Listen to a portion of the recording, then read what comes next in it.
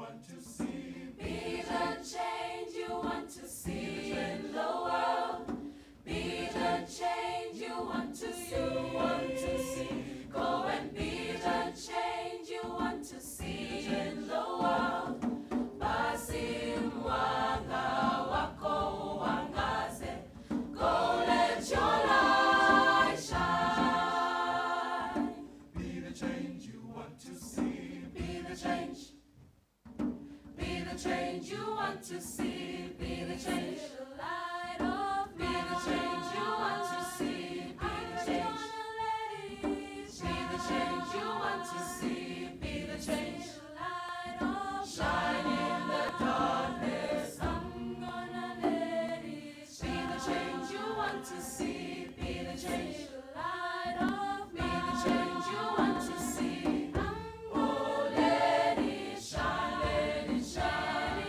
Basi mwanga wako uangaze. Be the change you want to see. Songs in the night, a song of light in the darkness. Sing. A song of light in this hatred sea. Darkness cannot drive out the darkness. Only light can do that.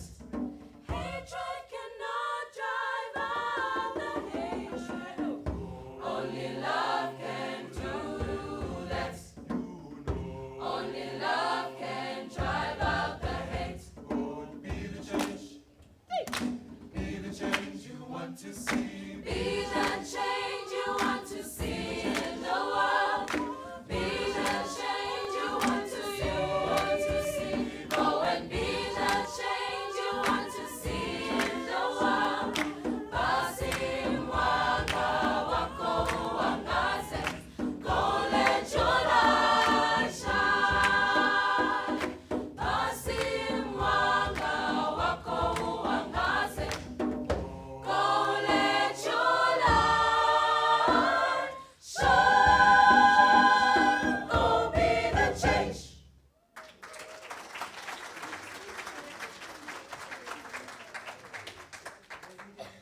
Mandela University Choir. I would like to introduce Balin Gube. She is the arranger of the next song. It is called So enjoy and welcome, Balin.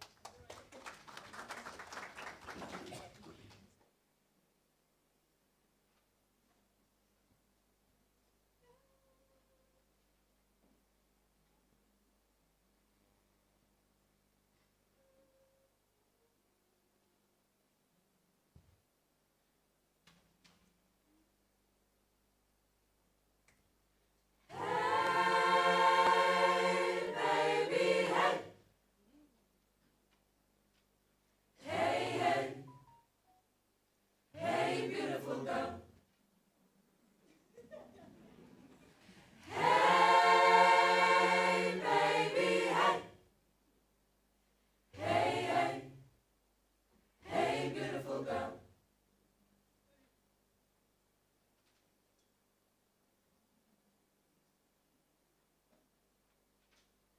Come along to kiss me. Before I'm going, come along to kiss me. Before I'm going, won't you kiss me nice, nice? Before I'm going, won't you kiss me nice, nice? Before I'm going, come along, come along, come along.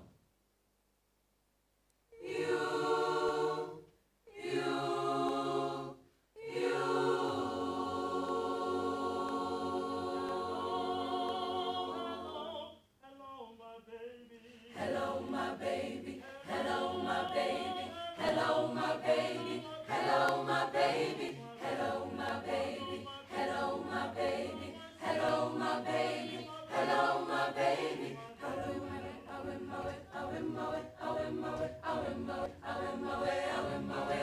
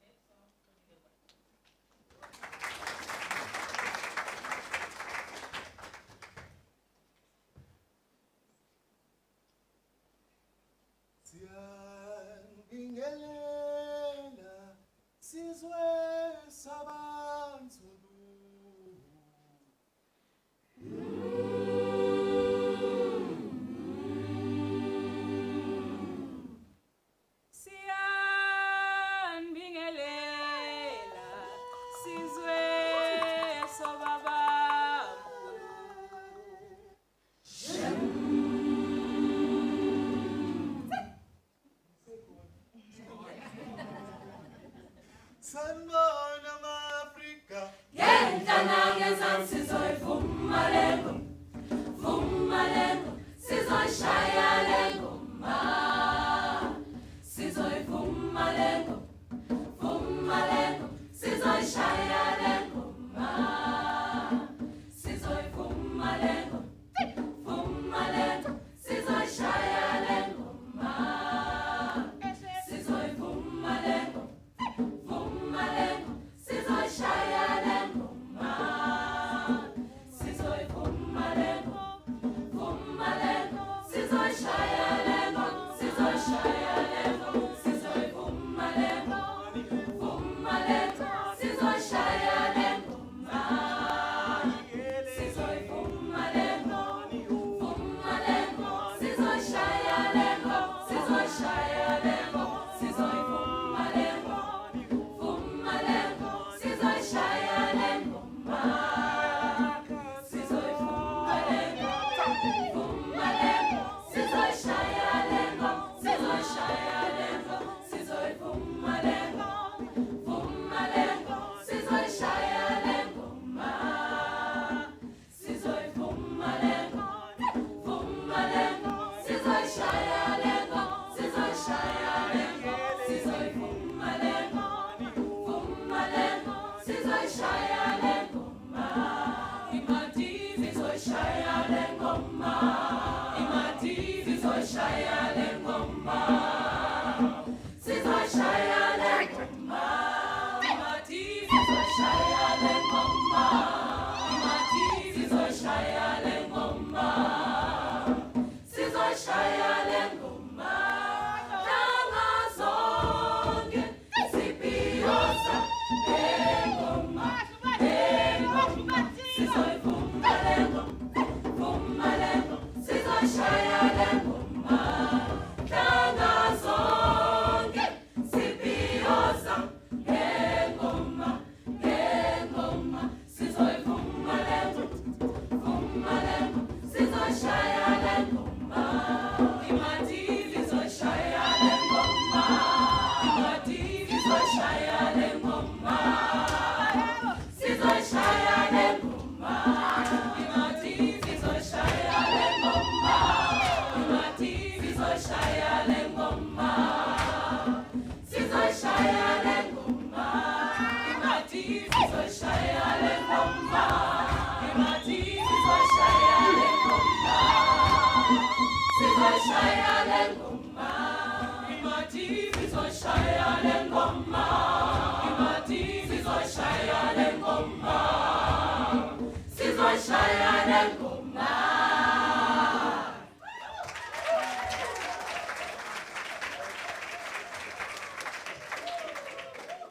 Thank you, ladies and gentlemen, the Nelson Mandela University Choir.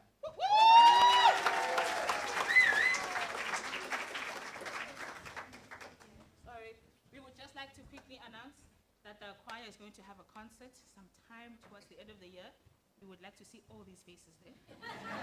Please, and thank you.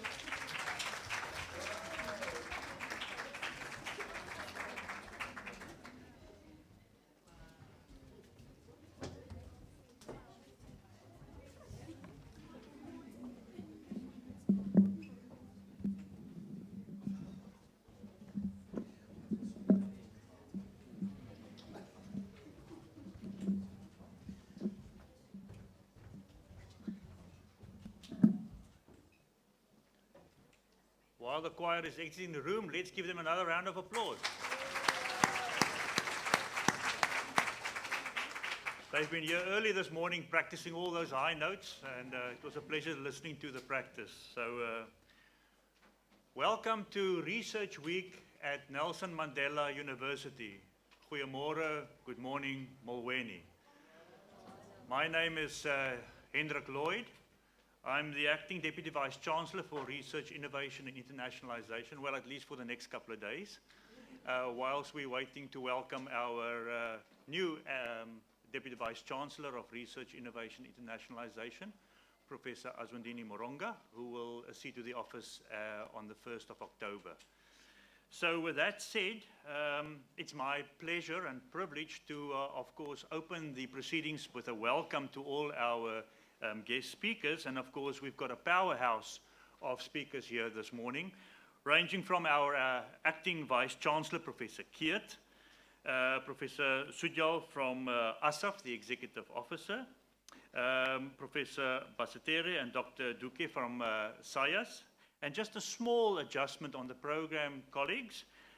Instead of Mr. Dan de Tooy, we will now have Mr. Imran Patel, who is the Deputy Director General of Research, Development and Support at the Department of Science and Innovation. But the topic will stay exactly the same. He will still speak to us on the Country Report 2023. And then, of course, Dr. Musai from the NRF, the Managing Director for the program, SASTA, will also join us. And then, of course, Mr. Kapi from TIA, the Acting CEO, will also be delivering a speech for us.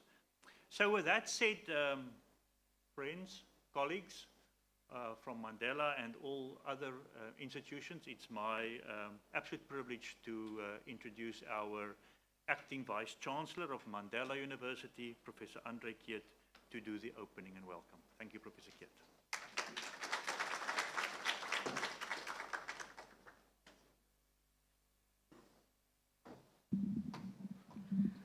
Thanks, Hendrik. Distinguished guests, esteemed colleagues, students and friends, good morning and welcome to our university's Research Week. It's a nicely packed house, so we are honored having you around. It's my great pleasure as well to say hello to you on this great morning as we start this incredible feast for the next few days. A discovery of various kinds of things that we should do within the research and innovation space as well. I would like to extend a special welcome to our distinguished guest, of course. So Mr. Imran Patel will be joining us online from the Department of Science and Innovation, and the Managing Director of the NRF SASTA, Dr. Mamuletsi Mosia. Welcome to our university, the Acting CEO of the Technology Innovation Agency, Mr. Patrick Krappy, which was also mentioned by Hendrik, Prof. Himla Sodial. It's lovely to see you again, man. Welcome to our university. The co-chairs of the South African Young Academy of Science, Prof. Moses Bazitere and Dr. Natisha Duque. So welcome to you too as well. The CEO of SAIMI, our South African International Maritime Institute, that's located on this campus, Mr. Odwa Mtati, and of course all our Deputy Vice-Chancellors here, the Executive Deans, members of staff, friends of the university, of course our bright and aspiring students, all participants and people who will be on the different panelists. We're looking forward to your various contributions. Your presence here today exemplifies your commitment to advancing academic knowledge and maintaining South Africa's higher education sector's position at the cutting edge of research and innovation. This Research Week offers our university an occasion to reflect on our trajectories, to celebrate our achievements, and of course envision a future of research and innovation in our country and for our institution for over the next 10 years. Moreover, it acts as a forum for forging new alliances, reinforcing current relationships, and investigating collaborative endeavors that will further propel our research influence. I don't have to remind you that these kinds of collaborations, they are built on relationality and, of course, the intellectual ideal of love and justice as well. So that will be, part of the work that we will be doing in the corridors and in the formal spaces of this week and the program. The program does reach like an intellectual jamboree, there's something for everybody in this space, intergenerationally, thematically, whatever you can choose. So thanks to Priscilla and the RII team for putting this together. Looking forward to engaging. So our university, of course, firmly dedicated to fostering an environment that promotes the exploration of creativity and innovation and tackling the current global issues, whilst preparing, of course, for the different sets of requirements for upcoming generations as well.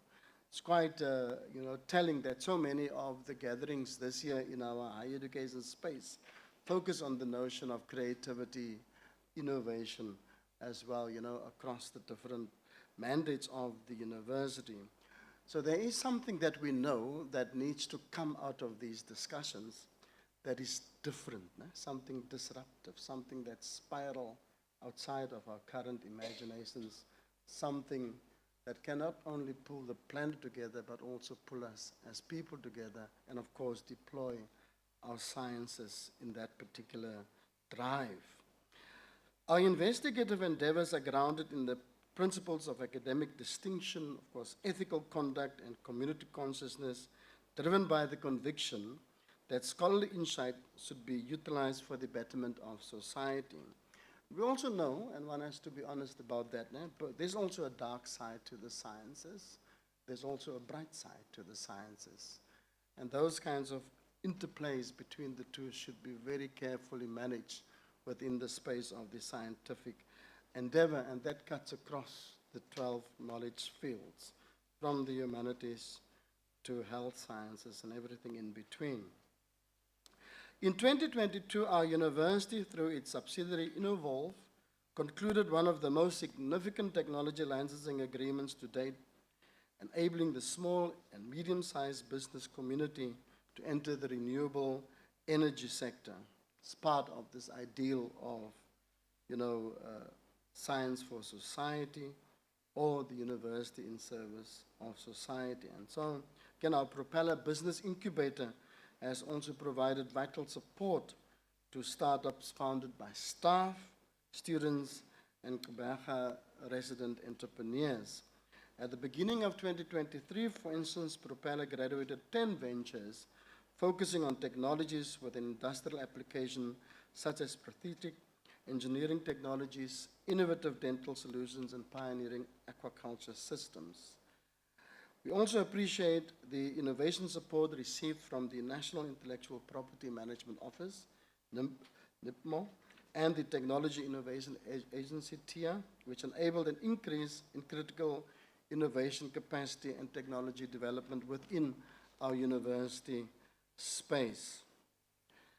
Over the past 3 years, NIPMO has funded 2 positions in the Innovation Office, contributed to operational costs, and supported various funding initiatives, which of course were deployed within our innovation space. And during the same period, TIA inter alia provided funding of about 2 million for 3 projects in the areas of green hydrogen production, the recovery of precious metals from waste, and PV modules reuse. So we must acknowledge that the challenges that continue to shape our innovation journey, including sustainable funding, sustainability in general, strategic protection of intellectual property, the complexity of globalizing our innovations, and the imperative of inclusivity, all these, of course, needs to come into play as we debate and discuss with one another. But here, of course, our collective determination is a given, and we shall maintain our forward movement. I think that our scientific community across the knowledge field knows the different sets of challenges that awaits us, and especially the different sets of challenges that we need to engage with when we come together in spaces like this. We also continue to receive support from NRF-funded postgraduate research scholarships. In addition, we also receive support for postdoctoral and research fellows who contribute to impactful research with funding from the NRF Council, our own council, and other sources at a combined investment of 14.4 million, according to our 2022 figures. The University Capacity Development Grant funded by DIET also allows ongoing research development and training as well. So there is a great ecosystem, of course, of which you're all already part of within our university and beyond, in pulling this particular kind of scientific capabilities together that can advance the human condition in positive ways as well. As part of our strategic objective to promote long-term sustainability through strategy-aligned resource mobilization and responsible stewardship, the university has leveraged funding from both the NRF and DHET to ensure that academic staff receive the support and training needed to attain higher degrees as well. And there's also a direct correlation between staff with higher degrees and research output and innovation, by the way, and that has historically been confirmed by empirical data.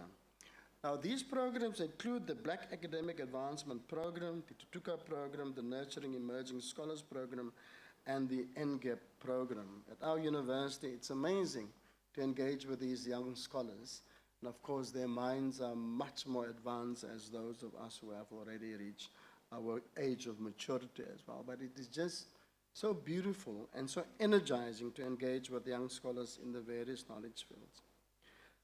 So targeted funding to support emerging academics is also offered through the university's internal research grants, which comprise the conference travel grant, the teaching relief grant, and the research development grant, of course, all under the leadership of Priscilla as well, steering this. It is encouraging to see that our university's visibility on international platforms continue to grow through networks, alliances, and associations.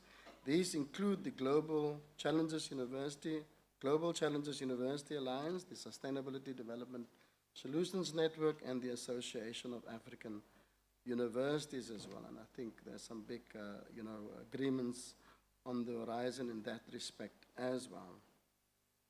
Staff also participated in the mentorship program of these networks and the International Education Association of South Africa's Directors Forum and Conference. Within our own university space, there is an organic development around the question of indigenous knowledge systems, and of course also the plight of indigenous peoples across our different sets of spaces. And, we have had so many, very, very interesting discussions, a big conference last week as well. We have an IKS platform that covers all the faculties, people in different divisions as well. And the amazing thing about it is that its planning didn't take too much energy, There's just something that academics know that needs to happen, And there they are, together into a structure and into a network.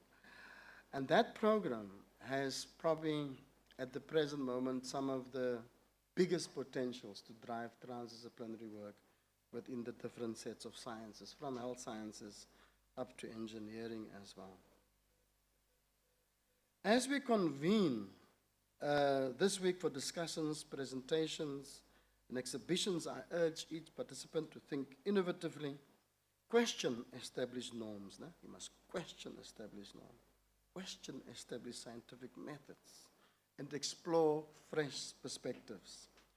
The answers to the intricate challenges we face, whether in healthcare, education, technology, or environmental challenges, will emerge from the diverse and inclusive research community that you are forming here and which we are trying to cultivate at our institutions. To our esteemed guests and sponsors from the DSI, NRF, ASSAf, and SAIMI, your backing and your cooperation crucial in our endeavors. Our collaborative efforts extend beyond the advancement of science. They aim to create a more equitable and habitable world for all.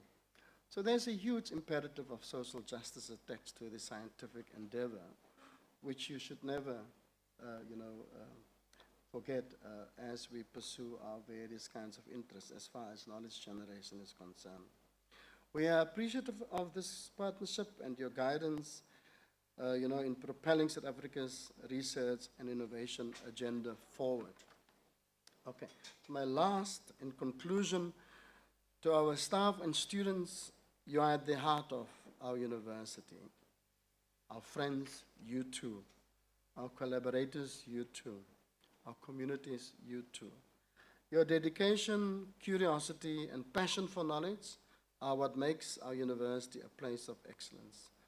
I urge you to make the most of this research week. Ask questions, share your ideas, and connect with others who share your commitment to making a difference. So thank you once again for gracing us with your presence at this research week. I wish you all a productive and inspiring stay here at our university. Thank you so much.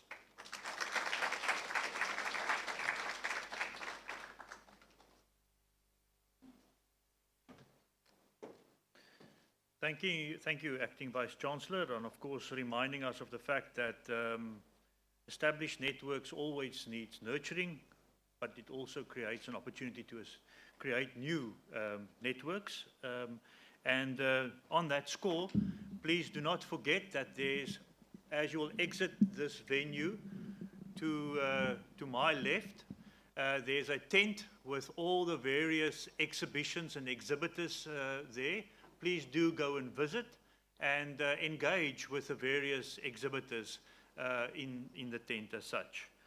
And of course, it gives me great pleasure now also to ask Professor Sujal to please come and join me on the stage, where she will give us some welcoming remarks from ASSAf, the Academy of Science in South Africa. Thank you, Professor. Thank you very much.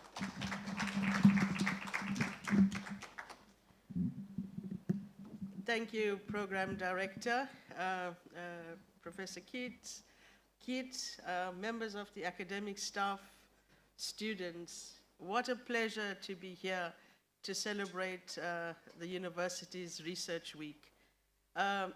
Starting with the choir, if you just listened to the cohesiveness and the way in which music translates into action, the choir demonstrated that. I couldn't understand all the words in the ethnic language, but it moved you. It moved you to a sense of a place of cohesiveness, social cohesion.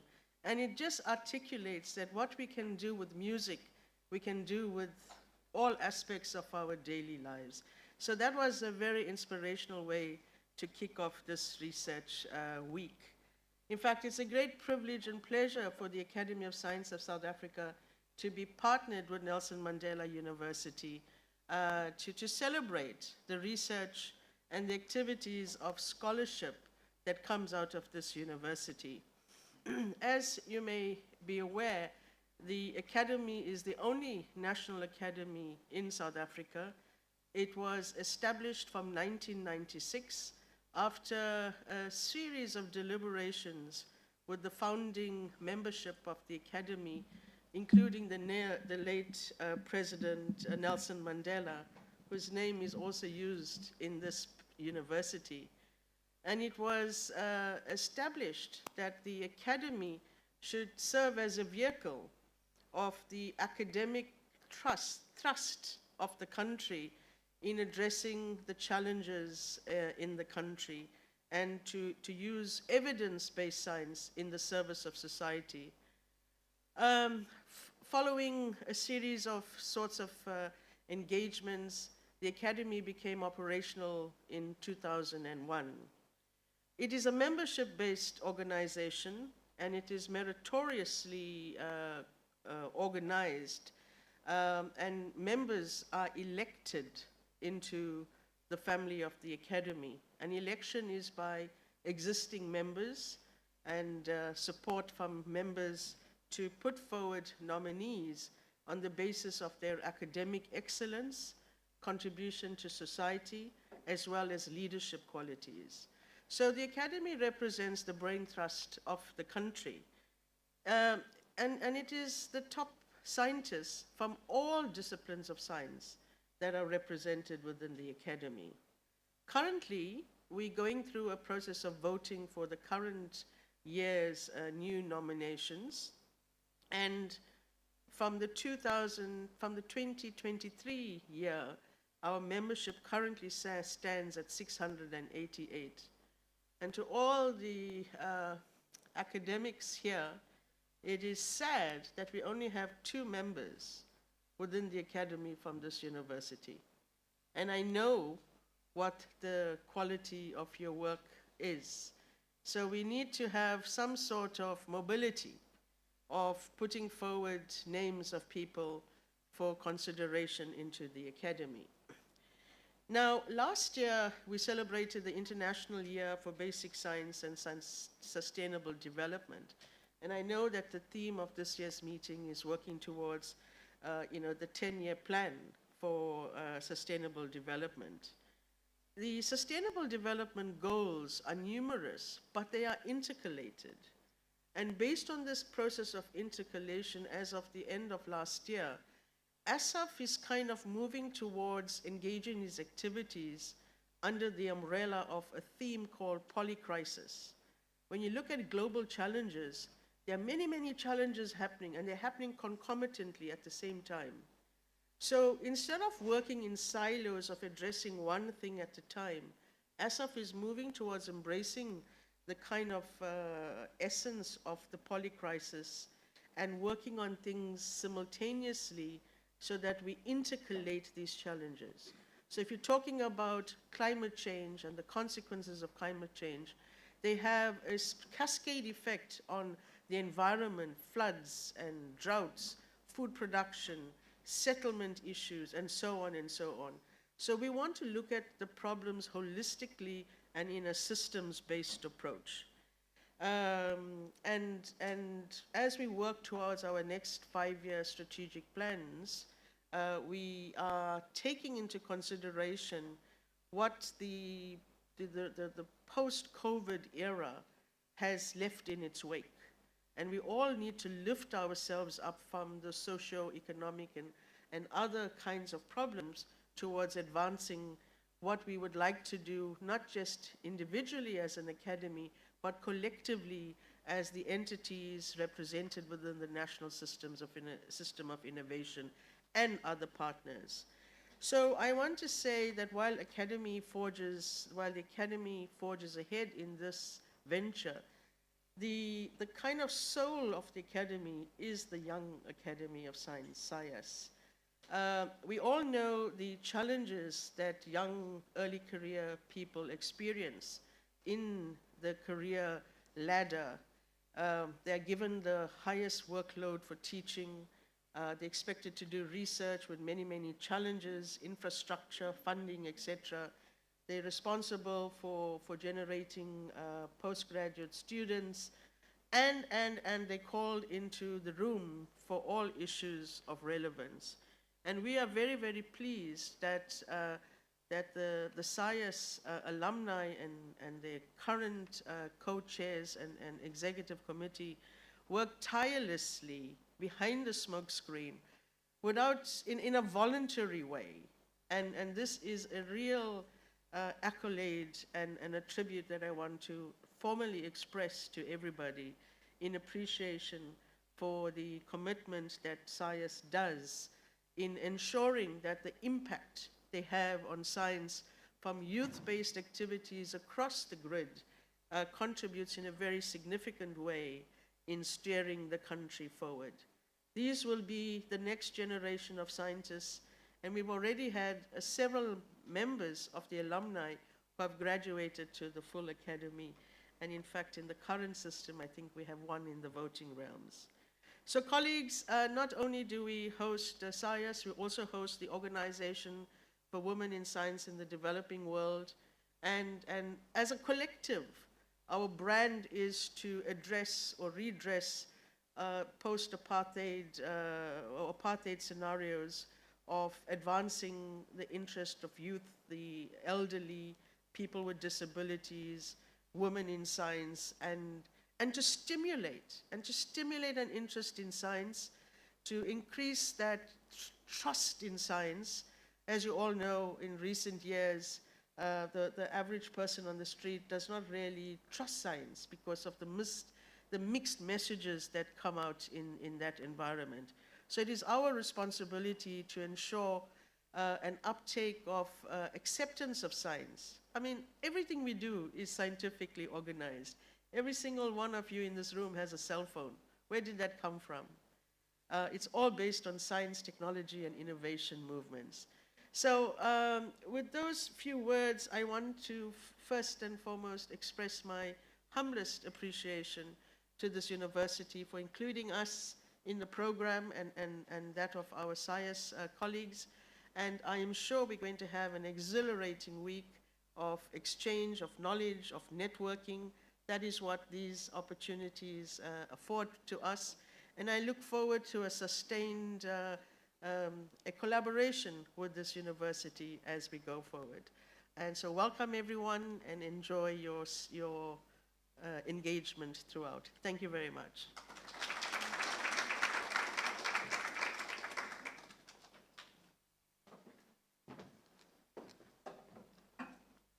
Thank you, Professor Soodal, and of course reminding us of the fact that social cohesion plays a very important role in also establishing our networks, and that celebrating our scholars are an important part of taking us into the future. And also reminding us of the fact that the theme for this Research Week is Advancing the International Decade of Science for Sustainable Development. And I think that's first and foremost on our minds these days, is how do we address the whole notion of sustainable development as such. So without further ado, I'm going to call on our colleagues from SAIAS, and I think it is going to be Professor Basatire that's going to address us, so please do come forward.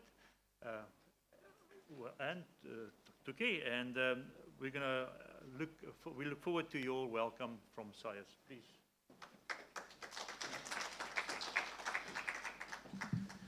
Good morning, everyone. Thank you, Program Director. My name is Moses Basitere. I have an honor of serving as one of the co-chair of the South African Young Academy of Science, alongside with my esteemed colleague Natisha Duki. It is my privilege to welcome you all to this year's Young Scientist Conference, a flagship initiative of SAIAS Academy of Science in partnership with the National Research Foundation and also Nelson Mandela University during their Research Week this year. This conference underscores our shared dedication to supporting young scientists, particularly postgraduate and postdoctoral students, as they forge the future of science and innovation. We are proud to have representation from 29 universities across all provinces in South Africa, reflecting the strength and diversity of our academic community. Through this collaboration with ASSAf, NRF, Nelson Mandela University, we aim to create a platform for knowledge exchange, learning, and network, ensuring that young researchers have the resources and opportunities to thrive in their careers and make a lasting impact in society. I'm now honored to introduce my esteemed co-chair, Natisha Duki, who will deliver the official welcome remarks for this important event. Thank you. Thank you, Moses. Thank you kindly. Good morning, everyone. It is indeed a great pleasure to welcome you all to this year's Young Scientists Conference. I'd like to extend a very special welcome to our esteemed speakers, panelists, and all you young scientists who have gathered here today, as well as the organizing committee for bringing us together for such an important occasion under such a befitting theme. Africa stands at a pivotal moment in history. With the youngest population globally, our continent's future rests on the shoulders of the youth. Education is the key that unlocks the doors of opportunity, innovation, and progression. In this rapidly evolving world, it is imperative that we build resilient education systems that are inclusive, long life, and relevant systems that will not only increase access, but will also equip the African youth with the skills, the knowledge, and the tools they require to navigate and lead in the 21st century. The theme is thus befitting for this conference, Educate an African Fit for the 21st Century, and reminds us that education is not a one-size-fits-all model. It must adapt to our changing realities, from climate change to digital transformation. Education systems in Africa must become resilient, capable of withstanding crises, such as the recent pandemic, while ensuring that learning is therefore continuous, inclusive, as well as tailored to our unique challenges as well as opportunities. We must embrace lifelong learning as a path that is not only individual empowerment, but that includes societal transformation. To all the young scientists that are here today, you are the change makers, the innovators, as well as the leaders of tomorrow. Your voices, ideas, contributions are vital in building this resilient education system that we need to thrive. This is your opportunity to push the boundaries of knowledge, to question, to innovate, as well as to inspire. We look forward to the fresh perspectives you bring to the discussions and the debates during this conference. As we embark on this journey over the next few days, let us keep in mind that education is a powerful tool for transformation. Together, we can build an Africa that not only fits into the 21st century, but thrives within it. I encourage you all to engage fully, to collaborate openly, and to envision boldly. In addition to this conference, we are also excited to announce that we have planned a school outreach program that is aimed at advocating for STEM careers among high school learners in partnership with Nelson Mandela University's Faculty of Engineering, iGEMS, and GenderMark. This initiative is part of our broader mission to feed into the pipeline of future effort. We hope to inspire and ignite that passion for STEM in young minds, ensuring that the next generation of leaders are well prepared to tackle the challenges of tomorrow. Thank you once again, and I wish you all a successful and impactful conference. Thank you.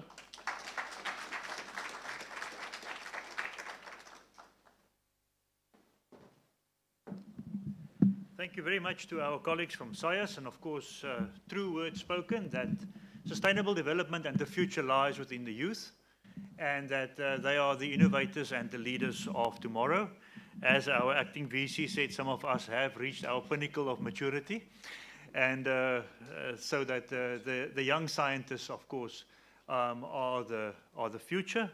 And as Professor Sujal also said, there are only two colleagues from Mandela University that's part of ASSAf at this moment in time. So maybe we can look at our young scientists to be the next generation of ASSAf members going forward. Of course, with that said, how befitting would it now be to look at what the World Report says in terms of our achievements along the Sustainable Development Goals, as we all know, defined by the United Nations. And we are going to ask Mr. Imran Patel, the Deputy Director General of DSI, to speak to us about that, and it will be done through a virtual connection. I'm just looking at my technical support team, if we are ready for that. Otherwise, if you leave it to me, it will not happen. Oh, there we go.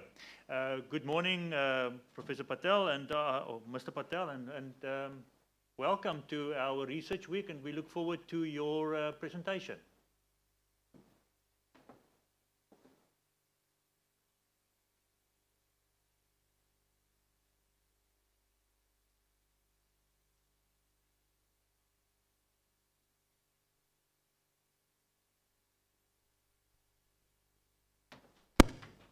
We just seem to have a volume problem. Just hang on a second, Mr. Patel. We'll be there in a minute or two. Maybe you can just do a voice check for us. Good morning. That's excellent. Can you hear Thank me? you. Yeah, excellent. Thank you.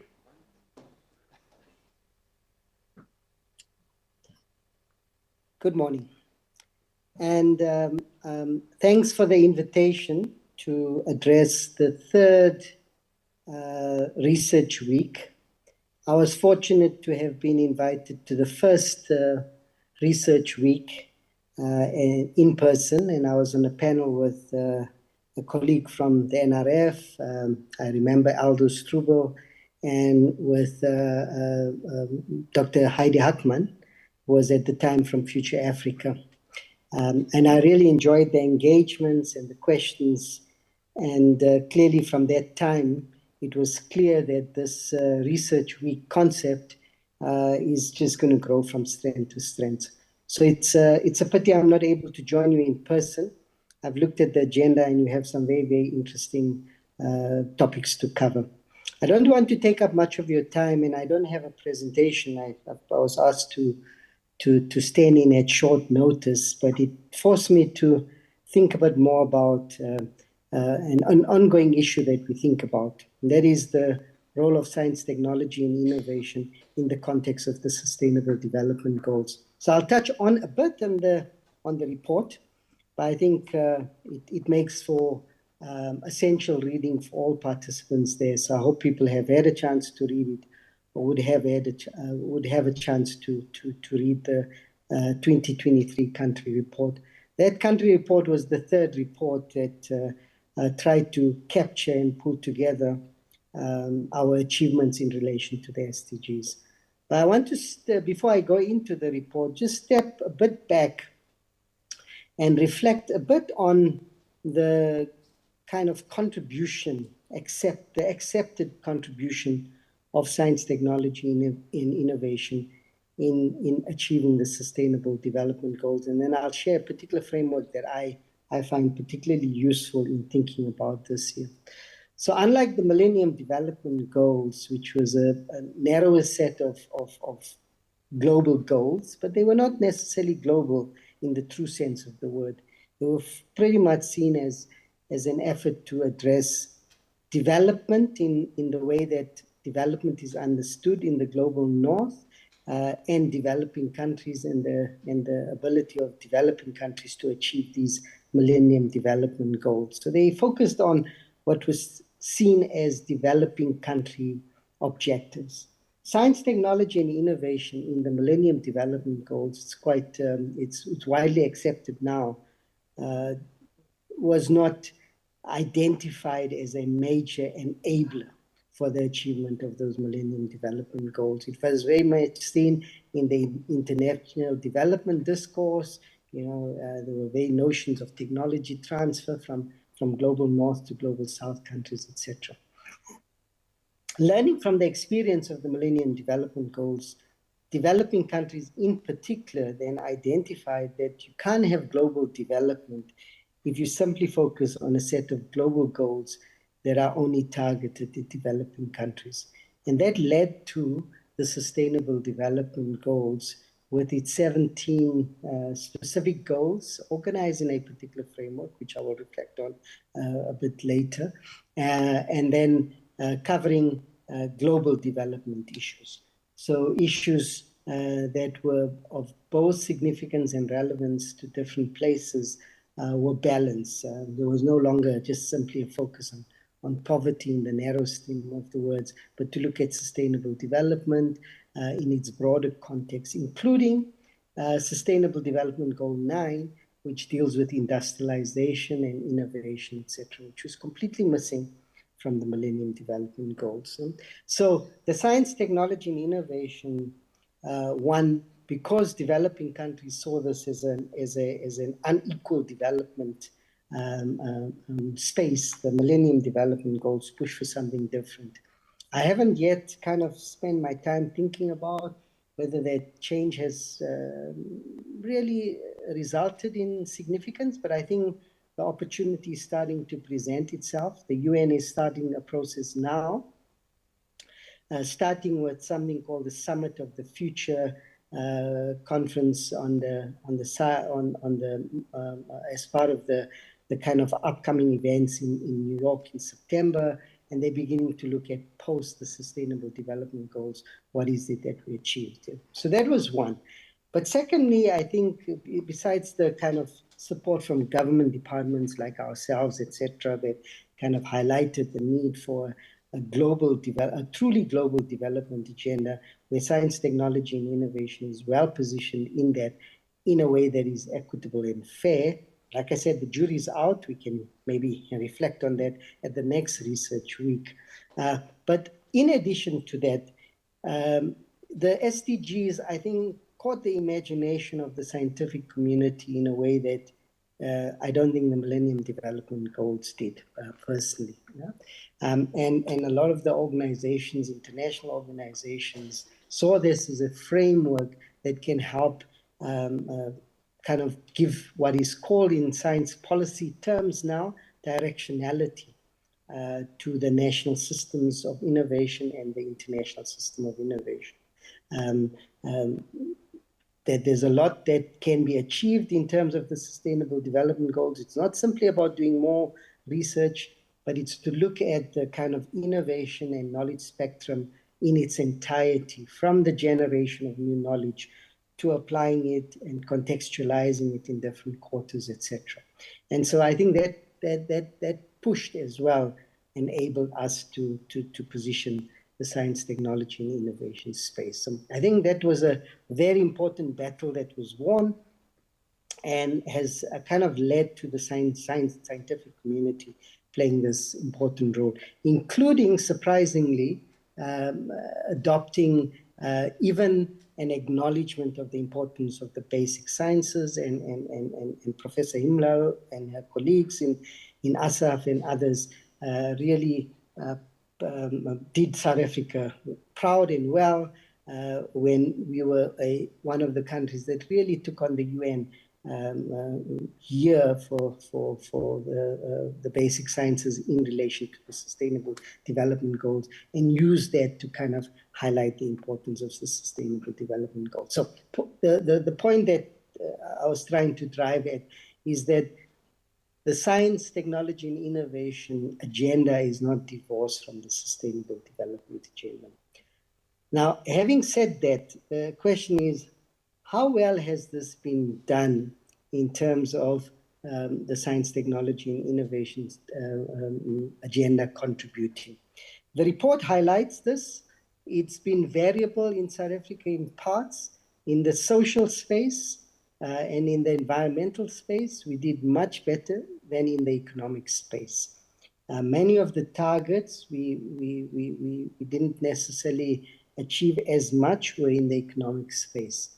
And I think that's where we see an opportunity as the Department of Science and Innovation. And I think similarly, this research conference should see this as an opportunity, in that as we head towards the remaining 5 years of that SDG agenda, is to think very critically about how is it that we can put in place the mechanisms to enhance the contribution of science, technology, and innovation, not only for social development and environmental sustainability, but very importantly for economic development. And this is where the DSI has kind of helped position and has working with the research community, has positioned the whole issue of innovation, industrialization, modernization.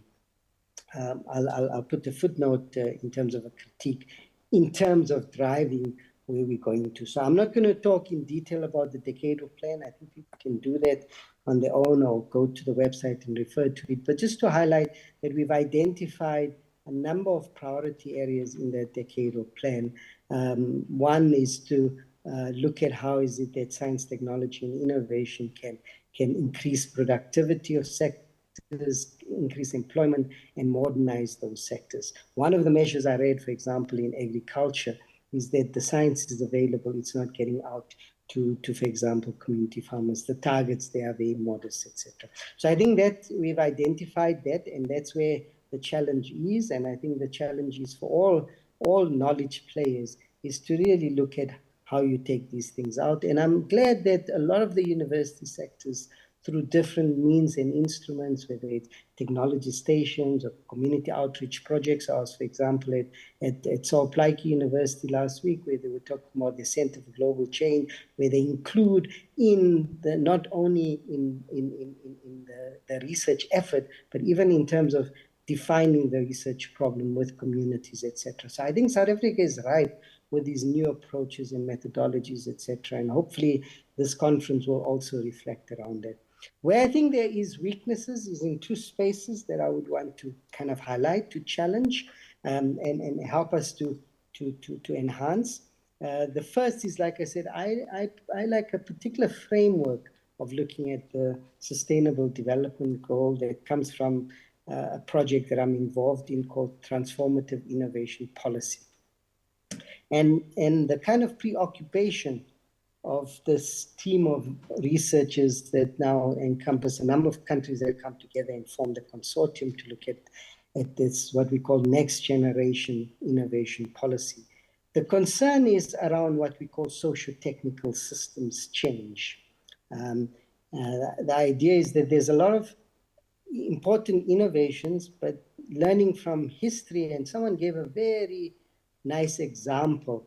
I think it was Professor Guy Midgley at the Salt Plaikey event, and he was kind of reflecting on his one of his ancestors that kind of came up with an innovation in the 1800s around a new way of generating, what was it, electricity or something? Huh? And in a sense, what was evident from that was that it solved one set of problems. At the time, there was problems with pollution, etc. But it created a whole other set of problems which we are living with today, which is carbon dioxide emissions levels, etc. And said, you know, people who got Nobel Prizes for these, and that's where the Nobel Prize institution comes from. You know, it was dynamite, which was invented for particular reasons, etc. So things that looked positive at a stage in time created a new set of problems, which were an even bigger problem for us to address, and which is existential, which is our carbon dioxide emission levels. So this approach of looking at socio-technical systems change says, let's not just look at individual innovations. For example, an electric car, and then say basically the desire is to increase the electric car consumption, because that has a whole lot of impacts. I've recently seen a very interesting clip, and I need to double check these numbers, is that the net carbon content of an electric car is a lot more than an internal combustion engine, if you take full life cycle costs of full life cycle environmental impacts into account. Yeah? So this socio-technical systems change approach, for me, provides a very a powerful way of thinking about change, because you don't only look at electric vehicles, but the movement away is away from electric vehicles to mobility, and to say people need to be mobile. How do you get people more mobile in a more sustainable way? Is the solution, for example, in changing town planning, etc.? Unfortunately, the Sustainable Development Goals and its targets are very specific to technology sometimes, and not to socio-technical systems change, although that is coming up with. So in that framing, and I just want to leave this as a thought to people, some researchers in Latin America took the Sustainable Development Goals, the 17 of them, and I wanted to show a diagram. I couldn't find the most recent one. I can always share this with the organizers, and reorganized it in a way that they've taken 8 of the goals and they regard these as socio-technical systems. So for example, food or mobility or energy, etc., are a socio-technical system. And then they said those are where we need to focus on, using the methodology of a socio-technical systems change approach. And that is combined with a number of targets. And in this instance, it was 17 minus 8 gives you 8, what is called directionality setting indicators. So zero poverty, gender equality, etc., means you need to look at that in the context of a socio-technical system change. And one of the enabling ones then is number 17, which is partnerships. I found that very useful, and I'm hoping that as we move to the end of this Sustainable Development Goal, we'll be able to identify some of those systems changes that we need to take, like food production systems, etc. It's not just about alternative approaches, like non-meat alternatives to meat. But how is it that you deal with things in a systemic way, looking at food waste, etc., etc. And I think that opens up a whole set of opportunities. So I want to conclude with 3 points. The one is that I think the research community, and yourselves in particular, can be at the forefront, taking into account that we move from the Millennium Development Goals, where science and technology was absent, to a greater role, but bolted on to the Sustainable Development Goals, which still meant that, for example, if you look at the whole set of indicators, etc., there's been a lot of debates around that because, that was a political process to get to those indicators. To actually the science and technology system playing a more leadership role in a way of engendering a systems way of thinking. So that's the first kind of message. And I think the opportunities now, because we are in that transition stage from the SDGs to something that will replace the SDGs come 2030. And the science technology enterprise has the ability to shape that. The second message is that we still have difficulties in not with the unavailability of the knowledge or the technology or the innovation, but the application of the knowledge and the technology and innovation. And there's a lot more work that needs to be done to lift that voice it's not that it's absent. I know many people who focus on these questions of the science policy interface, of looking at kind of diffusion of innovations, etc. But they tend not to be partnered effectively with people who are driving the technology change, etc. So that's the kind of second message. And the third is to always leave the view that a lot of the indicators still, and you'll read the report, are very much focused on technology and innovation. I think there's still a role to go to elevate the voice of the social sciences, to look at things like institutional building, laws, behavior changes, etc., in an integrated sustainable development agenda. So in summary, I'm not going to go through the report. I think that's there. As researchers, I would say that I found it very useful reading over the weekend. I think you should go through it. You'll find different things there that would be insightful.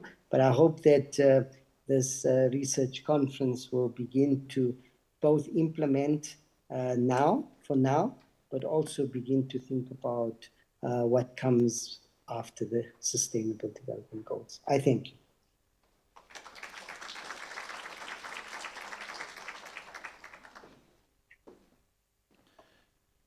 Thank you very much, Mr. Patel, for your insightful kind of oversight in terms of the country report as far as the SDGs are concerned. And as you quite rightly say, it's not always about the amount of research, but also the impactfulness of the research. And of course, then the challenge around the economic-orientated goals.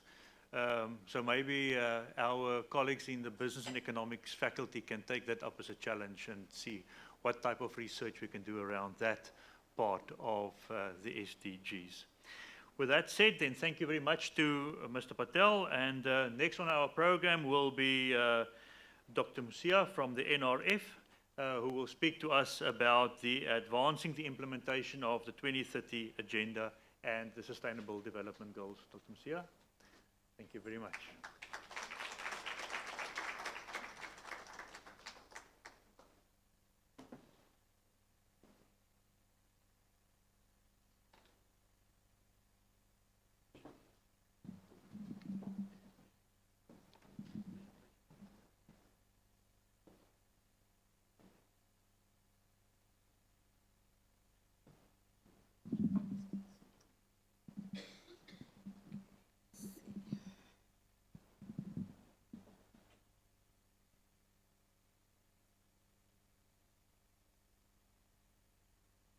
Good morning, colleagues.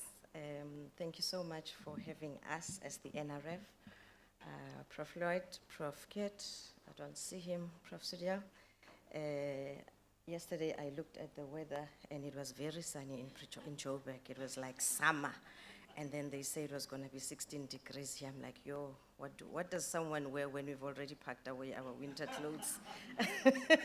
I don't know if you're suffering from the same syndrome, but yeah, thank you very much. No? You haven't packed?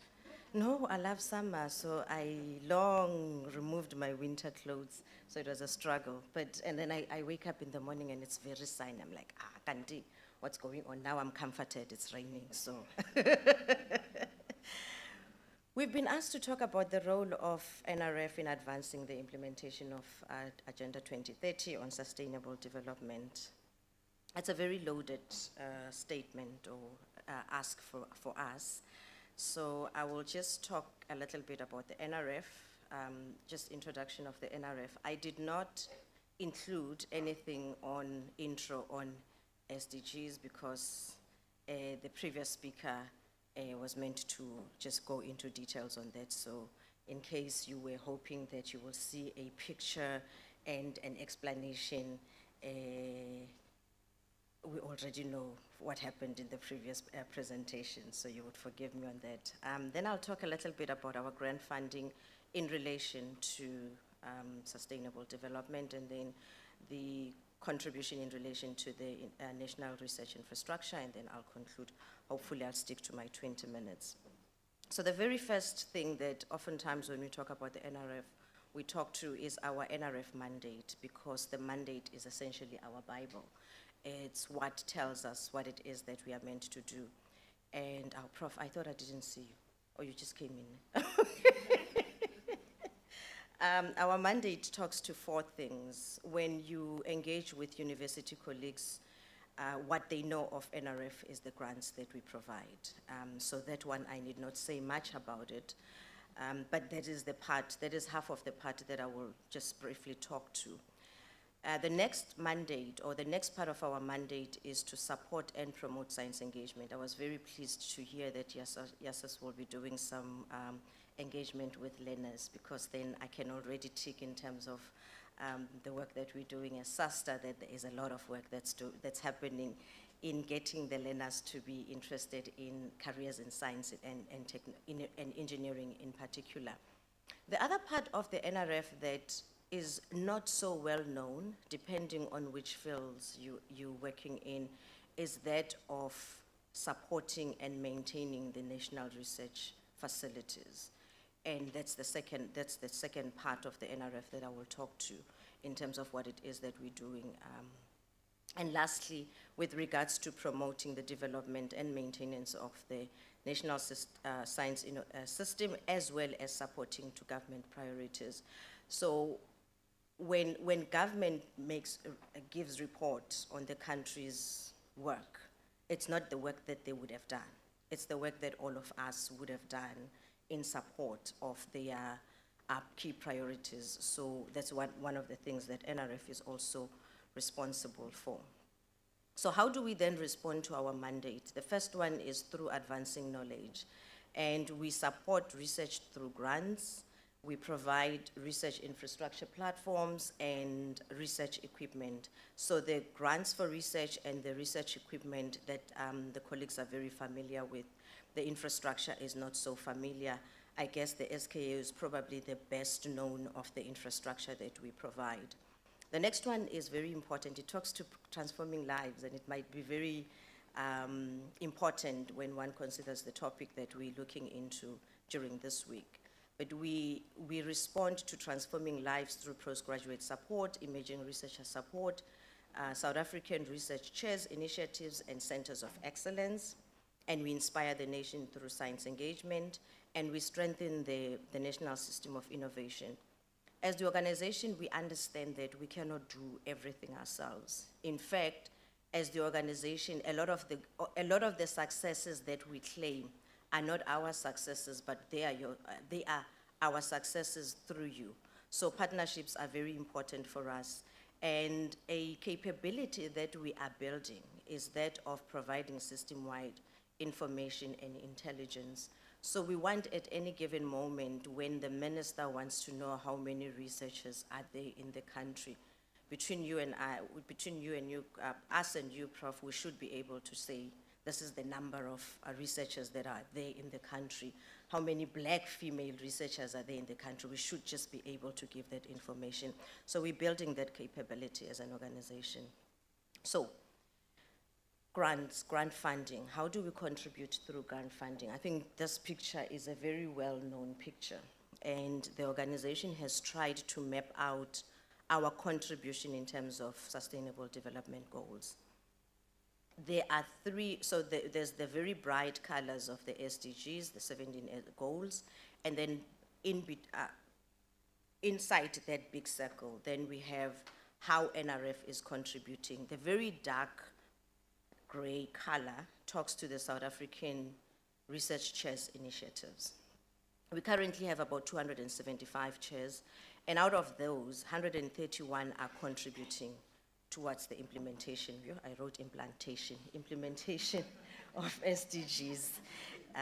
That's what happens when you wake up very early in the morning and you include sentences in a presentation that was long done. So it's 131 that are contributing. So the different chairs do a lot of different work. So when we map out, then we realize that about 130, almost half of them are actually focused or contributing towards SDGs. And then again, as I was sitting there, I went and looked at the spreadsheet. I'm like, what's the story with regards to NMU? And we have no less than 10 chairs at NMU. And funny enough, the ones that are linked to NMU, all of them can be mapped somehow to SDGs. And then we also have centers of excellence, and all of them that we currently have are contributing one way or the other towards SDGs. I'm not gonna speak to the very light gray, I'm gonna talk to it later. The next table is also showing select examples of how we've mapped. It's actually the same slide, similar slide to the one I just showed, but going a little bit into details. So when one looks at goal number 2 in terms of zero hunger, we have 9 SACHIs, and we've invested about 100 million rands from 2017 to 2021. We also have 2 centers of excellence. We've also mapped the focus funding. For instance, we're funding marine and coastal programs, and we also have a relationship with the Department of Agriculture. So it shows that we generally, in terms of SDGs, we're doing a lot as a country, and we're doing a lot in terms of investing. I mean, if you look at industry, innovation, and infrastructure, almost 800 million has been invested with the 11 SACHIs that are focusing on that. So there is room for us to do a little bit more. However, there's a lot that's happening already. And we also have very big programs. For instance, the Foundation Botna that we launched last year, and we're working with international bodies to look at the health and well-being. I think it's focusing a lot more on youth. So there is also a lot more opportunities for us to do more. And this slide then goes a little bit deeper into one of the COEs, and I just took the zero hunger one.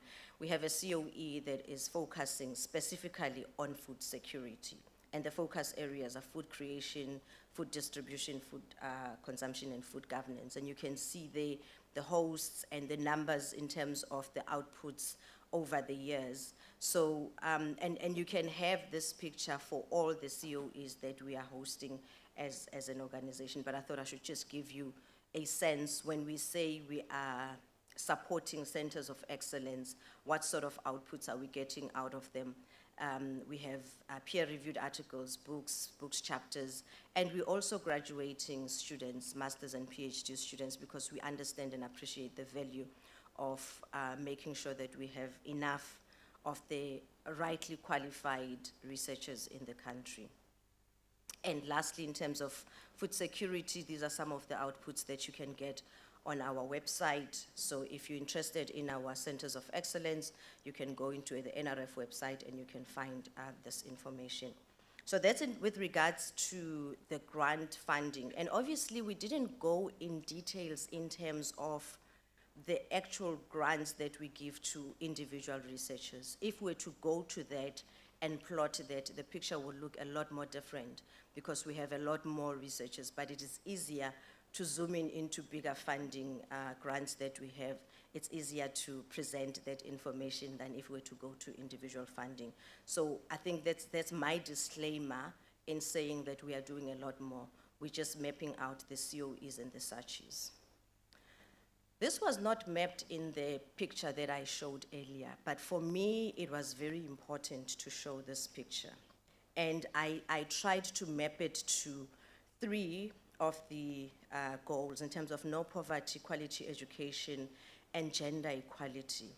This is very important for us as an organization to increase the number of Black South Africans with masters and PhD, to increase the number of Black women in general, and to increase the number of women in general, and also to increase the number of Black women. And obviously, all of those 3 categories are categories that we need to redress. And it talks to no poverty, it talks to quality education, it talks to gender equality. But for me, it is also important to highlight the importance of furthering your studies. When one looks at, or when one reads statistics about the unemployed graduates, because the country has an issue with unemployed graduates, for instance, depending on which report you read, we have between 15 and 20% unemployed graduates. However, when one has a PhD, the number drops significantly to 2%. So the longer you stay at varsity, the more chances of you being employed. And it's very important for us to then ensure that we increase the number of individuals that we support through our scholarships. When you look at that number, I might sound like I'm contradicting myself when I say we want to increase the number. In 2017, we had about 13,600 postgraduate students that we were supporting. And in 2021, we had just under 8,000. Why is that? Around 2018 until 2020, NRF was providing partial grants. And through partial grants, we found that our students then needed to do so many other things to get enough funding for them to stay at university. A lot of us, I said earlier, we're focusing on Blacks, and you find that you're the only graduate at home and they're busy saying, finish, go and work. And when you want to do a PhD and NRF is giving you 150,000, and now you need to hustle for the rest of the money. So we then looked at this and we realized it's not working. And we then decided to actually provide enough funding for one to be able to support themselves through the studies. And in fact, through doing that, some of them are even able to support their family and reduce the pressure of them having to go and work. So hence the decrease in the number. Our CEO has an ambition of NRF being a 10 billion rand organization. That's a very big ambition. And obviously, if we get there, then we should be able to increase the number and even get back to the numbers that we were supporting. We know that it's very insignificant when one looks at the actual numbers of students at university, but our focus, it is what it is. Now, I'm done with the grant focus. Now I'm gonna also talk to, I showed this and I said the last part, I'm gonna talk to it later. I'm going to talk a little bit about our national research facilities that we are hosting at NRF, and they are also mapped against their contribution towards SDGs. We are hosting 5, but I've only showed 4. And the reason I've only shown 4 is because the 5th one was not mapped, so I did not want to talk about a facility that is not relevant. But the one that is not mapped is the South African Astronomy Observatory. So we have Itemba Labs, and it's focusing on nuclear science, and it's mapped against the good health and well-being. And SAO mapped against industry, Sarau actually is mapped against industry, innovation, and manufacturing, and one might wonder why. And then the last 2 is Sion and SAIB. Sion is more in terms of climate action and life on land, and SAIB is the one that is more mapped against a lot more in terms of zero hunger, good health and well-being, responsible production and consumption, and life beyond water. So this is Itemba Lab. Itemba Lab has an accreditation from SAPRA for radioactive production, radiopharmaceutical production, and that's where the good health part comes in. However, as I said earlier, that I would want to also talk to the facilities that we have. So this is one of the facilities that people in the physics space should actually inquire about and see what it is that they need to do in order for them to get research space. In fact, last year we produced a lot more radioisotopes because we had less research space that was provided. So I'm assuming that it's because we are not asking for space, so the more space we ask, it's gonna work for it at a disadvantage for us because then we won't produce as many radioisotopes. But part of the reason why we have these is for us to do research as well. The next one is Sarau. We all know of SKA. But one of the spin-offs for SKA is that we've realized as an organization that we actually have very unique capabilities, and we've just started what is it when you have a company that a spin-out?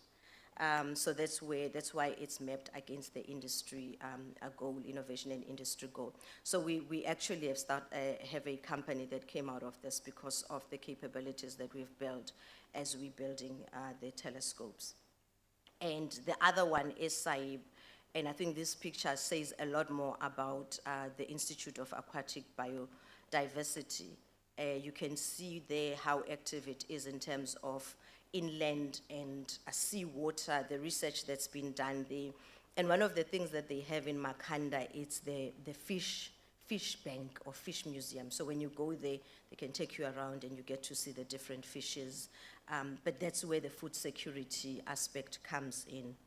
And the last one is the Environmental Observation Network, and it's life on water. And this is essentially how we then contribute towards the SDGs as an organization. And this is the last slide. And with that, I'd like to thank you.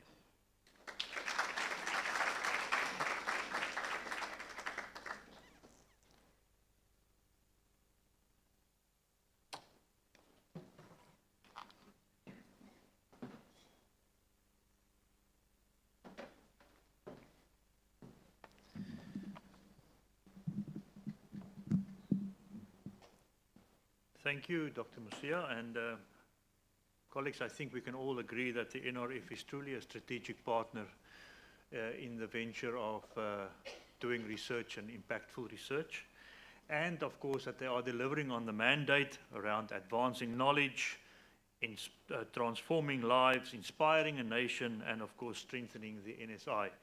And as we heard, we've got 10 Saatchi chairs at our university. Hopefully we can grow that number significantly in the future with the help of the NRF, and that the NRF do become a 10 billion rand organization, hopefully as the South African economy grows, that we can then of course support more of our students. So thank you very much for that inspiring message, Dr. Musia. That then brings us to our next speaker, who is the acting CEO of the Technology Innovation Agency, Mr. Patrick Krappi, who will speak to us about leveraging technology and innovation for sustainable development. Thank you very much, Mr. Krappi.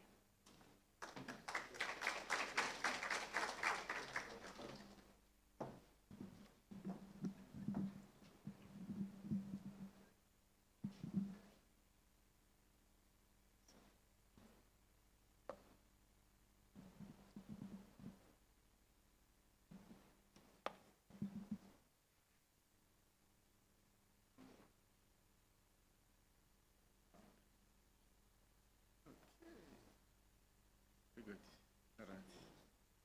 All right. Thank you. Thanks, Prof.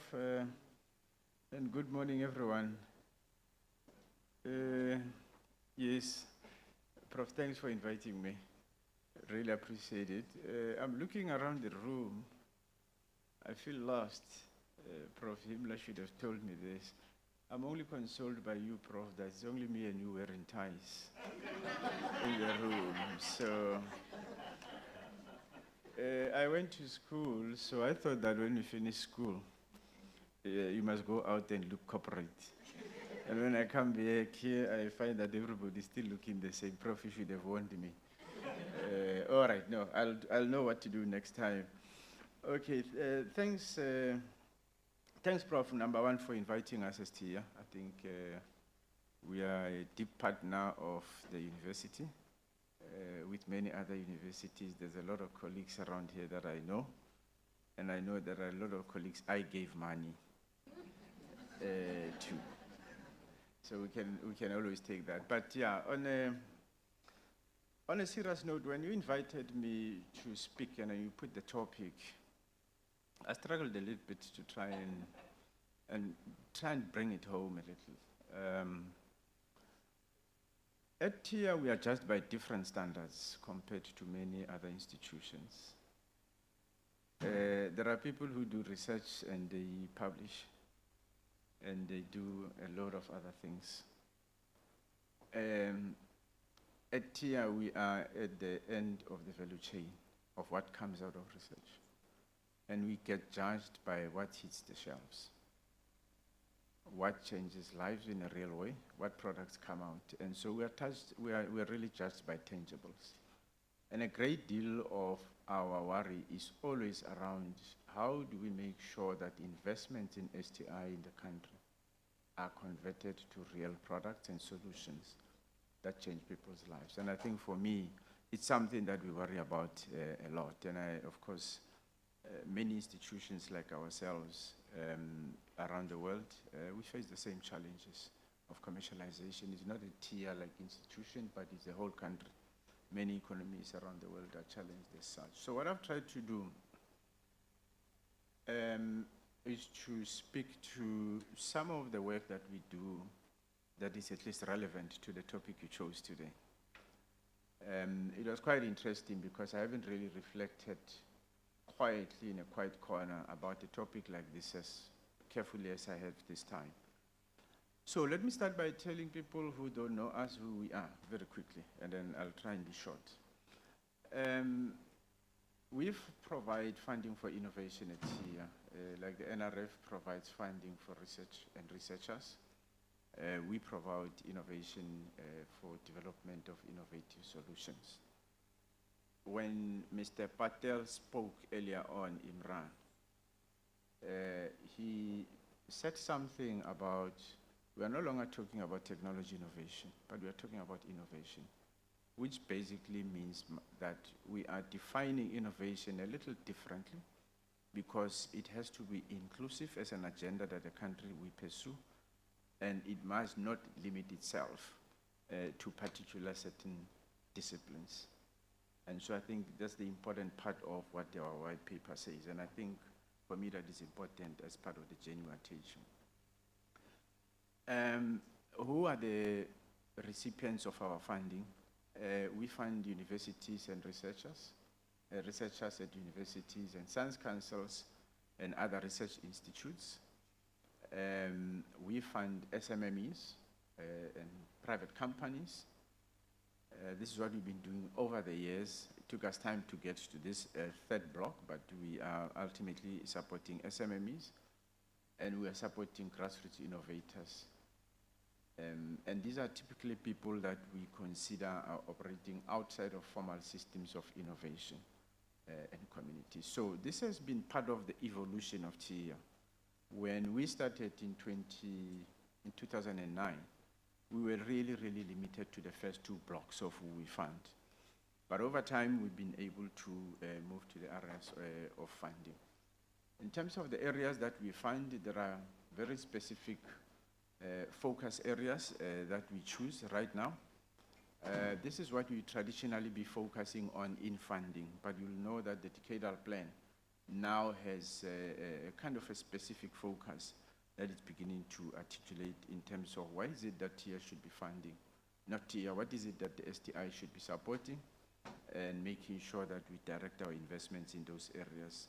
And in this, you'll see that we've got manufacturing, agriculture, and the different sectors that I'm speaking to, energy, relevant to the topic today, health, systems relevant to the topic today. All of these sectors are required to contribute to this discourse around sustainability through tech innovation. We have a number of other programs that we provide, and I've just listed them out there. I realize that we've got 20 minutes, so I'm not going to be able to speak about each one of them in detail, but this was never the intention of the topic today. It's more around saying there are a number of instruments we have. There are those of you here who manage the seed fund from TIA. We've got technology stations, we've got technology platforms throughout the country. We have established a couple of technology innovation clusters. OILO that is located here would fall within that. Industry Matching Fund is some of the instruments that we've established, and grassroots innovation and living labs. We have now added some centers for innovation and entrepreneurship. This is what we do. Outside of that, we then say, I did this slide when I was doing a presentation to the board about 3 weeks ago, and I thought I should share with you. There are new board members who joined us, and they were asking, of course, they're more interested in saying, what does the portfolio look like in TIA of all of these years? And this slide just has got 2 key messages. The first one is, what is currently in our belly in the organization that is under management of all of these focus areas that I've articulated above? We've got 640 projects under management. All of them are running. We are saying in the red circle, characterize those at TRL 627 as technology that's closer to commercialization. So in TIA, these are the kind of things that keep us awake, to get a sense of, in our portfolio, what is ready to move to market, because this is how we show value as an organization. This is not the totality of the portfolio, because there's other portfolio projects that are outside of this picture that we say are closed. But when they are closed, it means we are monitoring them. Some of us owe money, and some of them you still have to monitor to make sure that they get to their completion. But overall, the ones that we are actively managing. And so these are projects that are sitting across all of our instruments. Now, the technologies that we've commercialized within this portfolio, this is just only in the last 4 years. And the numbers I'm giving, sorry, I didn't specify. This is just from the start of the strategic planning cycle, at least that's our government language. We talk about period from 2020 to 2025. We are 1 year or 6 months short of the 5 years, but in 4.5 years, this is basically what we've delivered to date. So it's quite interesting. I regret that I missed to include a particular slide. That shows 2 things. One, that it's less women who participate in the commercialization and technologies that we're supporting. 2, that number says, I should have included that slide, it says just about 85% of the technologies that we're commercializing are coming from SMMEs and companies. Only about 15 to 17% is accounted for by universities and science councils. So it's a serious disparity that shows that there are certain capabilities that we really need to build in the system at the university level. And I think it's a discussion for another day. I thought I should share just this high-level picture of TIA, where we are, our heart space, and the things that worry us. Prof, I just created this slide a little bit. I was trying to come up with something creative. I'm not good at these things. But I thought that the topic around leveraging technology innovation for sustainable development, what does this mean? And so your starting point is always the SDGs. How do we measure our contribution towards the SDGs? And I'm focusing on that part because we have now, as a country, translated all of these and given them an interpretation and localized this in the NDP. That's where it sits. From the STI perspective, we have now further gone to localize it for ourselves in the white paper on science, technology, and innovation over the next 10 years. And so we now have the decadal plan, which is basically an implementation plan of what needs to get done. We stop talking. That's basically what the decadal plan is about.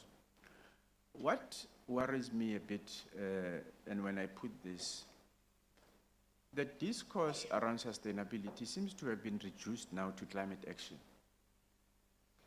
And there's a danger in that, and I think it's something that we have to be careful about. There's a danger in us not acting against climate degradation, but there's also a danger being caught up in the narrative around what climate change means. And who writes about climate change, and what kind of narrative to this is it driven? I think Imran made certain points, and I like some of the points that he made, because if we don't write our own literature in terms of what this means for us, I've been to different conferences and platforms where climate change discourse, you listen to the kind of investments that are being made, they are following investments that are solving problems of developed countries. And there's little money that is coming and inflows of investments that are coming to things that matter to us. I'm trying to imagine an island, small island person coming to me and saying they want money for mitigation. And the question is, what are you mitigating? Instead of saying, I want money for resilience, what does that mean? I want money for adaptation. So, I'm just framing this like that, but I'm then saying, let's take the climate as a basis for our problem statement around which we should formulate sustainability plans. And so in here, I always find people use the word adaptation and resilience interchangeably, and it does confuse us in terms of what is it that we should be looking at in defining some of these issues. So I've written them out there, but basically for me in short statements, and mitigation is everything that everybody knows. But when you look at adaptation, it's a process or action that changes a living thing so that it is better able to survive a new environment. And that is different from resilience, which is the capacity or the ability to anticipate and cope with shocks. I went to Taiwan and I was telling my son one time, when you talk, and I'm just bringing this to life because I'm not a researcher like you guys. You go to Taiwan, there is this big building, I don't know what they call it. That building is designed such that when there are earthquakes, it's able to tilt. It's built on a system. But that was many years ago. It was on the basis after they suffered lots of, because they are on the fault line. And so that's what resilience is about. It is not about adaptation. It is about resilience, making sure that once certain shocks happen, we are ready for them. We are able to predict, and then we've got capabilities to be able to deal with them when they come. So I thought I should anchor these principles so that we challenge what, the concern for me is that this use of these words interchangeably comes itself from the UNFCCC. And perhaps that's why the discussions are going on forever then. So I'm leaving it at that. So at TIA, we're focusing on energy, and it's one of the areas that I spoke about. And I pulled this out from a report, or McKinsey report, and we use a lot of their reports to do our work as well. I thought that it pulled out the key issues that at TIA we worry about around electric vehicle batteries, and NMU is involved in that, battery control software in the electrification space, and so on and so on. But we know that in South Africa, we're driven by the Just Energy Transition Investment Plan. And this is a 5-year plan that lasts from 2023 to 2027. We're in 2024 now, so we are 2 years down, almost. And so there's a need for urgent action from our side to be able to say, how do we get there around issues of electric vehicles? What is it that we're going to be doing? What are the kind of things that we should be solving? Around issues of leveraging of hydrogen, around issues of decommissioning our power plants, and I know that momentum is a bit slow on that because there's a big political discourse around this. It's not easy to be able to shut down energy sources that we have highly dependent on for many years, with the potential injustices that may follow from that. So we have to be careful in terms of how we move on that. And I think it's a story that everybody knows around this just energy transition. It's called just energy transition because you're not going to stop using coal unless these people who are dependent on the economies centered around coal have got alternative survival models built to them. I'm jumping agriculture a little bit because most people who talk about this climate change and the decarbonization agenda tend to leave it out. But from our side, we're including it. And then the question of the power grid, how do you deal with issues of the power grid and the issues of energy storage, the hydrogen, how do we leverage of that, and then carbon capture and storing technologies. These are the kind of things that from our side, we invest in storage technologies, we invest in renewables. In TIA, we're looking at hydrogen projects, and I'm just sharing with you some of the things that we have invested in the organization around this. There's a lot of investments we've made in energy, but I've just picked up examples because, as I said, when you are TIA, you are judged by different standards. It's a question of what is it that comes out of everything else that you say after the research is done. So these are some of the technologies that we, for example, development within and supported within the energy management space around balance cell, the HAUSA system that we are currently supporting at University of Western Cape, and a young lady based in the Eastern Cape who has LC Dynamics. Now, this is a grassroots innovator who has come up with these blinds, basically solar blinds, that just plug and play. You are able to still harvest the energy through your windows and really, really contributing to this notion of efficient buildings. So it's really around how you utilize available resources, alternative sources of energy to be able to reduce your dependence on coal. Northwest University of Western Cape is looking at this hydrogen technology. It's more around the storage one more time. So outside of individual projects that we support, and here's the principle, it's less about supporting individual projects. We found that there's a lot of value in supporting collaborative initiatives. And I think the one, Prof, that you are hosting at NNMU is an example of that. And the good news is that if you read the 340-page document on the just energy transition, they refer to that as one of the key initiatives that will help catalyze our country in developing your energy infrastructure and so on. And by the way, I don't know, my team tells me, and I boast about this story, I have yet to prove it, that UILO is the only nationally certified, is the only facility that has is accredited to provide certification of battery systems in the country, but the only one. It does not matter whether you're Mercedes-Benz or BMW, we don't care where you come. You come to UILO to get a certification. And I think it's a very important, call it national capability. It's a big achievement for us.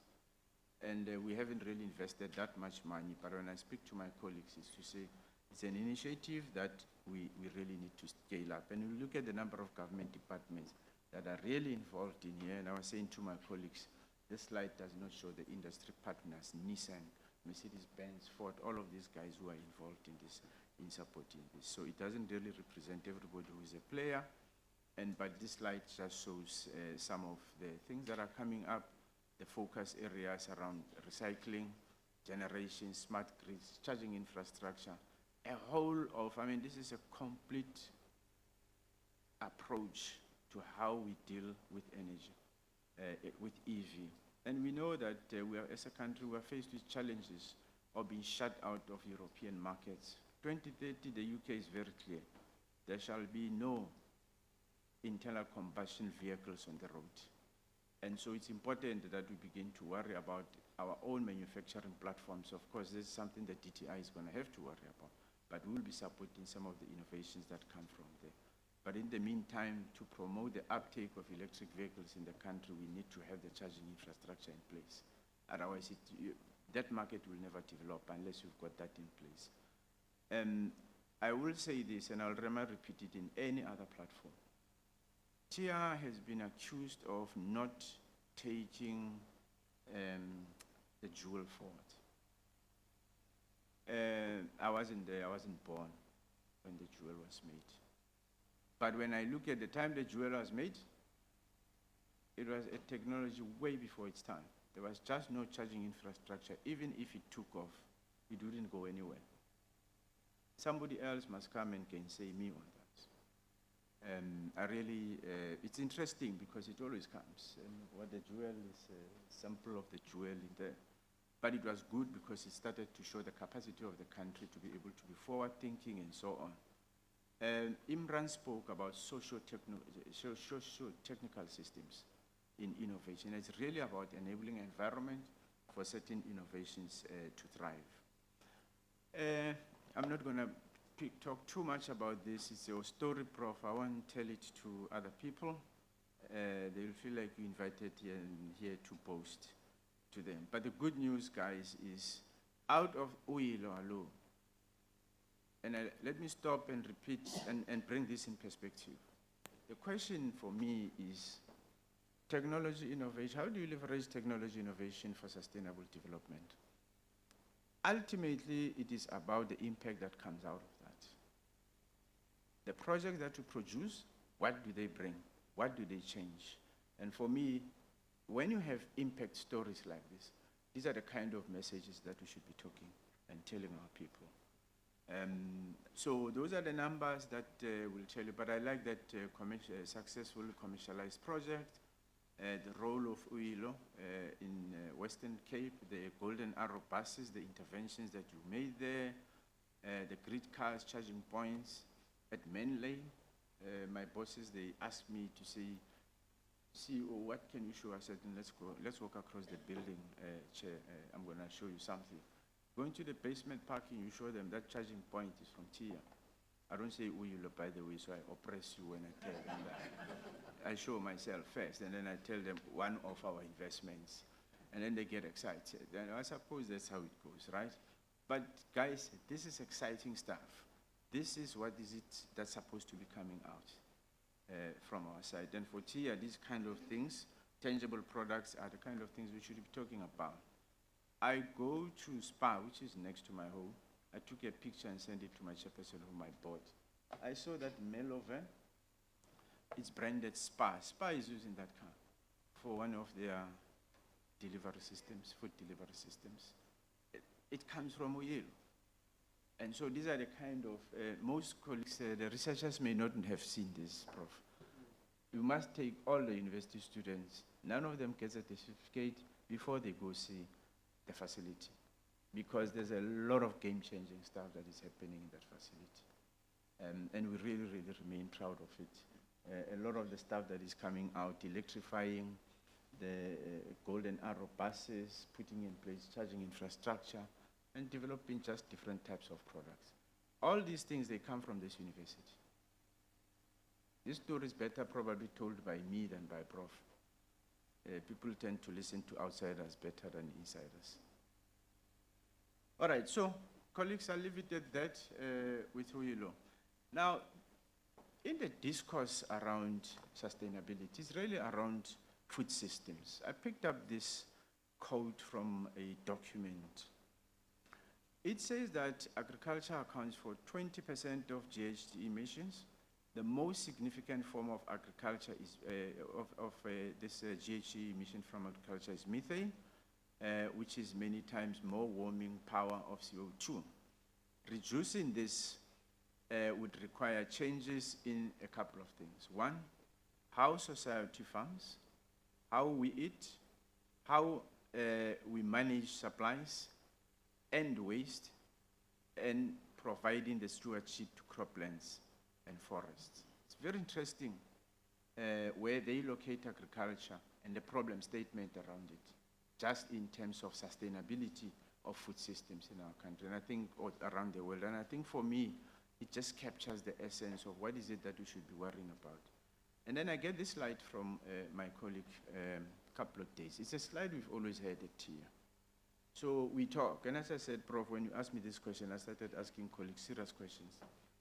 To say, that slide we have on agriculture in TIA in terms of the work we do, can you just share it with, he says it with me, and it shows the value chain. And what is it that we've been supporting? And I've got 3 question marks there that says, if you go back to how society farms, eats, and manages waste, and. Those things are not part of that value chain. So we've always had a very narrow view of how do we define how we do and what we do without worrying about the secularity of everything else that we do. And I thought I should put that slide only to make that point, to say sustainability is about secularity in our thinking as a start.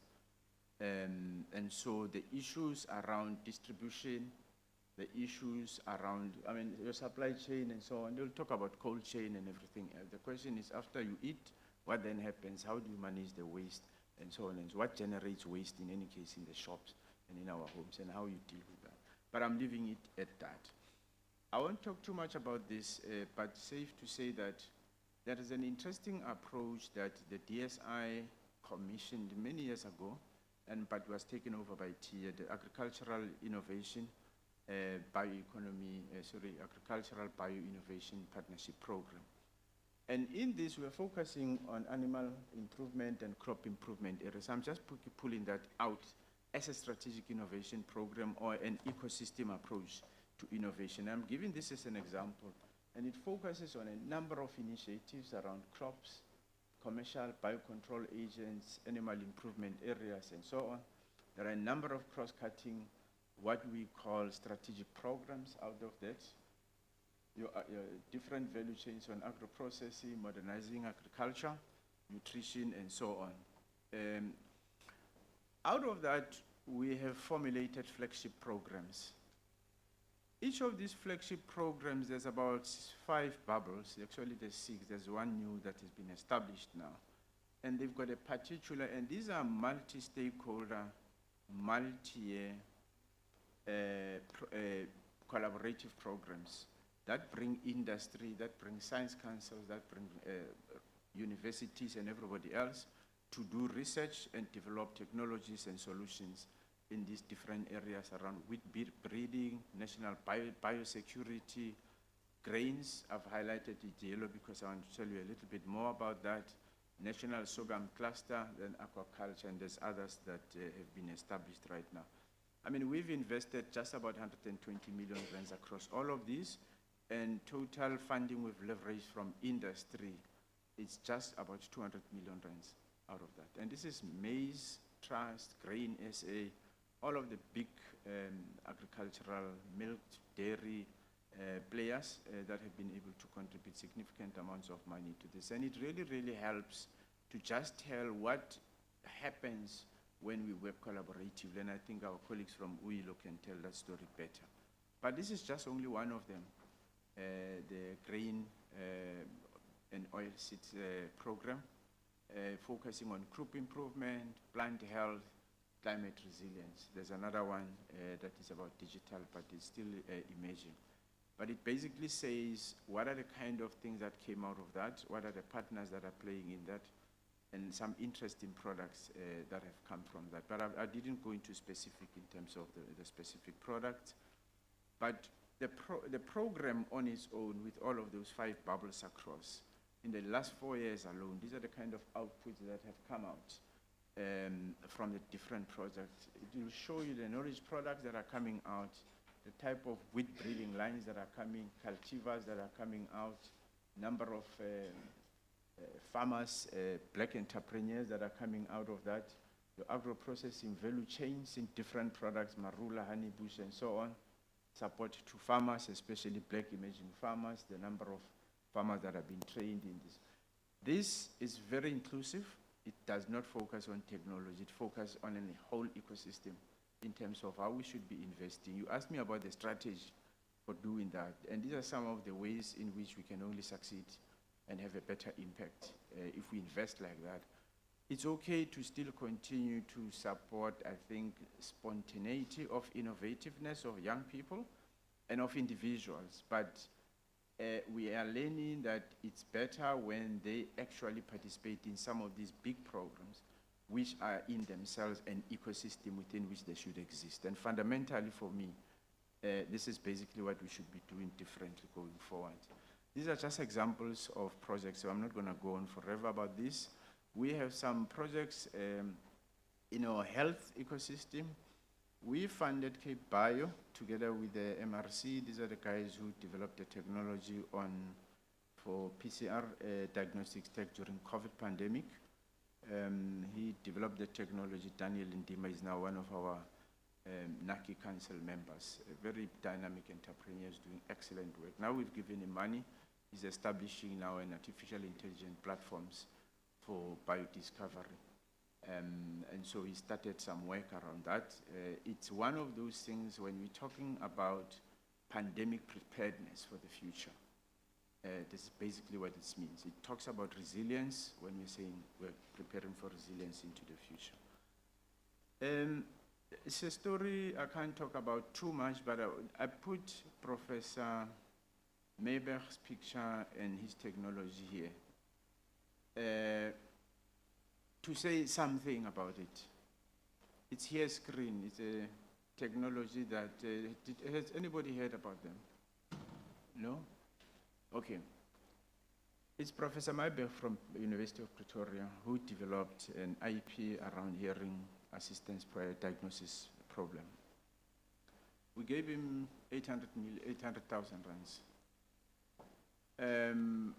He has developed this technology. Now he's got at least about 12, 13 product lines.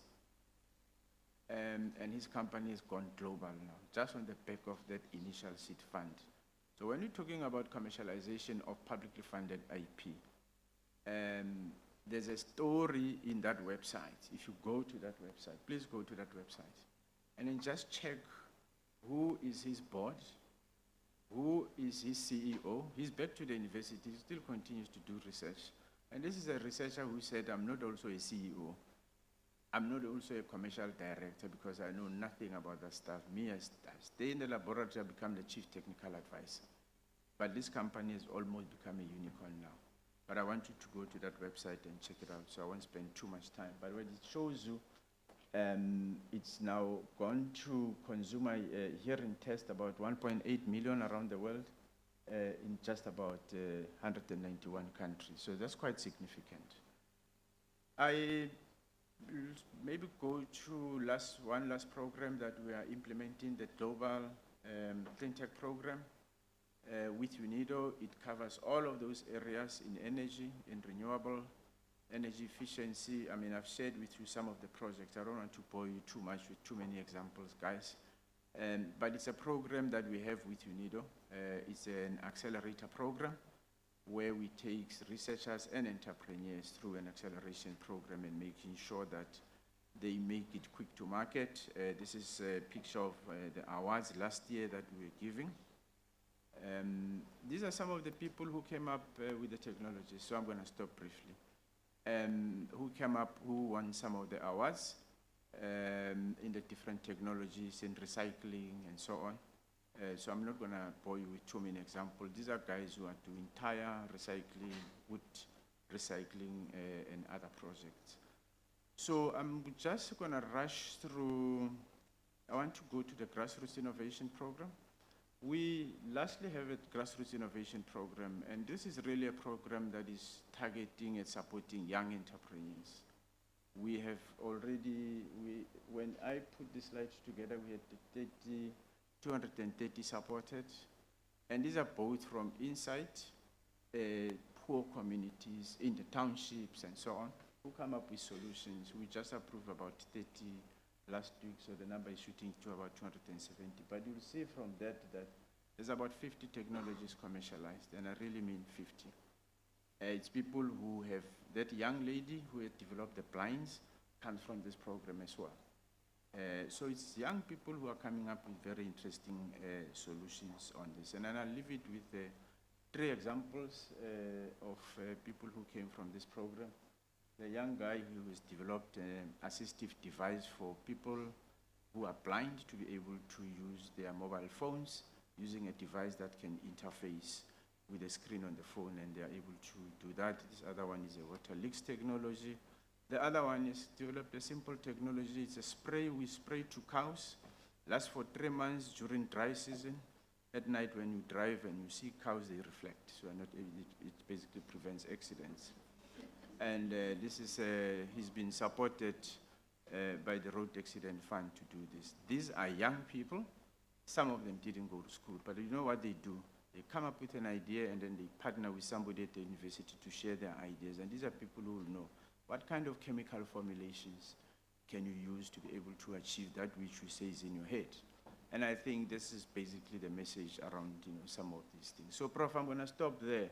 There could be lots of stories to tell for Tia, but I know I had 20 minutes, so I went forever. Thank you.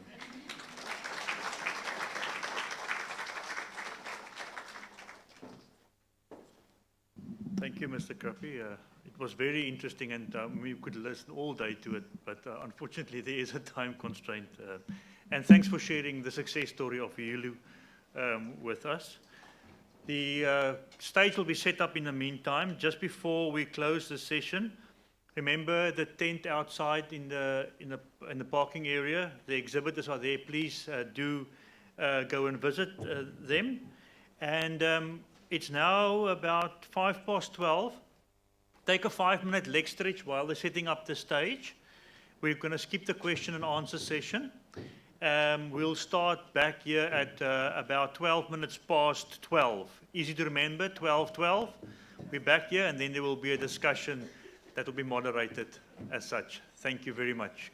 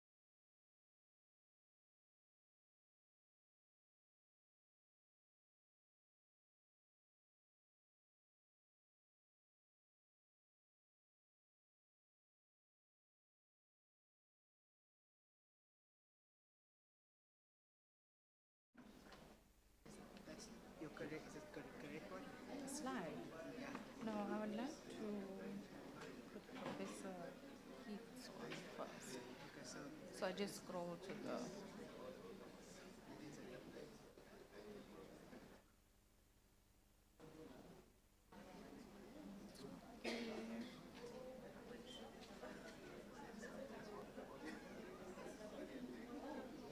you want us to exit it and just start from this? The audiovisual people will show because it's How will it? Okay, so it's just for me. Okay.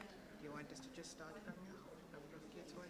Yeah, his first. So it's according to the talks. So it's Professor Keith first, then it's going to be the keynote. So Dr. Nwanze, and then Prof. Sudilal, and then Dr. Nogaga, and then Dr. Nasipo Delubam, and then closing remarks will be Osisipo So Plenary. it is in order. Yes, and then I just want to project their biography. Is that Will- fine? On the screen, huh? Yeah. Okay. I'll put it on. Okay. Thank you.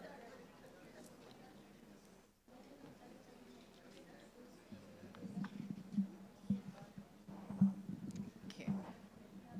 Start. Stable. Okay.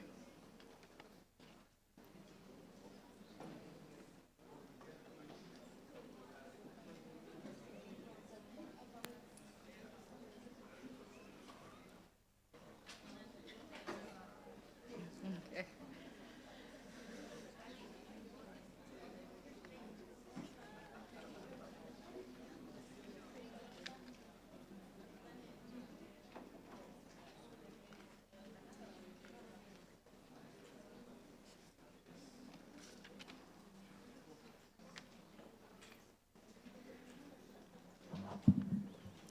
Okay, good day, colleagues. I'm just waiting for the room to fill up a bit. We should start. Okay, we can get started. Thank you for giving me this opportunity to be the moderator for today's session. I'm Dr. Kamini Govender. I'm from the University of Free State. I'm currently doing my postdoctoral research fellowship there with a research interest in biocatalysis. And I'm also a part of the South African Young Academy of Science, part of Working Group 2, where we're working with strategic partnerships and policy influence. Today's topic is something that's very important to me. When I was 14 years old, I was born with a condition called retinitis pigmentosa, which is a visual impairment. And I think that a lot of the times that I've been in academia from 2009, and what I have noticed is people with disabilities are currently being, I don't know in terms of inclusivity, how inclusive the academia space is, but I think for future generations, we need to combat discrimination, and I think we actually need to be more inclusive in academia. So today's topic will be trying to overcome challenges in education for people with disabilities. So we'll try to address the barriers at the grassroots as well as higher learning institutions. So our first speaker is Professor Andre Heat, who's the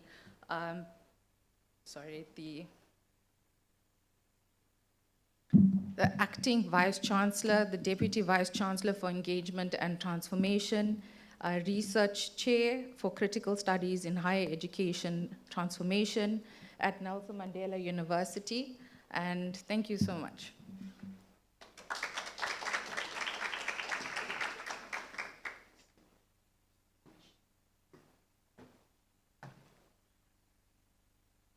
Thanks, Kamini. And of course, I was wondering why I'm on the program twice.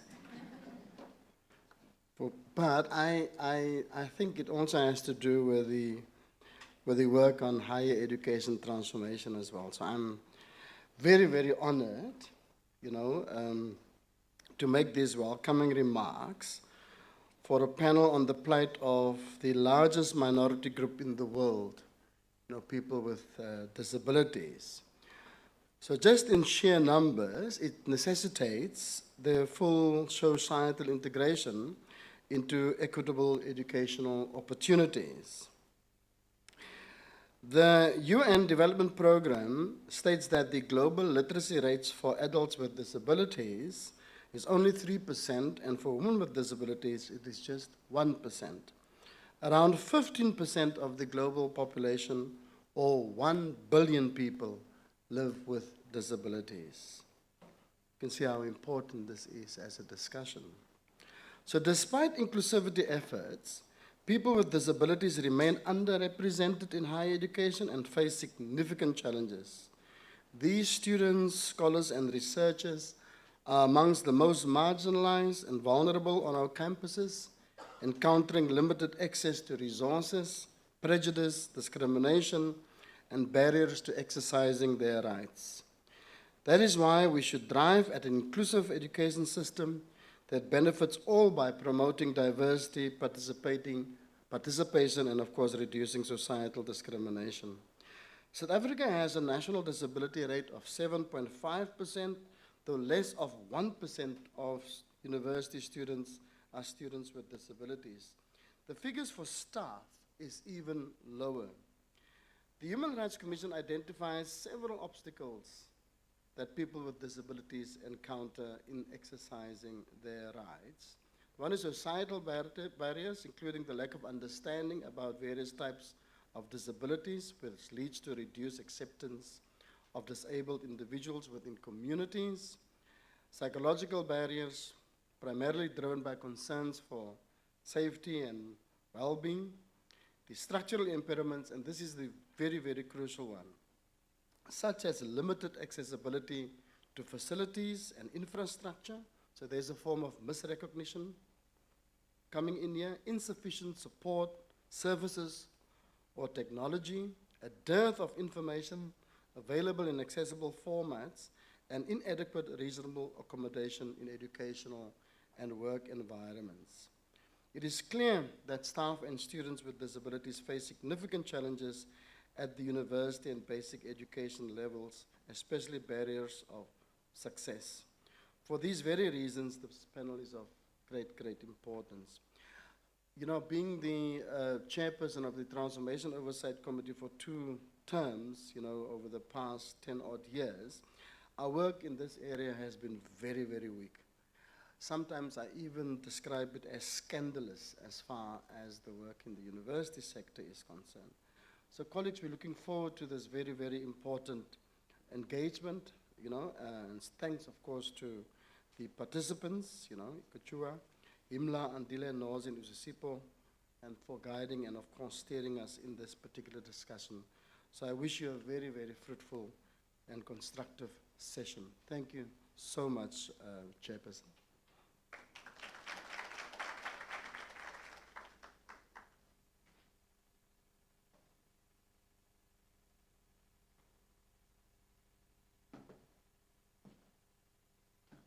Thank you so much, Professor. I would now like to call Dr. Nwanze.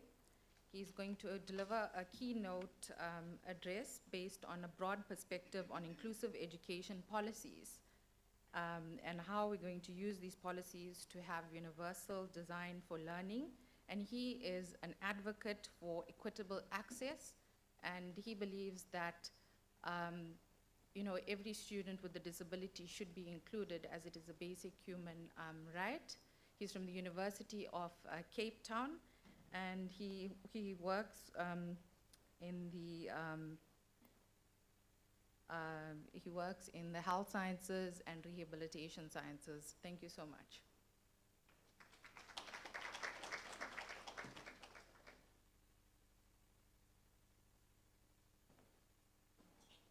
Thank you, Dr. Govinda. Thanks for that kind introduction.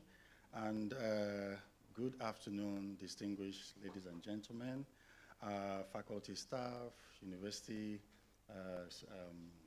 faculty members. It's a pleasure to be here with you on this momentous occasion. I mean, Prof was just saying how what he spoke about is actually something that mirrors in a lot of universities when it comes to disability inclusion. It's often something that is not on the radar, except when on the radar. But it is a topic and an area which mirrors a saying that you know how great your society is based on how you treat the most vulnerable, based on how you accommodate them, okay? So today I'll be talking about a lot of the, I'll talk about inclusive education and universal design for learning, but mostly mirroring the experience I've had at the University of Cape Town. So my name is Dr. Ikechukwu Nwanze. I'm from, like you said, I'm from the Department of Health and Rehabilitation Sciences at UCT. But I've been helping to champion the digital and online accessibility drive. And it's almost as if I'm late to the party, because with the advance of artificial intelligence, we're not even able to keep up with that. So I'm going to center the model that I came up with on artificial intelligence, and speak about why that is important, and also involves inclusive education. All right, so how do I get my slide up?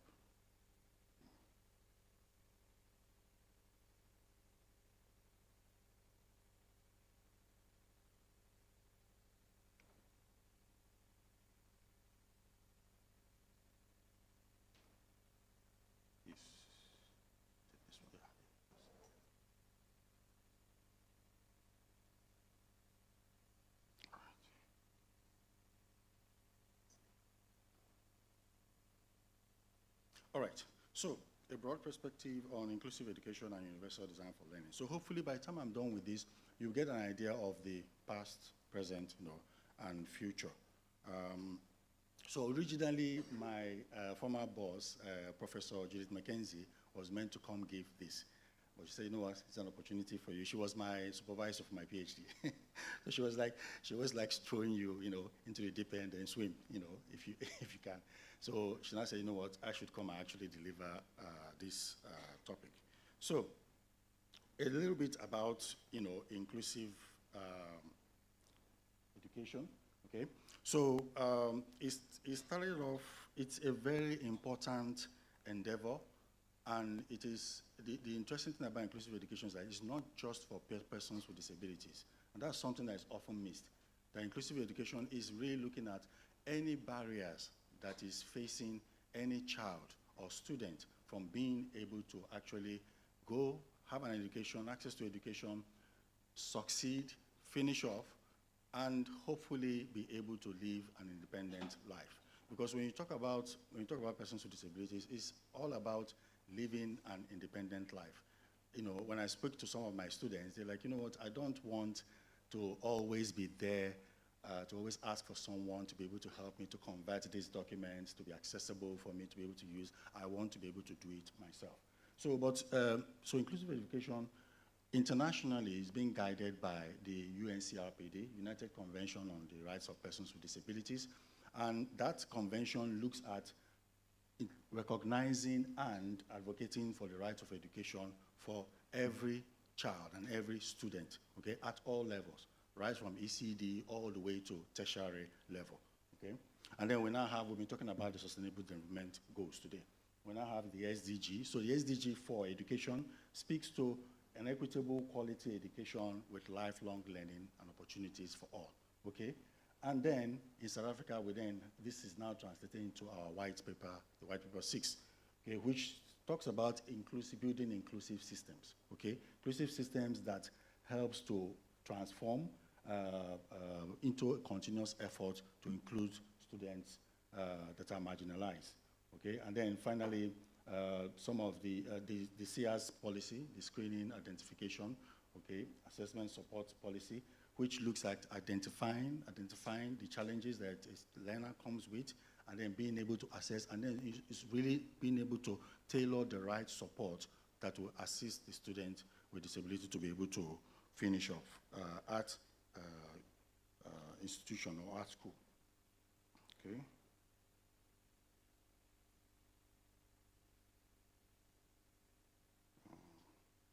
My mouse is not changing. What do I need to do?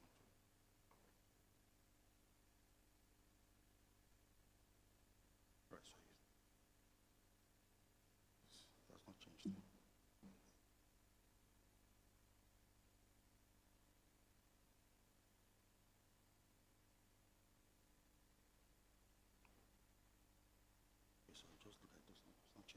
All right. Thanks very much. Yeah, so that's inclusive education. So recently, at the University of Cape Town, we started embarking on looking at the benefits of universal design for learning. A universal design for learning is a framework that looks at the way in which the brain functions when students are learning. It looks at the 3 brain networks that we have: the affective, the recognition, and the strategic brain networks. And it says that it's very important to simultaneously engage these networks for optimum learning. What does that mean? It's telling you that a student, the way a student perceives information, so like I am delivering this presentation now, the way a blind student, a student who is deaf, a student with dyslexia, the way they perceive the information is different. So provide multiple ways so that the different ways students perceive information, they are able to understand. So that's one of the principles, multiple means of representation. And then it says the second principle, multiple means of action and expression. It's saying, okay, then provide multiple ways for students to be able to express mastery of what they know. Multiple ways for someone. So like in the University of Cape Town, I'm sure many universities, we are heavily focused on the written form of the curriculum. You come down, you always have to write an assignment, you always have to read this. But what if a student can demonstrate mastery of the content by stories? A student can develop mastery of content by role play. A student can develop mastery of content by building up a map or something like that, okay? So it's saying to start to explore these various forms of student engagement. And there are multiple means of engagement, which means provide also multiple ways to spark student interest. So, usually, I usually will just say, I don't think any child is dull or not smart enough. It's the support that is provided for the child to be able to demonstrate what they know and for their interest to be sparked. Okay? So that is Universal Design for Learning. It was developed in the US, by the Center for Special Technology, Applying the Special Technology, and that has really started making an impact in the education sector. So with both of them together, inclusive education and UDL, you can then look at multiple means that can help diversify the curriculum, okay, for multisensory that I've been speaking about, and also for differentiated instruction. So you are looking at how do we present multiple ways for the content of the curriculum, the teaching and learning methods of the curriculum, the assessment methods of the curriculum, and the support that is made available, okay? It can also help with to anticipate diverse learner needs. So UDL talks about, think about the different students you are going to get from the design stage. You see, you must have heard about universal design. So universal design talks about, universal design talks about accommodating the most diverse set of users for when they want to get access to a building, for instance, okay? So that is very important because when you look at preparing, anticipating for diverse learners, UDL says, okay, think about it from when you are planning the curriculum. Because what happens most times is that the curriculum has been planned, and then only afterwards, we then think, okay, how do we deliver this for someone who is blind? How do we make sure someone is deaf can understand what is being said in the curriculum? And that is what is called an add-on or retrofitting. So UDL is saying, start from when you are thinking about building the curriculum, because that was the same challenges we had with the built environment, okay? And then finally, can educators see support to students with disabilities on a continuum? So it is never ending, and why? Because no two students with disability are the same. Two blind students are not the same. Their needs will be different. Even though generically you can say, okay, we can approve, both of them use assistive technology, but one of them might want to use JAWS, the other one decide to use NVDA. Those are screen reading software. Okay, so no two students are the same. So this was the model that I came up with in terms of a broader view of inclusive education and what to be aware of. And in there, I put digital accessibility in the middle, and I did that purposefully. I've attended a couple of US Access Board meetings where they are talking about the exclusions based on AI. In fact, up to the point where in job applications, when you get like 1,000 job applications, AI is used to do the first level screening. And the challenge with that is that AI has been trained mostly on able-bodied data and not really data that includes persons with disabilities. So because of that, I said, you know what, digital accessibility because we are talking about the future now, digital accessibility as the foundation for persons with disabilities being able to work in the future needs to start being recognized in the curriculum and in our efforts to be able to address barriers to the curriculum, okay? So with digital accessibility, that will help stem into so any multiple means that you provide, it must be accessible. Any multiple means of action and expression you provide must be accessible. And then, when doing that, there's a better chance with the CIA's policy and differentiated curriculum as the foundation for inclusive education. There's a better opportunity of seeing students with disabilities get greater access, have better participation, and also be able to succeed in education. And I was even discussing with Dr. Govender, we don't even talk about the employment opportunity. So that's another layer I've not put into here, because you finish education and they're able to get a job. That is very important, because we're looking at, like I said, the ability for a student with disability to be able to live independent life. And then what we're working on at UCT right now is the aspect of social justice. So we're saying when you are looking at all these things, these factors also contribute to it. So looking at race, gender, nationality, socioeconomic status, ethnicity, religion, disability, and so many others. It's not exhaustive, okay? So I'll just continue going on so that I meet my time.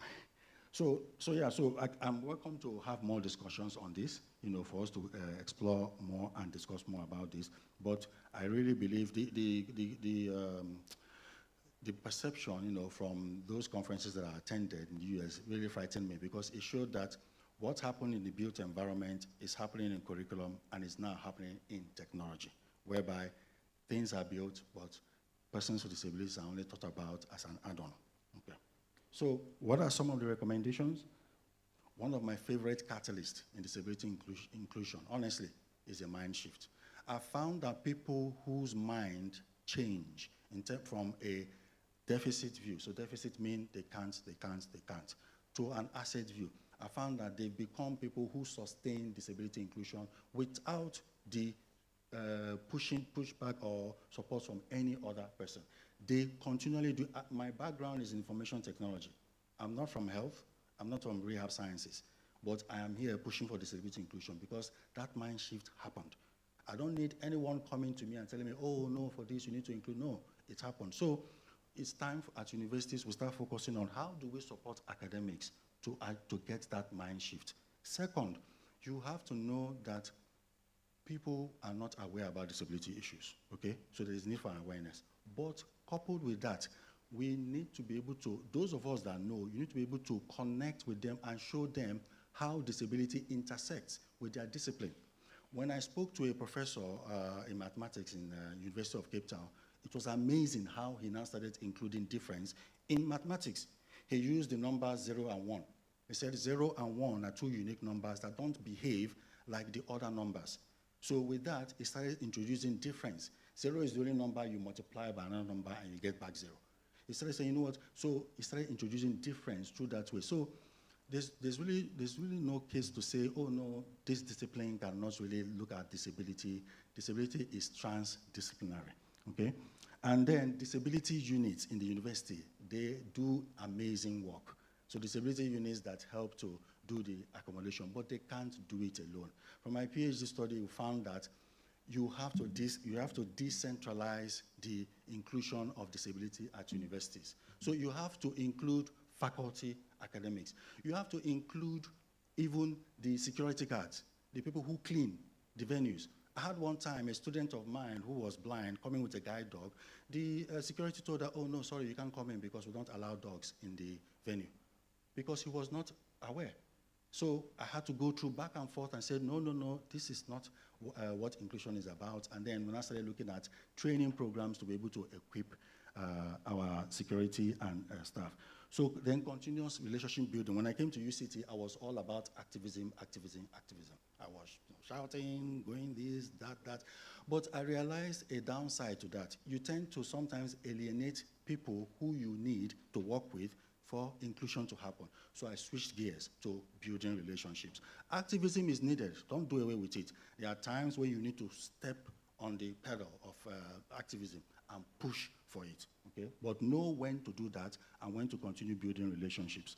And then the built environment, I've talked about this, the built environment and AI, okay? Then think of disability inclusion at the design stage, like I talked about, okay? And finally, include that in the key performance areas of staff members at university. But first of all, offer the training and the support to academics before you do that.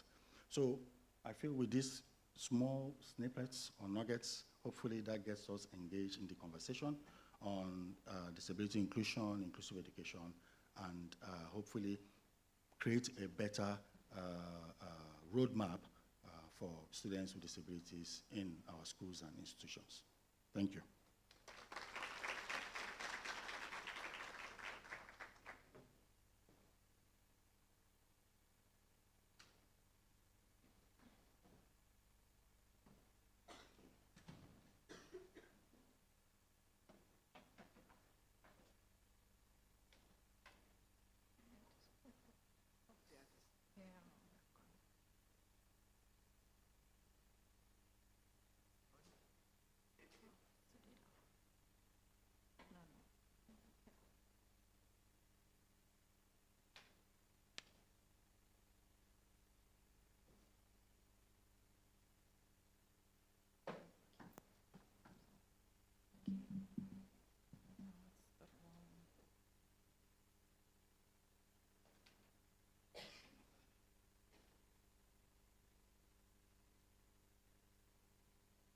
Okay. Let's go back. Sorry for the delay. I just want the right biography so I don't have to. Okay. So I would like to, so now we're going to start a panel session or discussion, and our first speaker is going to discuss intellectual genetic disabilities, and it's Professor Himla Surilal, who's the Executive Officer for ASSAf, and she has a list of accolades and awards. So Prof, I'd like to welcome you up on stage. Thank you so much.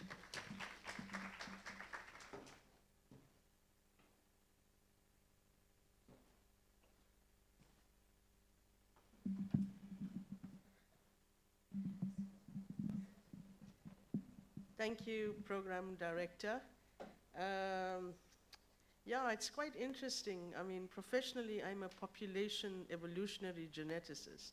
So although I come from a background of genetics, my interest has been using DNA as a tool to reconstruct the history of the peoples of Africa. So when I was put down by whoever organized the session to speak about intellectual and genetic disabilities in the context of education, it was a little bit of a mind shift, because the topic on genetics and disabilities is a theme on its own. But to try to draw it into the intersectionality of education is another challenge. But thanks to the speakers before me, did a very good job of contextualizing education. As the chair herself opened in her opening remarks by stating that she is a person with a genetic problem of retinitis pigmentosa, we already start in that context of understanding a little bit of some of the problems from the genetics. But before I get carried away into my flight zone of genetics, I just want to remind us all that our Constitution Act 108 of 1996 founded our democratic state and common citizenship on the values of human dignity, the achievement and quality and the advancements of human rights and freedoms. These values summon all of us to take up the responsibility and challenge of building a humane and caring society, not for a few, but for all South Africans. In establishing an education and training system for the 21st century, we carry a special responsibility to implement these values and to ensure that all learners, with and without disabilities, pursue their learning potential to the fullest. You saw in a previous slide that the white paper for this particular theme of initiatives was last published in 2001. We've got through several administrations of government, and we still haven't revisited the white paper.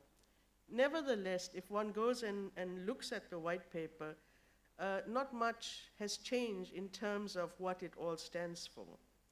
But I now want to just bring us back into the intellectual disabilities, some of the issues that are dependent on some of our genetic problems.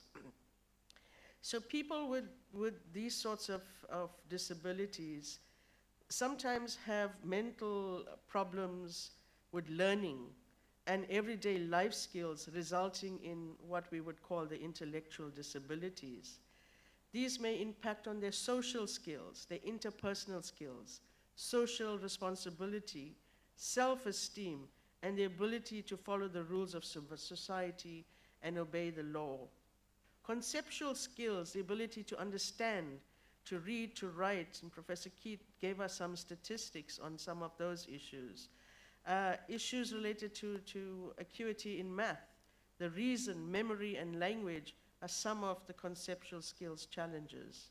From the practical skill perspective, the ability to use tools, carry out activities of daily life, and interact with others is also a problem. And I want to congratulate our previous speaker for bringing into consideration the integrated use of AI, etc., to address some of these challenges.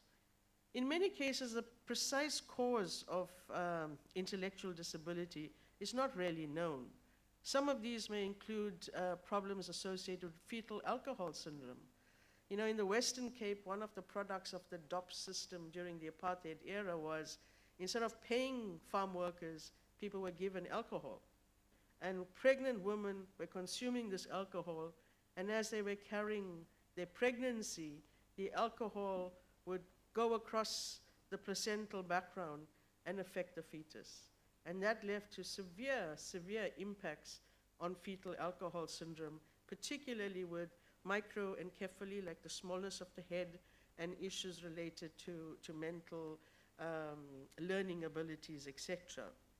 You may also come with congenital abnormalities of brain, you know, things that happen in situ during the development process. Infections such as meningitis, measles, or whooping cough can also contribute. Exposure to toxins such as mercury or lead. You know, we often talk about fish with mercury poisoning and all these other things that we are subjected to from the macro environment. Maternal disease such as rubella, the use of drugs, infection during pregnancy, problems at birth such as insufficient oxygenation. So we know some of the common genetic abnormalities such as Down syndrome and Fragile X. And then the Down syndrome is a result of an abnormal number of chromosomes, particularly trisomy or 3 copies of chromosome 21. Fragile X syndrome, because it's on the X chromosome, has a severe effect on males. And so there are many, many problems that are on the X chromosome, but given the fact that males only have 1 copy of the X, it is much, much more impactful and deleterious on their well-being. Now, the types of genetic abnormalities is multifaceted. You could have chromosomal changes, like in numbers, as I just told you, with the Down syndrome. There are other things like Klinefelter syndrome with an extra X chromosome in males. You could have deletions of certain parts of chromosome, like Angelman syndrome. You could have single point mutations. There's just one base pair on your genome that can cause such a disease. Issues related to metabolism, and then some that are not in the DNA or chromosomes, but what we call epigenetic, other confounding factors that are within that macro environment of the genome that can affect things. So it is very important that we understand the genetic etiology of these things. How do we diagnose it? This diagnosis can be at the phenotype in terms of what you see. Family histories need to be recorded, physical examinations, assessment of maybe the dysmorphology or any physical disabilities, brain scanning, looking at processes that happen in the brain. And then there's also dependent on the the diagnostic expertise of the clinician that's looking at a particular problem. And then, of course, to be able to diagnose at a molecular level.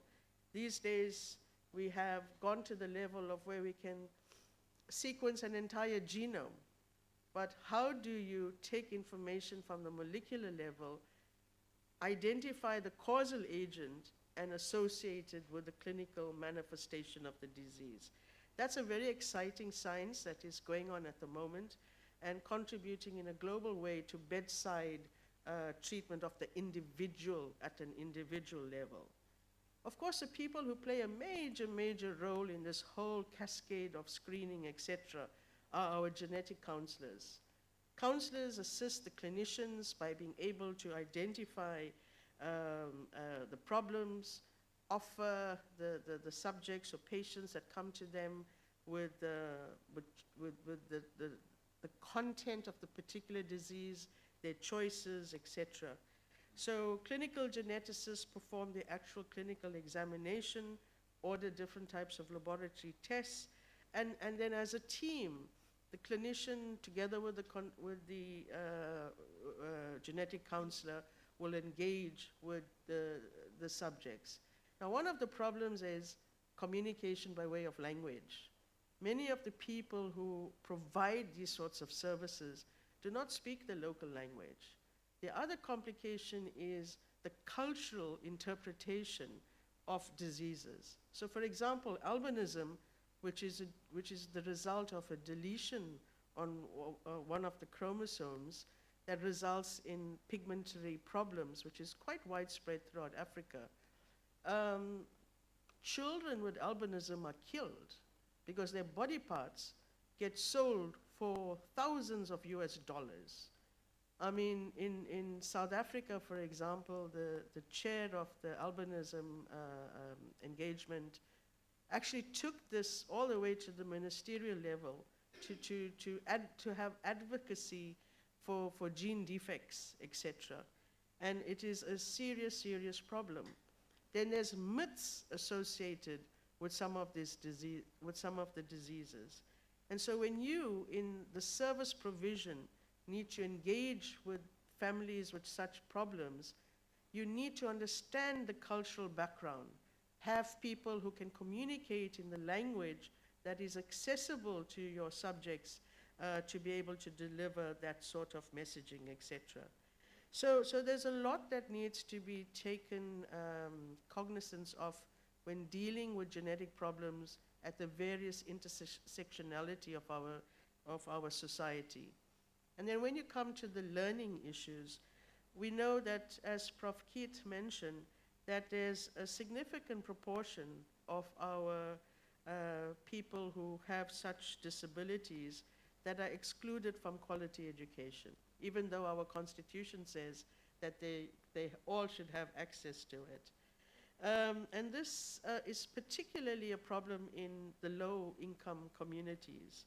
I mean, you can imagine, just to share a personal example, when I was traveling with my mom in 2004 in Australia, she suffered a stroke.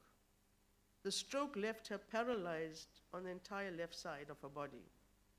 This was a woman who was a teacher, who articulated, the best engagement at different levels as a teacher. And after that, she just down spiraled with the mental capacities, because the area of her brain that was affected not only left her physically disabled, but also had very, mental challenges. When I had her assessed, I was told that her mental capacity was reduced to an 8 to a 10-year-old. You're dealing with your mother, who was your life base as you grow up, and now you need to provide the support to engage with this. Now, fortunately, coming from the medical environment, I had friends at the university who were neurologists, and all the needs that she had it, through my friends and the network, I had the support. What of the average person on the street who doesn't have that? You warm your backside on a seat as you go to clinics, walking long distances to take a patient. The infrastructure for service of people who require medical attention is poor. We all know this. And so what I'm saying is, collectively, we need to understand the kind of struggles that people have access to for meaningful education for their children. I mean, you as a parent and you have a child with these problems, you go knocking at doors and all you get is, blanks, blanks. You don't really advance. So we have statistics about the numbers, etc. And I mean, for example, the 2011 census said that disability in the age bracket from 5 to 15 years old was estimated at around 6%. 11 out of 12 learners with disabilities had not even had access to a school system. The specialized needs that you need for people with disabilities, I mean, there's statistics on the website for the numbers that we have in the country and the total numbers per province, etc. But the problem is, even for children with visual impairment, they cannot take math and science at matric level because there's no infrastructure to assist with all of these. So the long and the short end of the story is that we live in a society that is unequal in many, many ways. You can't just say, well, apartheid was the cause of all of this. We need to redress the insufficiency of environments to promote every single person having access to education and skill sets that empower them to do better in their lives going forward. And access to quality education is absolutely pivotal to ensure this. The state of education for learners with disability is in a crisis within a crisis. And I think we all need to step up to the challenge of sometimes just taking ourselves out of our daily routines. And then just imagine how difficult it is for a person in a wheelchair to get to places. How difficult it is a person with visual impairments to get around. And I was told that in South Africa, at least when you see somebody who has a problem, you're always ready to help.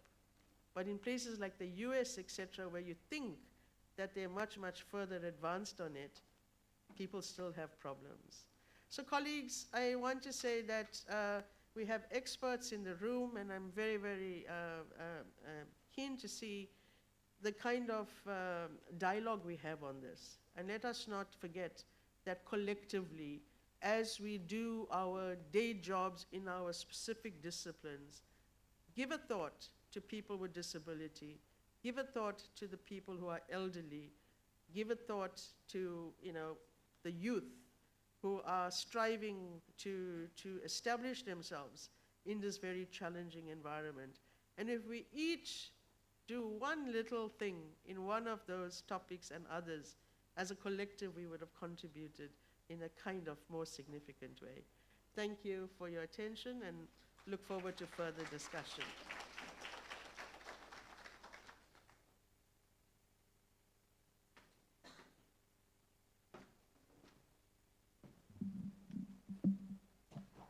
Thank you, Prof.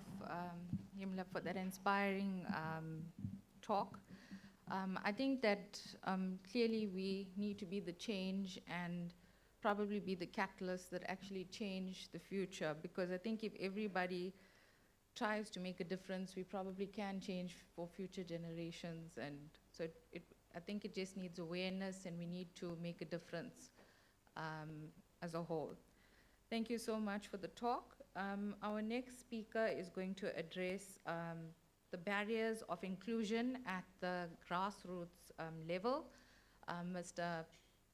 Andile Sawanogaga So just can go to his, sorry, can you, his, it's on the wrong slide, yeah.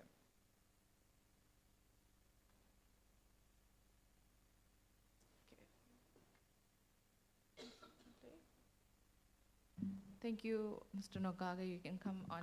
So, he's an acting chief education specialist for education in social supporting services at the Nelson Mandela Bay District, and he has many years of teaching experience. Thank you so much. You can take the.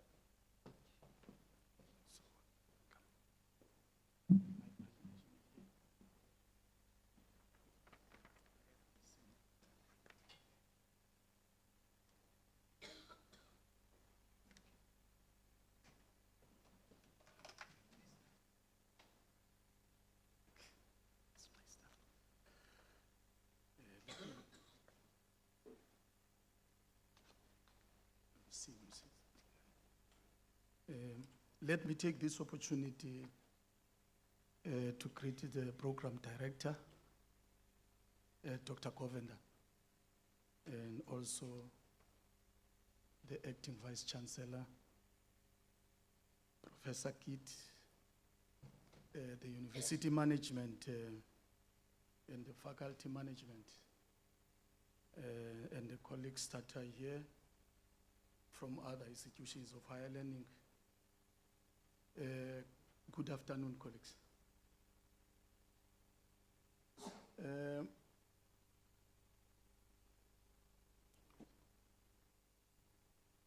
As Doug has already indicated, that I'm from the Department of Basic Education. Just go back.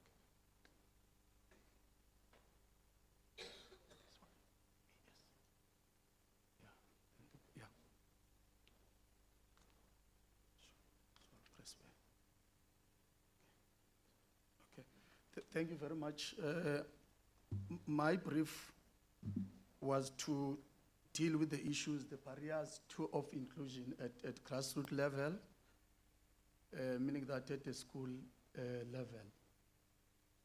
I think I must pass on to the next slide. What is it? Okay. Let me go back to the outline of the presentation in terms of the issues that I will be covering.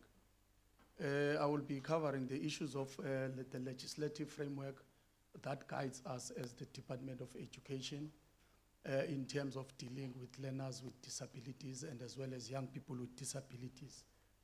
We'll move on to understanding what inclusion is, and as well as the barriers to learning, and as well as then the main topic of barriers of inclusion at our grassroots level. And then we'll try and come with recommendations, that is the mitigation factors and as well as solutions to the challenges that will be presented. Then moving to the legislation, I'm happy that it was covered by the previous speakers in terms of what legislation that guides us as the Department of Basic Education. We start with White Paper 6. All the previous speakers made mention of White Paper 6 of 2001. So we are guided by that as a department. Further than that, we also have other guidelines that have been developed, like the ones to ensure quality and support in special schools and as well as special schools as resource centers, and as well as the guidelines for full service schools or inclusive schools. And as well as the guidelines for responding to learner diversity in the classroom of 2011. And as well as the policy on screening, identification, assessment, as well as support. The policy that is called SEAS policy. That's the policy that we use in terms of giving support to learners. By moving on to the understanding of inclusion, we take it from the definition that was given by UNESCO, that is your United Nations Educational scientific and cultural organization that they gave in 2008, where they define inclusion as a process of addressing and responding to students' diversity by increasing their participation in learning, cultures, and communities, and as well as reducing exclusion within and from education. Then these are the barriers then that we're talking about. The barriers are like obstacles or constraints that are causing learners, young people, can be adults, not to get what we call effective learning and as well as teaching. So these are the types of barriers. Then, as we are saying, it refers to difficulties. They can arise from within the education system itself. Not only there, but they can also arise from a learning site, can be a school, can be a classroom. They can also, they will prevent the access to learning and as well as development of some of the learners. Mentioned there that there are those that are systemic barriers that are coming from the system. Like, for instance, overcrowded classrooms. Those are the systemic barriers that will cause effective teaching and learning not to take place.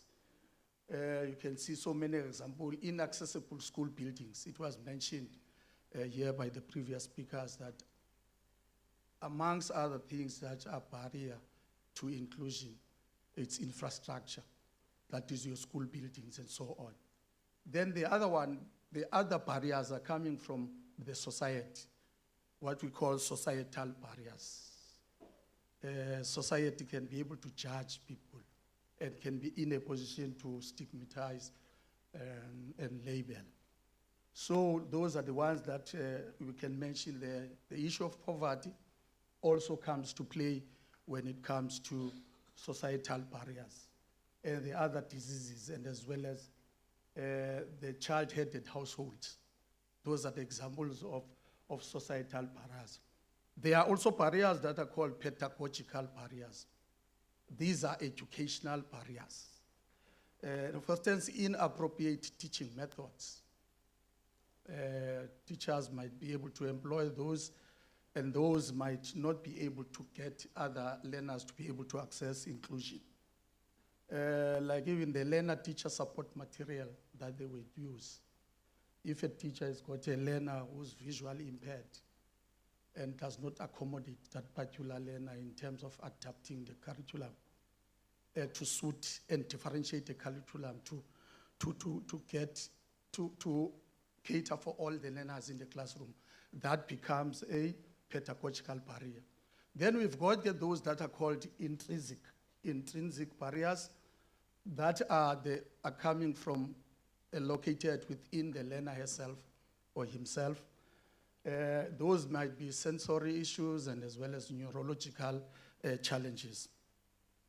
Then let's move then to the main barriers that are causing challenges at the level of the schools as grassroots level. First and foremost, we'll mention that we've got limited number of special needs schools. I've mentioned 17. 17 is within this district. We're in Nelson Mandela Bay. So we've got 17 of special needs school. Because we cannot do away with special needs school because we are talking about inclusion. Because all learners need to be supported, but there will always be those that need high intensive support. So then therefore you will have to have special needs schools. We've got 17 in Nelson Mandela Bay district, and in the provinces, Eastern Cape, we've got 45 of those special needs schools. So the chunk of them is within this district, that is Nelson Mandela Bay. Then that becomes a barrier because some other districts do not even have, we've got 12 districts in the province. They do not even have those special needs schools.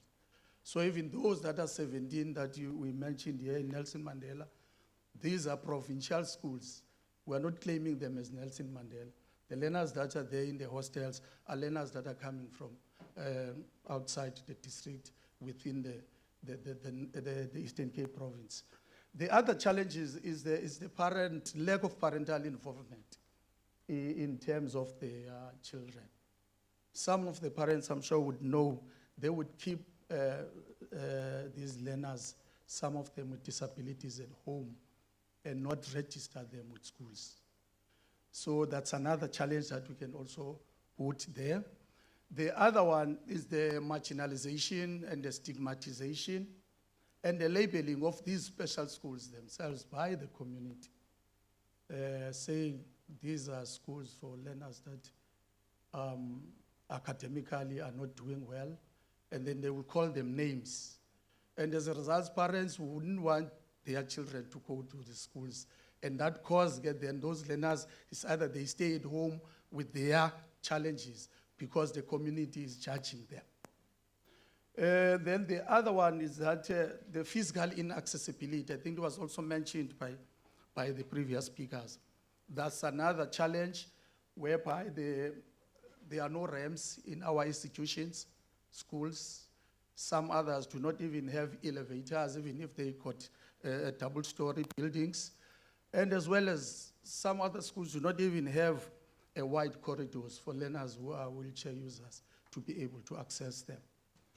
The other challenge is transport. Transport is also a factor that causes exclusion. There was some transport might not be able to cater and being sensitized to be able to cater for young people or learners with disabilities. Some transport do not even want to use and take learners with wheelchairs in terms of their transport. Even the system, the bus systems and the municipalities, they don't cater for persons with disabilities. And then as well as the teachers, at times, the teachers may not know how to deal and respond to learners with disabilities. Maybe they are not well trained to be able to deal with that. So they might also be able to deal with this and cause some other learners to drop out because of the attitude of the educators. The educators will tend to move with those that are moving and don't even differentiate the curriculum so that they can be able to accommodate all of them. Then the other one is inadequate funding. The inadequate funding also plays a factor here because it limits the implementation of inclusion. And also specialists, we lack a specialist in terms of ensuring that these learners are assessed. Let me move then to the last slide, that talks to mitigation factors and as well as recommendations. We feel that there is a need to have more special needs schools so that we can be able to accommodate. As you can see, advocacy and as well as awareness. Colleagues, thank you very much. I'm running out of time. Thank you very much. Okay. Thank you so much for that informative talk. I think now we're going to address the barriers of inclusion at higher institution levels, and we're going to have Dr. Nosipho Delubom, and she will be addressing, but I don't want to keep you too long for lunch, so thank you so much.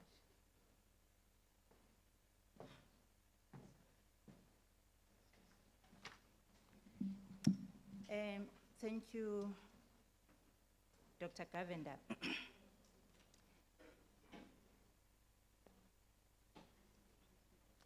I am only given 5 minutes. Priscilla just threatened me before I come to the fore. The topic that I'm given is the barriers of inclusion on higher learning institutions. Maybe if I can open my talk, I want to say that when it comes to the issues of inclusion of persons with disabilities, the most barrier is an attitude. That is the barrier that can prevent persons with disabilities or students with disabilities to have an access to the institutions of higher learning. So that means if we can change the mind on how we perceive disabilities, then we can have talks like this. Nevertheless, the Constitution, which I think is the most primary legislative framework, it states that, or it places a positive duty on the state to respect, promote, protect, and fulfill the rights of the Bill of Rights, including the rights of persons with disabilities. And it does so through the legal framework, which creates primary responsibilities on key government departments and institutions of higher learning to promote and protect the rights of persons with disabilities. The previous speakers did mention about the white paper that was issued in 2001, which is 23 years now. And the paper was never reviewed. It was only this year whereby there was a ministerial review of the paper. Now, if we can go back after the democratic elections in 1994, there was a move when it comes to the retention of students with disabilities in South African higher education institutions, whereby some institutions established the disability units, and at the time, those units were by the way thoughts. There was no priority that was given to them. Some of them didn't even know what was their function because they were the administrative offices.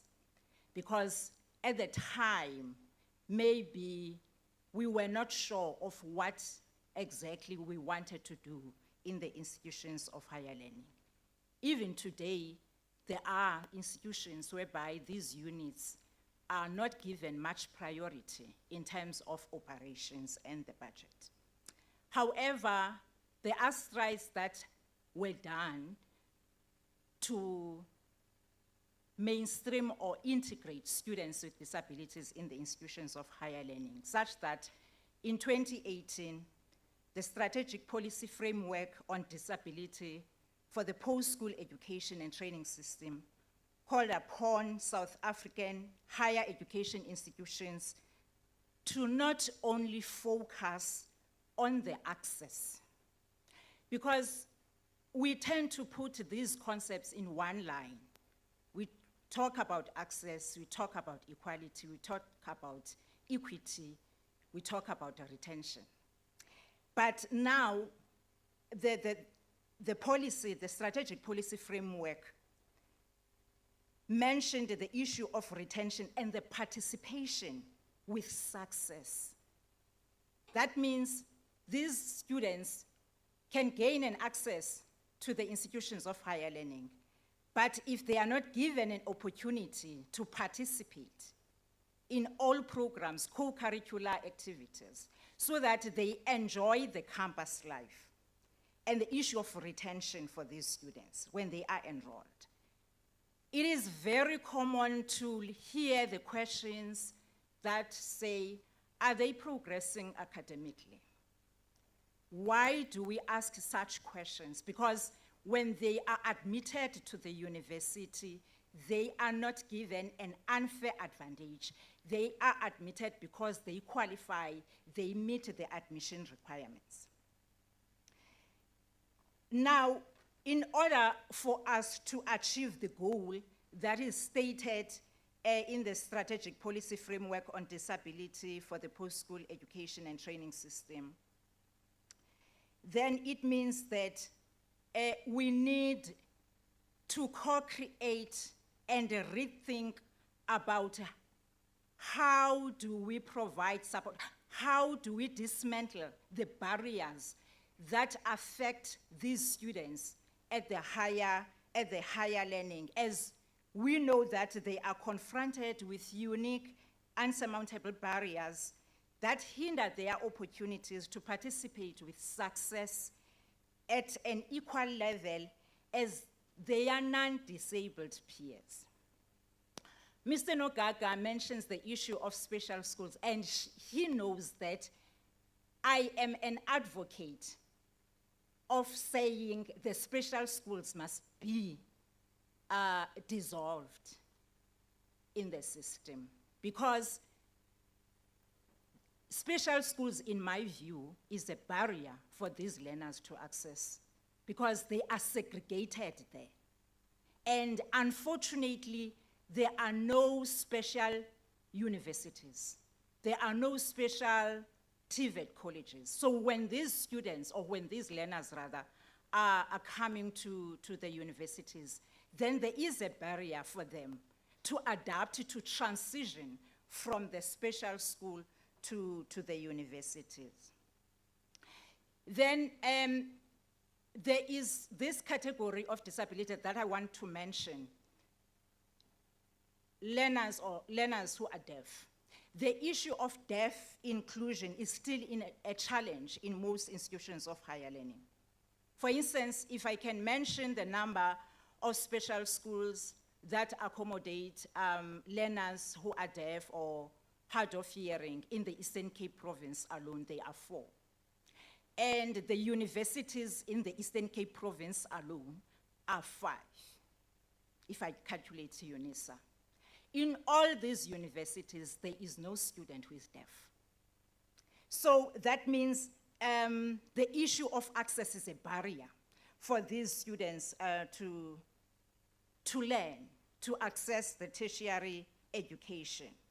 Now, there is a call for us as researchers to establish what is the problem. Why don't we have these students in our universities? And nationally, we are still calculating not more than 5 universities that have students who are deaf. Now we are talking about deaf-blind, we are talking about hard of hearing, students who depend upon the South African Sign Language. And then the access is a barrier, because most of these universities do not have the sign language interpreters in their payroll. Then the issue, I'm not going to talk about the infrastructure accessibility as a barrier, because it was mentioned. So in my view, there is a need to rethink research approaches and practices and seek to create a balance between Ubuntu, social justice, and scientific pursuits.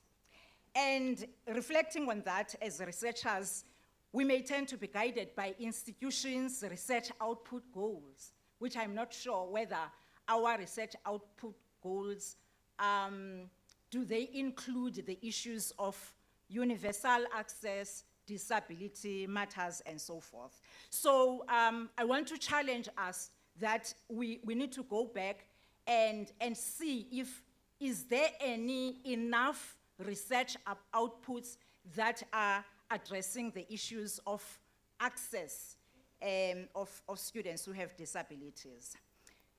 Another thing, there is a disjuncture between the Department of Basic Education and the universities. It's very common not to know, DBE, they don't know what is it that we are doing at the universities in terms of creating access for students who have disabilities. And as universities, maybe we don't create any conversation to challenge the Department of Basic Education when it comes to the issues of subject offerings, especially in the special schools. Hi, Dr. Govender, don't threaten me. Then Then the lack of effective collaboration with education stakeholders in South Africa that also impact the lack of support and retention initiatives in higher education. Then the last barrier can be the disability disclosure, especially the invisible disabilities, because students who have invisible disabilities, sometimes they are not sure whether to disclose their disabilities because they have the fear of being discriminated and the attitude. So there is a crucial need for constant consultation with people who have disabilities, lived experiences to ensure learning and teaching response to call for universal learning in higher education. And this will access and retain students with disabilities in higher education while yielding to the call for universal access. Then my last point on a recommendation is that, as it has been indicated by the previous speakers, it is very crucial to incorporate universal design to learning as means of addressing the implicated cost implications of including specifically students who are deaf. So the UDL must be something that we consider to incorporate in our classrooms. And perhaps there is a need for disability integrated support with academic projects, and involvement of students is very critical. We have to listen to their voice because reasonable accommodations is not one size fits all. So we need to listen to the voice of students. Let me stop here. Thank you.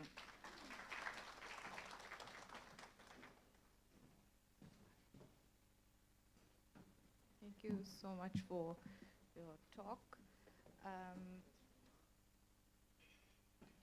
you have a mic for the, okay. So I think we're over time, but I will, I just want to ask the panel a question. So Dr. Nwanze, you can join the panel.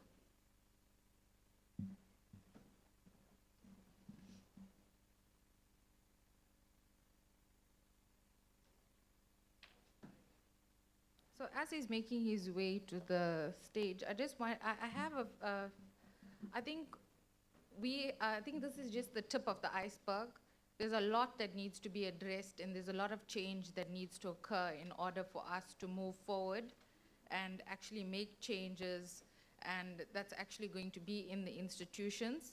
I think it's something that it's worth advocating for. We need to change, we need to be the change that we want to see. Because, but the question that I do have is for, I think, scientists in general, because I'm in the science faculty and field, biochemistry, there's very few scientists with disabilities. So in terms of inclusion, you know, if you have a disability and you're not allowed to study science and maths, and you want to be a scientist, I think that's something that's quite discriminating. And so the one question that I do have is, people with disabilities, how would we, in the future, include them into the job sector? So how would they study, let's say, in institutions, and then after that be included into the job sector if they do declare that they have disabilities and they get discriminated? So I think it's something, does anyone want to try to answer? Okay. Hello? Yeah, I can start. Thank you. Now, that's it's a discussion we're having, and it's that view that I have. So I work with the undergraduate program. We have an undergraduate program called the Higher Certificate in Disability Practice, and it looks at skilling home-based carers to be able to, you know, they just go and identify, screen persons with disabilities, and then refer to the professionals. So they are more kind of what you call generic workers. They work across the professions. Now, what happens is that they are done being taught working generically, but they go into a community that works specifically.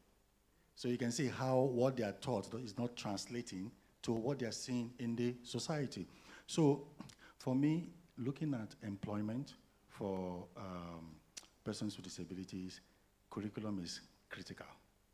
Curriculum is a vehicle for transformation, because who runs those agencies, who runs those organizations?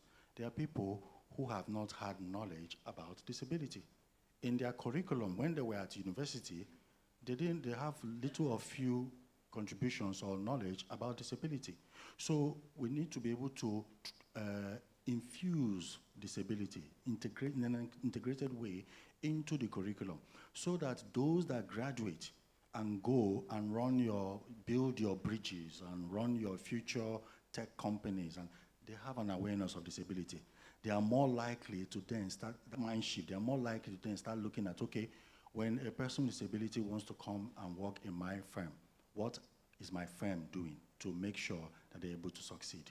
So I would say to start off with curriculum transformation, and so that means it's a lot of work for us academics, because we have to shift our minds first so that we can shift the minds of our students. Our students go into the society, they shift the society, and then you now see that persons with disabilities.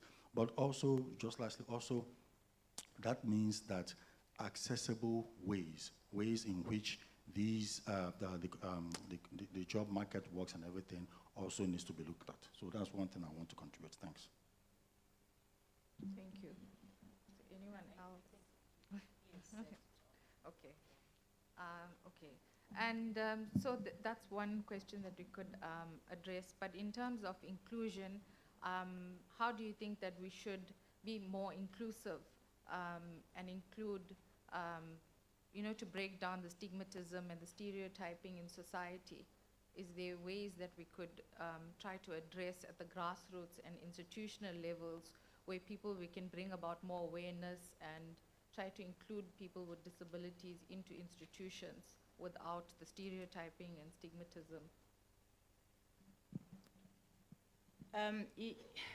It goes back to what I said in my opening statement, the issue of attitude.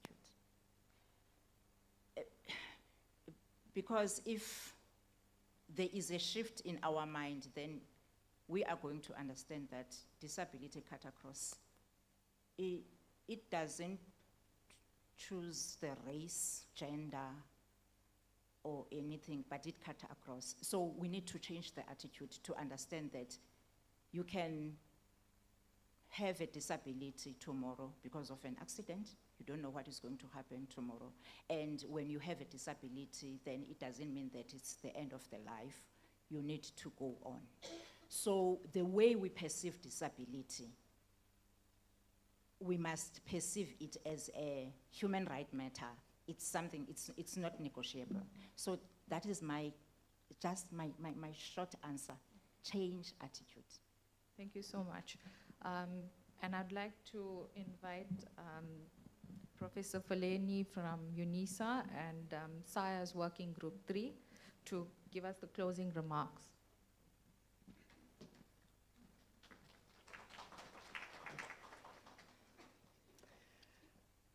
Good afternoon, everyone. I would like to thank Dr. Kamini for moderating this educational and insightful session. So we've heard from all the speakers that there is a real challenge that we're facing, especially people with disabilities.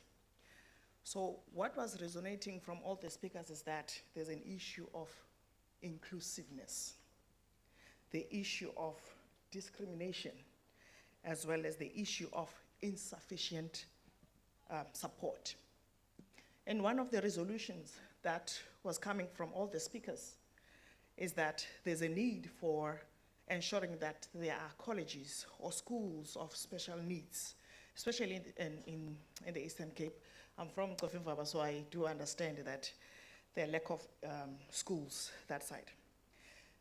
Also, some of the speakers talked about training teachers or professors or lecturers and having accessible curriculum at basic education as well as the universities. In that way, I think that the issue of inclusiveness will be resolved. Another part is that we need to have an educational policy that will ensure that the people with disabilities are not discriminated. And Dr. Nwanze talked about artificial intelligence because the research now is moving towards artificial intelligence.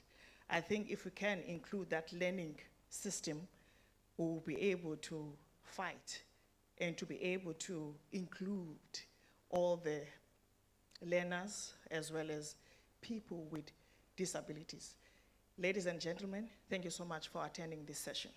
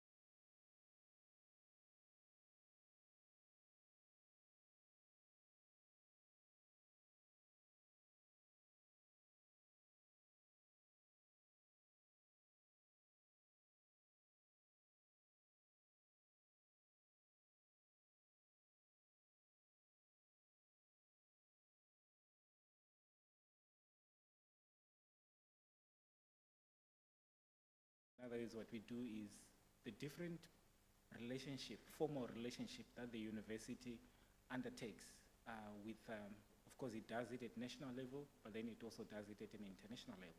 So the international office gets involved with the international components of it. So for example, you know, we can partner with any university, whether it's in Southern Africa, on the African continent, in Europe, in South America, in North America, and etc. The list goes on. And these kind of relationships, you know, when you call them partnerships, you know, they could be on research partnerships or research collaborations between a researcher to a researcher, or a department to a department, a faculty to a faculty, and some of them are also strategic in nature. So what it means then, it can be initiated from the top, and then it then gets aligned, you know, with everyone at the base, whereas others are also cultivated. Majority of them, they are started by individual researchers. However, in as much as one is a researcher, you are conducting your own work, you know, within your own space, starting something with someone else, located somewhere else, it's not an easy exercise, you know, because one, there's distance, you know, there's language, you know, there's also an element of diplomacy, there's also an element of culture, etc., and all those kind of things. So as you collaborate, as you try to collaborate, you know, you've got to be aware of all those kind of things. That's one side of the academics. For postgraduate students, there are different opportunities that arise based on this kind of you know, partnership that the university engages with. And it's not only with the universities, but also with other multilateral organizations. For example, your European Union, your German Exchange, your CEDAs, etc. of this all, that have got funding. You know, some of this funding speaks to staff and student mobility. You know, it allows you to go and spend a couple of months or weeks abroad. You know, sometimes they cover your costs. Sometimes, you know, it's half. The institution has to come in if they have the resources. But at the same time, the university also belongs to different research networks and alliances and associations. These networks enable everyone within the university, both staff, academic and professional, as well as students, mainly postgraduate, to participate in the kind of work those particular networks do. So basically, broadly, that's the kind of, you know, our conversation is going to be evolving around that. However, for this particular session, which is titled Advancing Research Through Internationalization, Reflections by Students, Staff, and Funders. So they are going to reflect, you know, in terms of their participation in these spaces that I've just mentioned. And we are hoping that after their brief, you know, chats, then you can also come in with questions, also with comments, so that we can have, you know, this robust discussion, you know, in terms of the subject that is under discussion. And what we have here, we've got 2 colleagues that are in person, but at the same time, we've got 2 colleagues that are joining us virtually. So I will introduce them. So immediately next to me here, we've got Miss Olwetu Poswayo. She's a PhD candidate in the chemistry department here at Nelson Mandela University. So the reason why she's here in this particular platform, she's going to share her own experiences in participating in some of the research networks activities. So with specific reference to the Global Challenges University Alliance PhD thesis that she submitted some of the findings of her doctoral thesis, and she won a prize. So of course she will elaborate more on what actually unfolded, you know, some of the other specs that came with that when she won that particular prize. And then on the far right, we've got Dr. Kwabe from the Agricultural Sciences. He'll also fully introduce himself, you know, in terms of how he's also participating in one of the strategic networks, research networks that the university is a member of, and he's also going to share his own experiences, and some of you guys in here, you're also going to be able to ask questions and comment. And then the other 2 colleagues, the other one, I'll start with, we have Dr. Alice King, who is an English language specialist from the US Public Affairs, of course, the US Embassy. Of course, she is also going to do a PowerPoint presentation. I think some of us may be familiar that the US government runs a number of you know, schemes, funding schemes, especially for study abroad, you know, the Fulbrights of this sort and all those things. So she will take us through some of them and then also touch on the importance, of participating in these kind of spaces, for your own growth as an individual, as an academic, as a student, especially within this global world, however, still rooted in your own locality, where you still maintain your own identity as an individual. And then the other member who is also online, it's Miss Emma. I don't want to mess up her surname, but I think she'll introduce herself again. But she's the HOD and the senior lecturer in the Department of Built Environment. She's also going to talk of her own experiences, in conducting, international collaborations. A young woman, a young academic, and then who is also breaking new grounds within her own right. So it is based on those particular reflections from their side that are going to inform this conversation. So maybe as a starting point, I'll give Oluetu 3 minutes, to just, reflect, what is it that you did, how did you participate in the GCUA, what is it that you want, what are your experiences, in terms of participating, submitting the actual submission that was required, and also what came up as a surprise, including your trips, etc., and all those kind of things. You can take the mic there from your side and switch it on.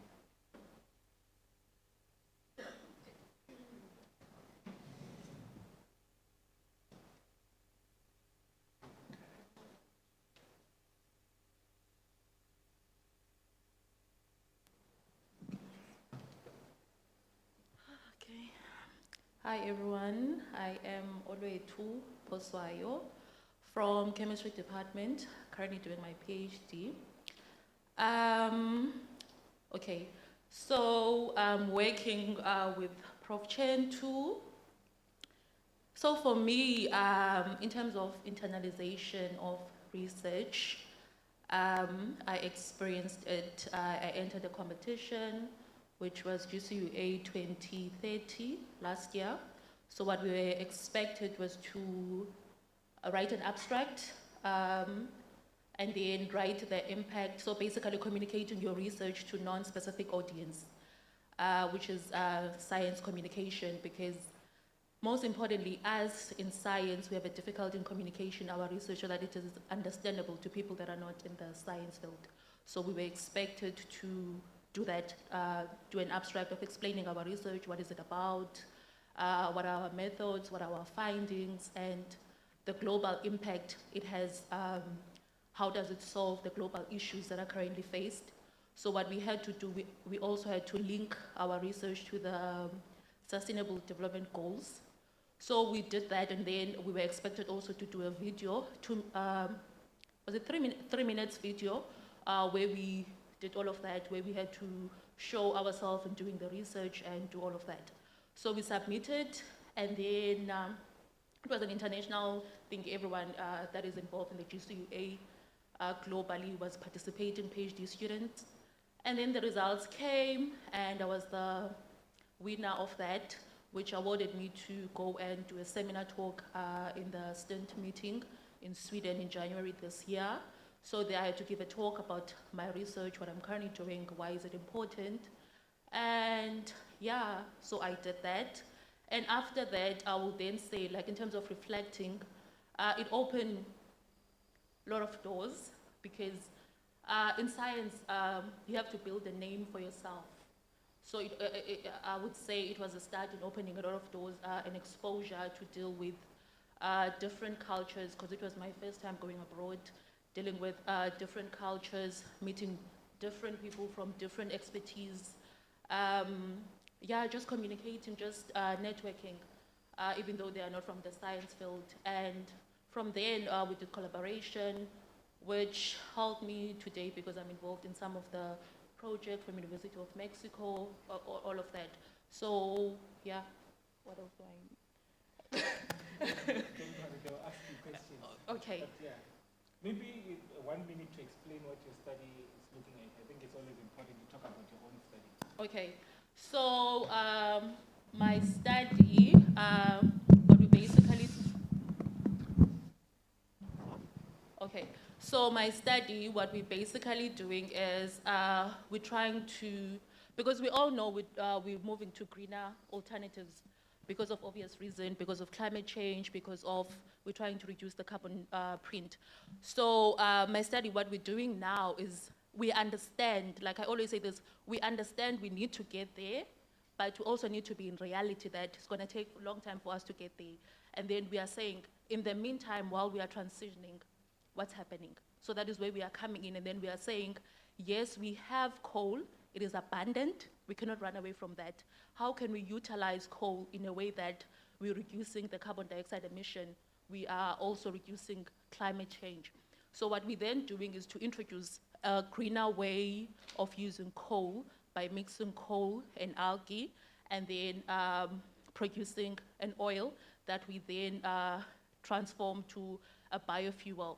So we are in between, because there are challenges that are faced with the biomass, which is one of the reasons why it is not an easy transition in terms of fuel, because of its complications. So we are answering those questions now, so that when we are ready to go there, we can just go there. So that's what we are focusing on in terms of biofuel, but now biofuel in terms of coal and algae to minimize the carbon dioxide emission and the greenhouse gas.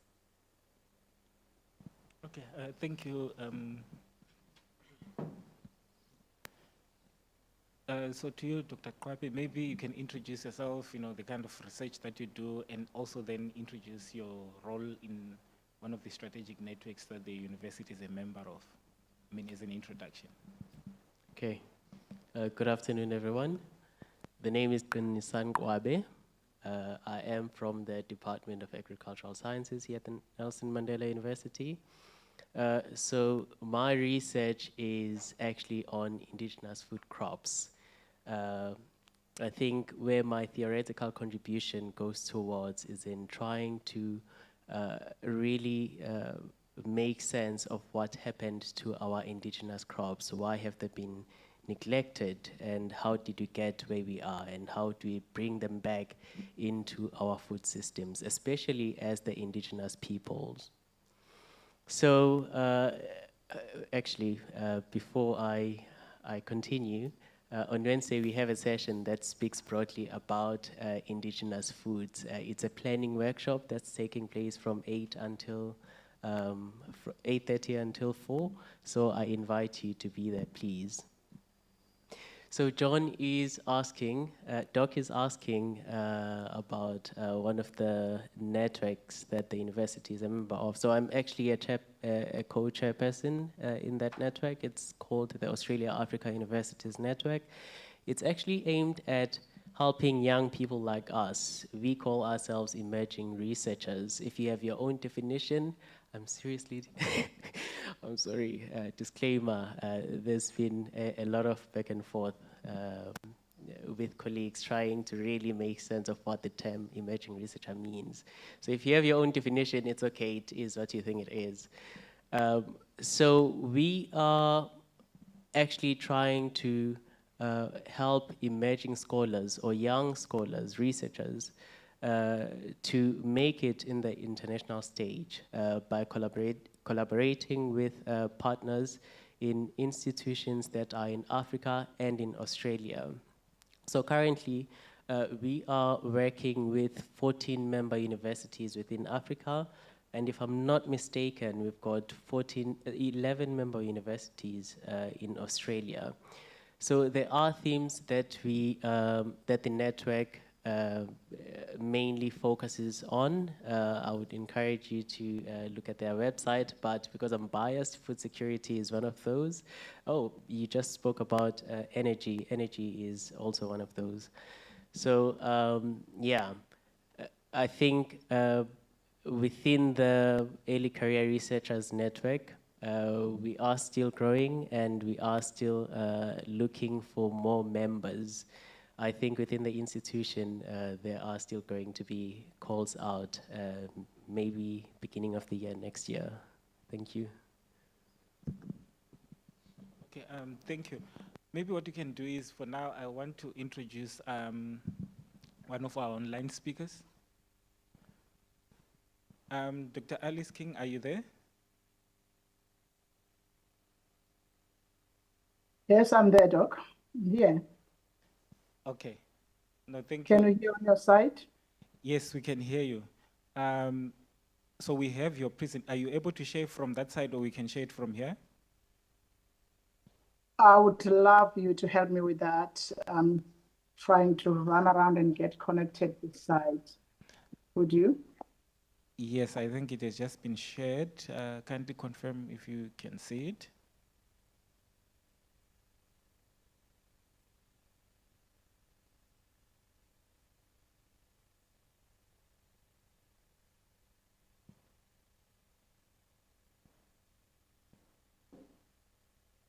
Can you see it? Not on my side. Do you have Okay, kindly share from your side. It seems, yeah. let me just see if been trying to see that if it's going to work on my side. I don't know why it's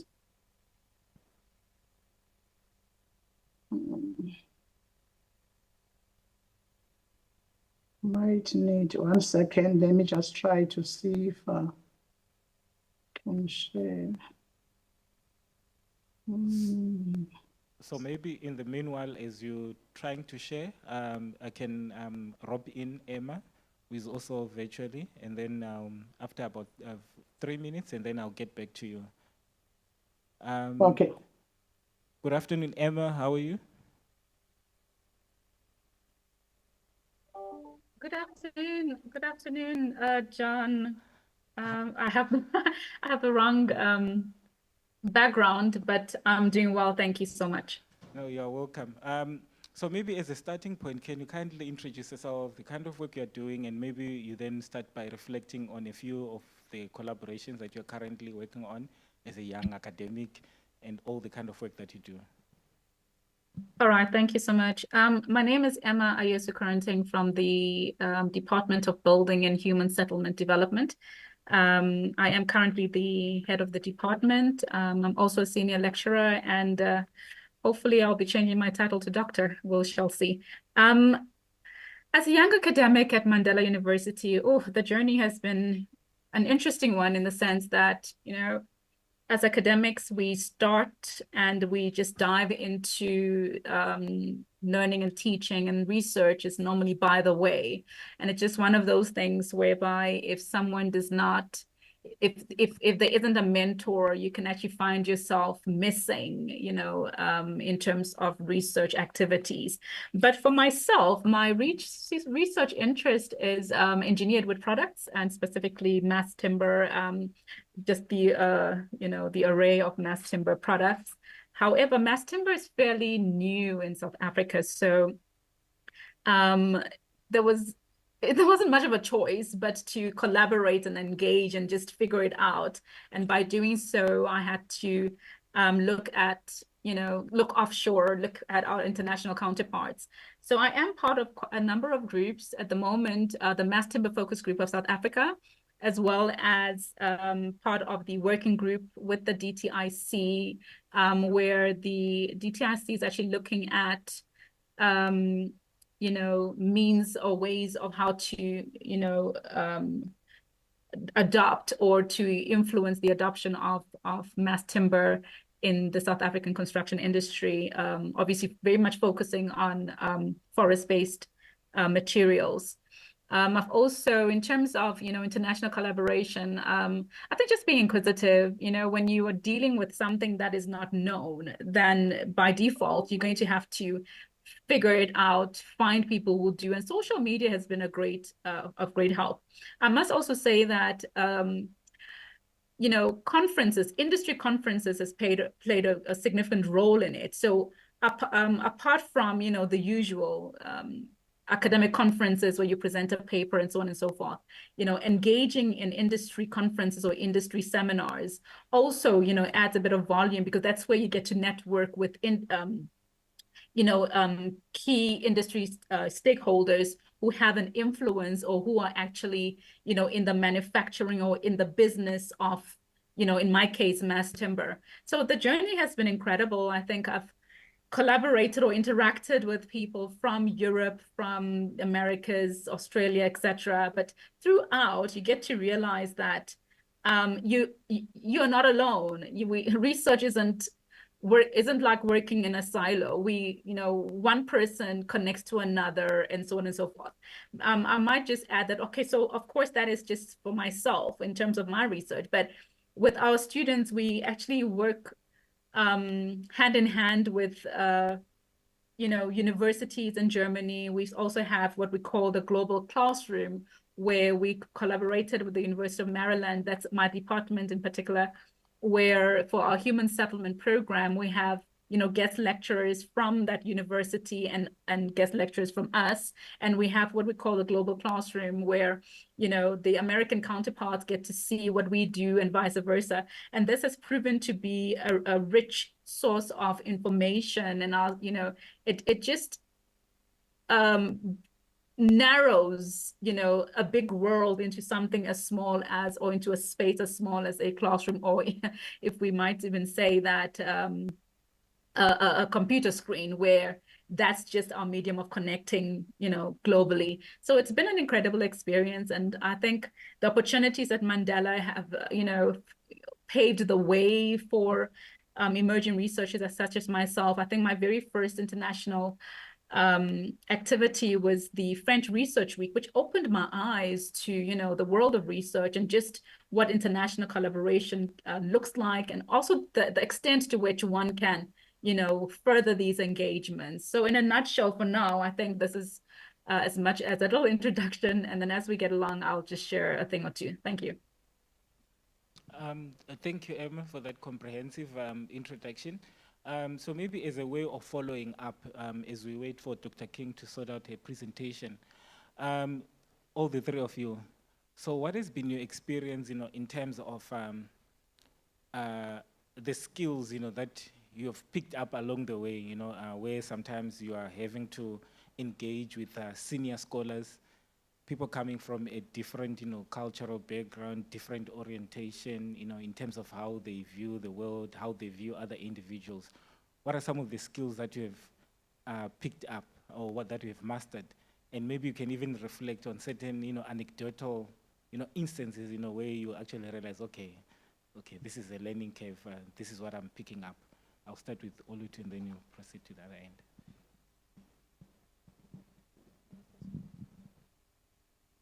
Okay, so skills that I have picked up. Okay, so firstly, so I'll answer based, I'm coming from science. So for me, it's gonna be scientific skills, firstly, because what I've come to realize is by culture, it's affected by laws of where you are coming from. In a sense that if I'm coming from Africa, if I'm coming from South Africa, obviously my research is going to be focusing on that. So in that way, that tends to, I wouldn't say put you in a box, but because you are coming from here, you are trying to solve where you are coming from, right? So, and then now when you are then communicating, or rather sharing information with people from different parts of the world, you then tend to view something that you were doing like in a different way, if I may put it that way. So you tend to, and then you also tend to come into reality of in terms of like international networking. So another thing is, for us, basically, I feel like my fellow chemistry would agree. For us, one of our challenges that we've experienced is that the lack of scientific skills, lack of equipment, right? So that tends to limit us in a way. You have an idea, but because of you do not have the skill, so your idea is limited. So now when you meet other people, you find other ways of doing things. Because of it's not done this way, it doesn't mean there's no other way of you can do it. So that for me, it made me to think out of the box, to view things differently, and to also be aware that because this thing affect me this specific way because of the region, because of the culture, there are other people that it affects them in other different way. And then it also in terms of communication skills, because personally I'm a person, I wouldn't say, yes, I can talk, right? But I'm a person like where there's conferences or whatever, I used to like keep it to myself. So in those exposure, because you need to go out and network, because if you are there, then you're not networking, there's no point. So it also pushed me that way, that as a scientist, as a person, you need to go and network, because you could be meeting people that you could collaborate with. So it also pushed me in those in terms of communication skill, trusting myself, and understanding the importance of networking when you are involved with those people.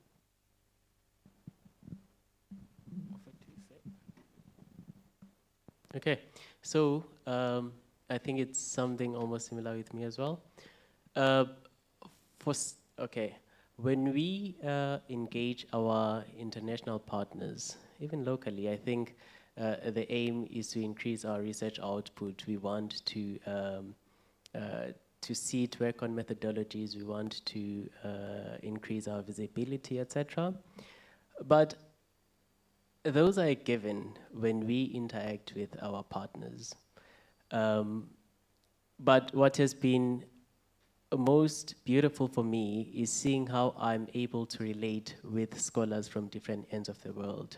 When I sit and engage John, who comes from South Africa, and I come from Kenya, I can relate to John, even if he comes from a different discipline, because I'm now used to interacting with different scholars that come from different disciplines.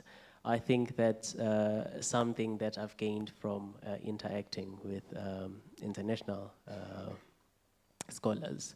But also, if I bring it to my discipline, I think what has been particularly interesting is seeing how people solve the similar problems that I solve as well, I try to solve as well, but we use different methodologies.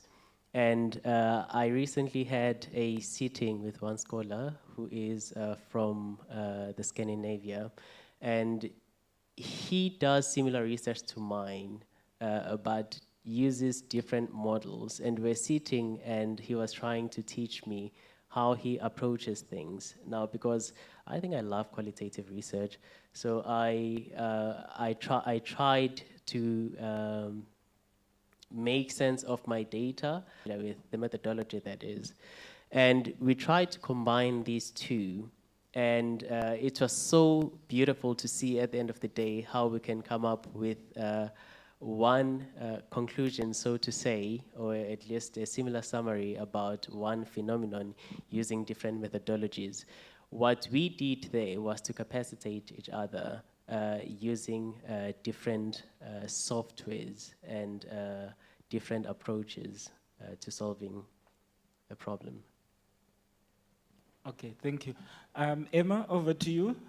What has been some of the things that you've been picking up, in terms of skills in your encounters, whether it's an industry workshop or conference, as well as the idea that you're a young academic, a young woman academic, and then you get into these spaces where sometimes issues of age and gender play a role.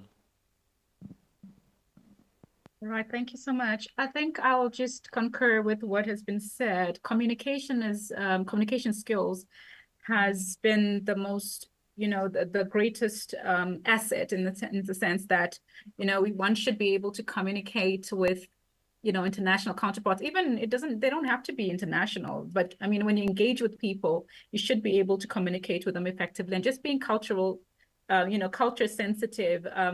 I remember that when I went to Zanzibar to visit a site, it's actually they're building an entire city out of engineered wood products, and they are predominantly it's a Muslim state. So I had to be sensitive towards the expectation that you have to be dressed neatly, in a decent manner.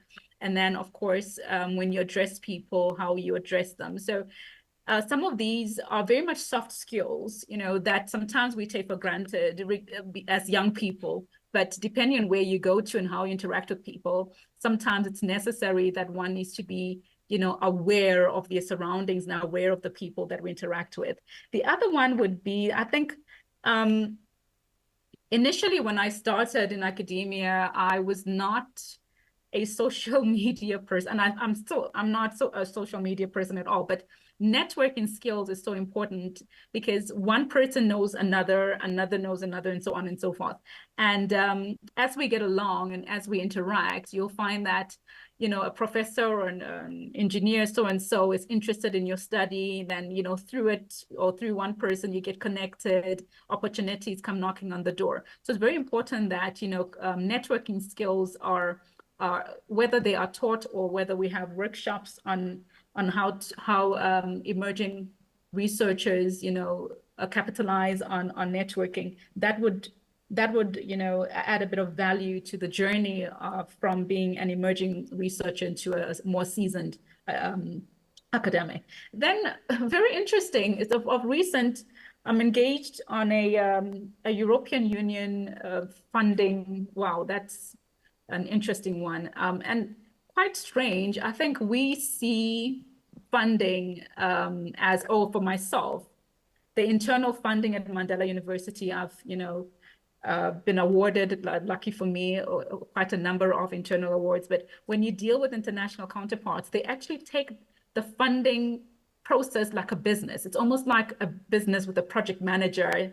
They're running it from beginning to end. So that was quite insightful in the sense that, as a project manager myself, my mind was, looking at it from a construction perspective, but seeing that, in certain places, something as I wouldn't even say simple, as complex as a funding application has a dedicated project manager, project coordinator, admin person. It's almost like running an entire business. So that has been quite insightful. And I think some of just learning from these experts and just learning how they do things, the take home is that we can actually become better. I can, of course, maybe in the future with a bit of more effort also apply for more international funding. But so far, this has been my experience.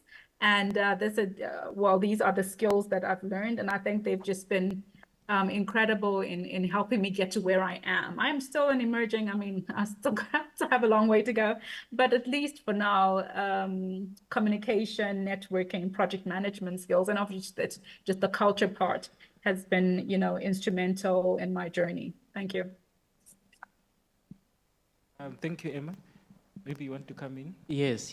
Shout out to Emma, by the way. Hi, Emma. Maybe another thing. When you engage international partners, your stakeholders, whoever, even locally, by the way, you learn to realize that, you actually have a voice and your voice matters. The more you engage people, the more you realize how much of a resource you are, how resourceful you are as an individual. And I remember when I first started, I started with the Agroecology Knowledge Network, by the way. I first started interacting with colleagues from other African countries. It was so hard for me to just voice out my opinions, because I thought these are superior people, these are international people, so what can I possibly offer? But the more I kept engaging with them, the more we kept sitting and talking about research, we actually realized that, hey, we actually have a lot in common, our problems are the same, and we can actually work collaboratively together to solve certain problems. Right now, we're working on writing a book on agroecology, with the same people that I was so scared of engaging initially.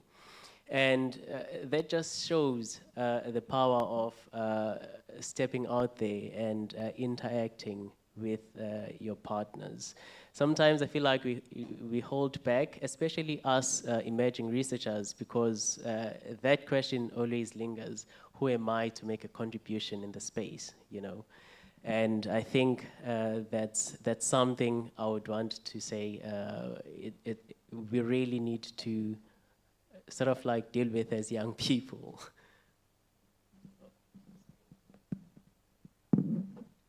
Thank you. Dr. King, are you ready now?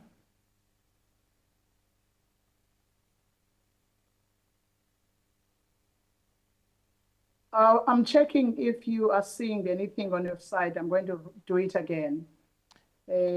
Just sharing one more time and see if it's going to be showing on your side. Is it showing? Yes. Yeah, I think I'll be quickly going straight to what, because on our side, it has been a topic that is on or has been on for some time now, talking about intercultural competence. I'm just trying to ensure that I'm appearing somewhere.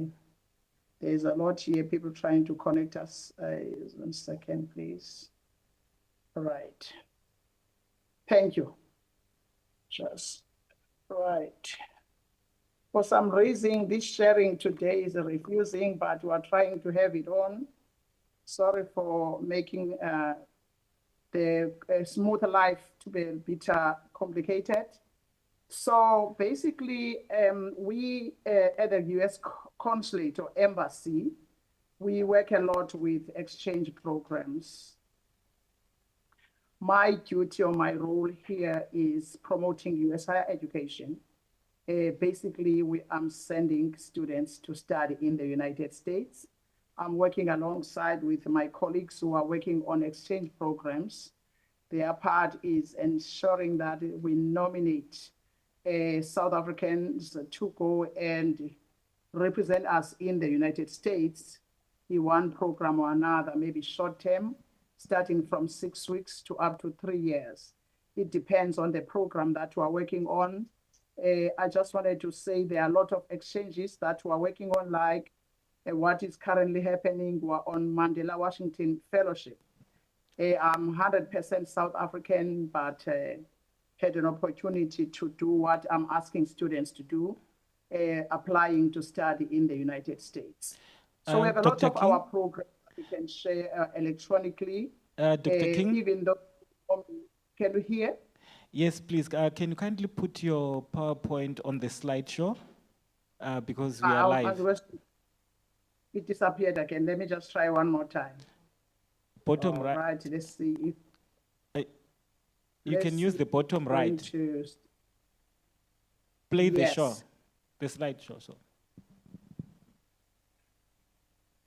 Okay, let me try one more time and see what is happening, because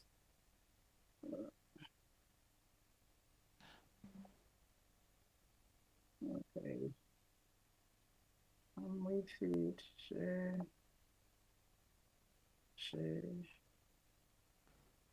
So we can see the PowerPoint slide, but you just need to run the show. So you've got to go to the bottom right of your PowerPoint and then press play. We can see your Let me just see, because I even have IT. I think we have a situation of struggling to work on this.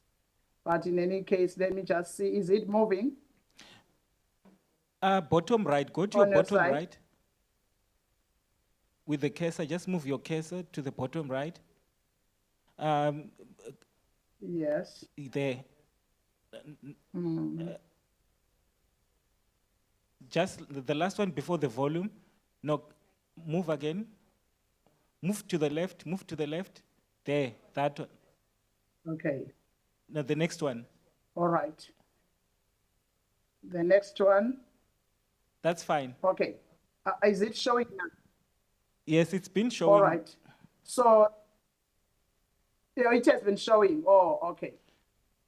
We have a problem with the system. We don't even see what is showing. That's why I was sending the message on the chat box. If you can see, IT guys are struggling as well to assist, but it's good that it's showing.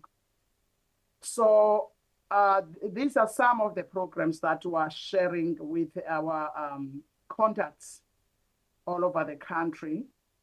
And For instance, the Mandela Washington Fellowship is focusing on young people between 25 and 35, and who are supposed to go on different programs on public management, civic leadership, business, and entrepreneurship. They go for 6 weeks from all over sub-Saharan Africa, and we're sending 700 from the continent. South Africa has sent in the past between 65 to 100 students.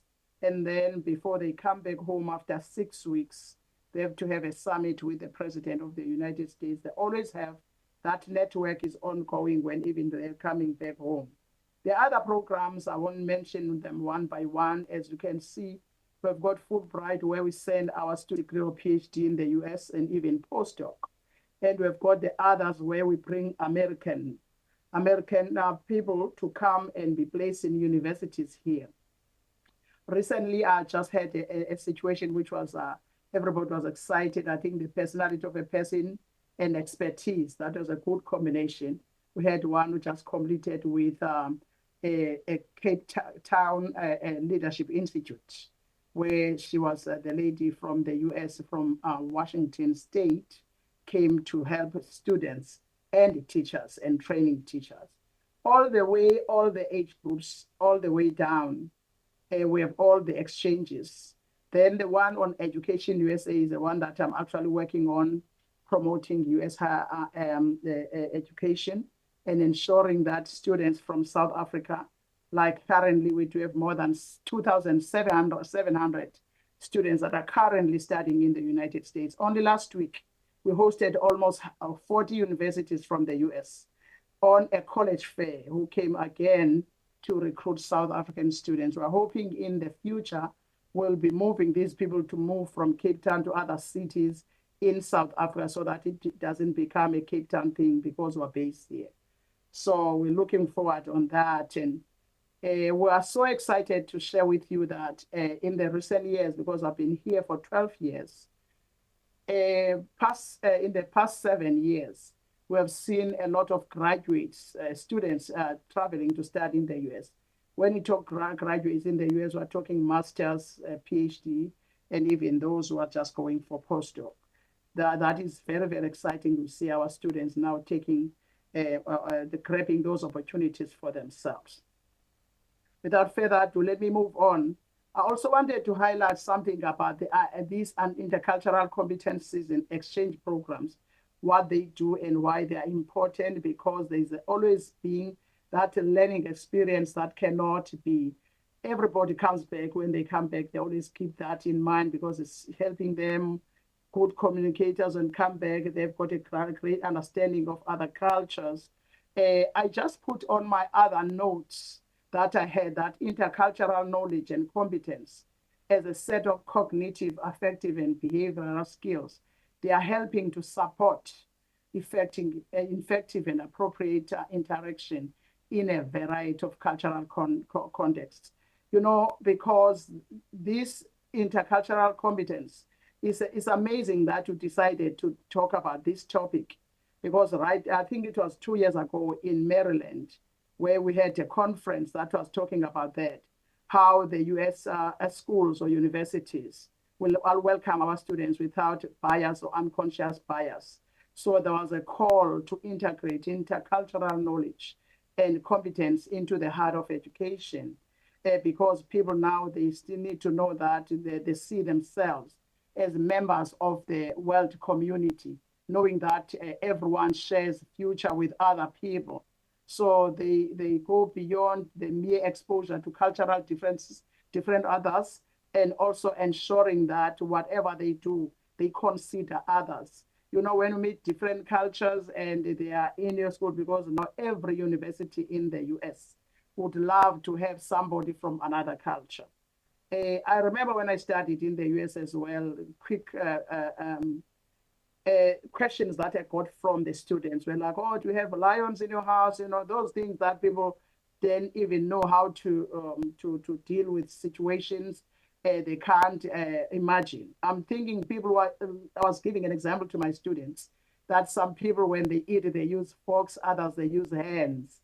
So people need to be curious about why others prefer hands than the real folk from the shops. So people need to be curious and learning from others without judging.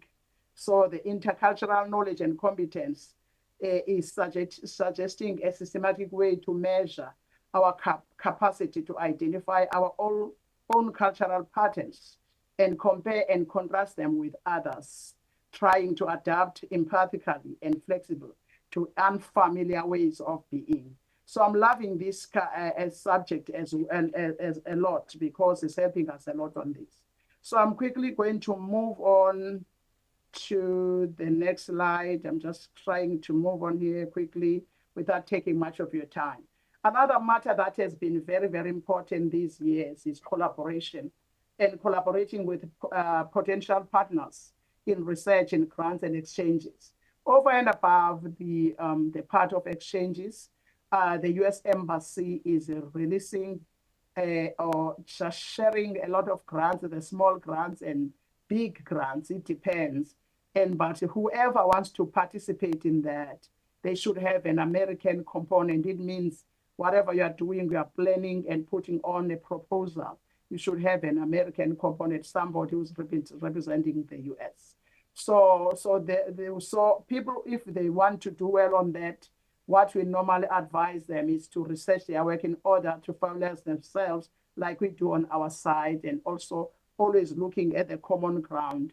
That's why now we look at the American component, who's doing what you are doing, so that you can come up with a good proposal that everybody can share, and you look at the areas that overlap so that it becomes a partnership from the beginning. So that collaboration also will reveal the shared interest between the people that are there. That's what we have. I'm trying to make sure that I don't take much of your time. The management of expectations and relations that is there is what is already written, and we all are doing. Nobody's teaching anybody anything. We have seen that when we keep on having relations, we call people contacts, but it's not contacts, it's people, because there is always clear communication of what we want to do. That's why we have these partners, and we keep the relations. Everybody continues to learn from other people, and we believe that our students and every contact we work with become global citizens, and they are also competent citizens, building trust and trying to dispel any conflict that could cause the partnership to not work for a long term. So that's one thing that I wanted to add on my brief presentation here. In a global space, the intercultural competences here is also helping us, I think, in this space now of research. Education and research, our students, before they even think about studying the US, they don't just call the big names. They think about Ivy League schools. They think about this particular school. They need to do the research. One other thing, for the graduate students, they need to have a proposal. So they need at least to have something they are going to present so that they can have more opportunities in the universities they go to. So they can be graduate assistants, they could be research assistants, they can be teaching assistants because they've got something in the hand. Last week when we had a college fair, we also worked with another section in our consulate, which is foreign commercial service or trade mission. So they are also in the field of education as well. So where they are doing the international business and trade in education. So we're looking forward to have this global teamwork and collaboration going on. And because our part here, we're doing diplomatic mission and international relations. That's a part of what we're doing. We are hoping that when partners work together in a global space, there will be community building and also social cohesion. When people start respecting other culture, talking about intercultural competence again. I remember the last time we spoke in the US, it was like the universities in the United States must expect people with an open mind, not expecting people coming as vacuum, that they are going to engage them. Everybody will just go through the personal growth and development, not just students, even the education or admissions officers on the other side. So I just wanted to put those together. And also the last part I wanted to share here on the leadership roles that open doors for people, this interdisciplinary collaboration happening all the time and supporting the knowledge translation, because as people research ahead right now, that Dr. Tanisan was talking about working with people that, first of all, we're not sure if they are going to work with you. At the end of the day, there was impact. This translated into even writing a book. So that is something that we are looking at as well, to say we want to ensure that we get to the research landscape, our students that are being prepared as they go and start in the research, especially now that we have about 70% of students now going for undergraduate programs. So research is one thing that we want to do more for our students as they are traveling to study in the United States. So basically, I just wanted to share more about that, about our exchanges, about what we do, and see how best also we can fit into your platforms in future. I think that's about it from my side right now. Thank you so much. I'll take any other questions from your side. Okay, thank you so much, Dr. King. Maybe just to check, how many students do you have here? I'm just curious. Okay. Okay, thank you. Another question, a follow-up question. How many of you have got passports? Say this again? Okay. Oh, you are talking to students. I get it. Sorry, I'm still talking to students. I wanted to check on who has a passport. Okay. So there's a story that you would like to share, just to lighten up the moment. So always, as she said earlier on, unfortunately, she's going to be the example. So always, she said she did apply for the competition one. I think we got the email late last year, right? Yeah, late last year, towards the end of the year. And then he said, always, look, you've won this thing. I think she won 3,500 euros. And then we didn't even know that they were going to award another opportunity to travel to this meeting in Sweden, and all expenses paid, trip. I think it was for how many days? 4, 5, She even stayed longer than some of us, which was nice. However, there was one stumbling block. Oleti did not have a passport. So the point that I want to put in as an emphasis, the moment you enroll for postgraduate, never underestimate yourself and even the opportunities that will come along the way. The bell will never ring. It will just come like a flash, and then all of a sudden. But then, of course, the nicer thing is, these days, the Home Affairs, they've made it easy, right? You can simply go to a bank. I think you got your passport within 4 days, isn't it? It was very quick, and she was able to squeeze in and even apply for the visa. So it's important that if you're a postgraduate student, especially local students, make sure that you have that passport. Always have it in the back of your pocket, because your supervisor is going to get an opportunity. You are going to apply for an opportunity to travel, whether it's a 1 week, 2 weeks, where you're not even putting a cent to that particular trip, but it's part and parcel of the opportunities that come through. You will miss them because you don't have a passport. So make sure that you get a passport. Of course, no offense, already. It's an example. Anyway, so we've been talking here in front. Maybe we just want to open up the floor. There are comments, there are questions. The reason why we've organized this session is just for the colleagues here to share their own experiences, their own encounters, on how they participate in different platforms, that the university enables them to, and their own experience. So maybe we just want to open up comments or questions also to Dr. King, who just did also a presentation. They run some fantastic schemes, that down the line, I think I foresee myself also applying for the Fulbright, just to go and spend 6 months there. Who doesn't want freebies? The only effort I have to put is to put in an application. So questions, do we have any questions and comments? We're opening it up.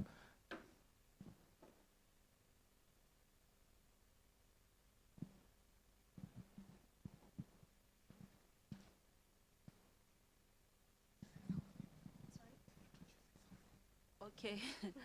Hello, my name is Zizi Pongayeka.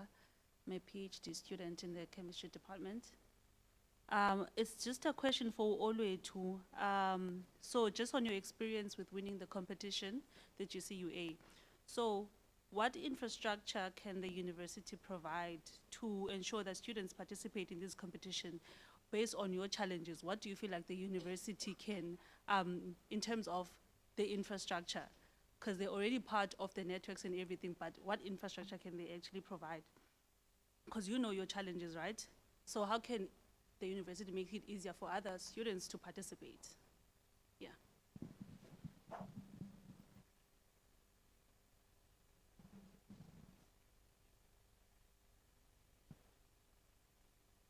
Oh, can I ask the question? Hi, I'm Dr. Govender. I'm from University of Free State, and I'm also an early career scientist. So I don't know if I caught the end of it. Is it just the early career scientist network is just for Nelson Mandela University, or is it for the whole of South Africa in terms of networking? And then my other question would be for Dr. King. So if you were interested in one of the programs that she mentioned, do we send her an email? How do we apply for one of these programs to go to the US? Thank you. Okay, we'll ask, you can take this. Okay, so thanks, C. So for me, I feel like the university could provide more support in terms of, because there are a lot of challenges with, I didn't have a passport, obviously, and then now it was a matter of, you have an award, you won, but now, because of the money that you won, like your winnings are not in yet, so you are struggling to go and give a seminar, if it makes sense. So I feel like at that time, I wanted a support from university in terms of funding, because the money was already going to get in and it's going to go through my student account, because it was a matter of, yes, I have this opportunity, but for me to get there, there are challenges for me from, even though it's a paid, everything paid trip, but there are days where they were not covering, you understand? So they needed to be like, it was a stress of, okay, now how do I get from here to there? How do I survive on those days? You know, all of those things. So I feel like for me as a student is to provide more support. What do you need? How can we help? You know, those things, so that to make the trip less stressful, because before that I was stressed about how will I get there, you understand? So you only enjoy when you are there after, because I think if I remember correctly, I only got money when I came back, you understand? So I think if we could get more support from the university in terms of, now that you've won, how can we help to make the trip more easier for you? So I would, sorry? Yeah, so I will also say, in terms of, I'm not sure if I'm putting it correctly, but even, I feel like the university should, in terms of how can we maximize these international networks, how are we supposed to know about them as students? You understand? Because you will find that there are networks where they're happening in the institution, but as a student, we are not aware of them. You understand? So I feel like if ever the university could maximize, make it a point that we are aware of them, and then now when you're entering, how can we help? Because that thing, yes, it puts your name on the spot, but it also puts the university on the map. You understand? So now it's a matter of, now you have chosen to enter, you are the one representing Mandela. How can we assist? What do you need? Do you need help in terms of shooting the, because it was also a struggle in terms of shooting the video. Like we had to get, ask people that are in photography, can we borrow your thing? Can we borrow your thing? So there's that lack of support that will then turn, because I was like close to here asking myself, why must I bother? Because I don't have the support, and then the support, you're only getting it after you have won. So which is, it's gonna get to a point of people not want to enter, because now if I enter, it's a headache. If I win, it's a headache. Only after when I will start to enjoy. So I think from my side, it's the university, if they could support us better, more as students. Thank you. Okay, so the question was, is the network open to everyone? And the simple answer to that is no. For now, it's closed to specific institutions. Those would be the member institutions. Please remind me from which discipline are you? Oh, okay, sorry. I thought you said environmental science because the agroecology one is very much open for now.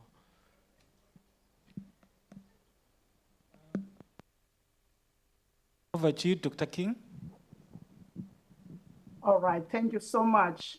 I just love it when you get challenged.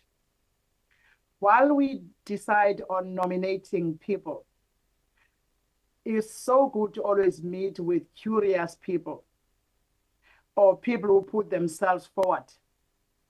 Because if we didn't have that such kind of people, we didn't be able to get the best of the best. As embassy employees, we nominate people. Sometimes we nominate people that we've met or through the admissions directors or international offices at the respective universities. But when we hear somebody reaching out to say, this is what I have, maybe somebody send a CV.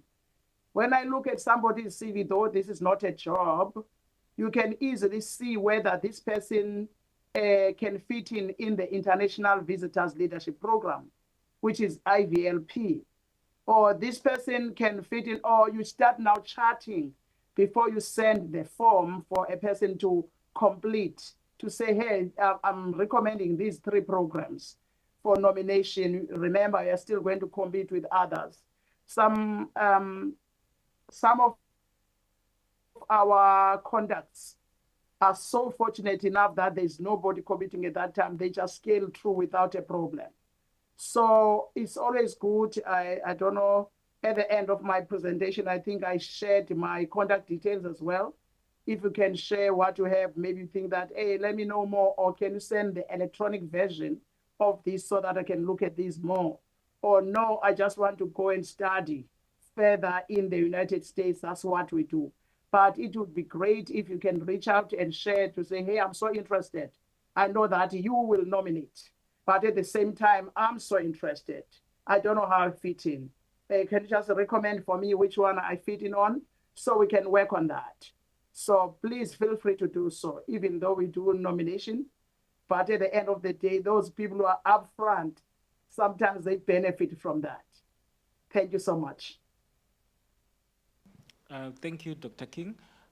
Just to add on, so if we check on the U.S. consulate website, they do post, calls that come out, and the closing dates.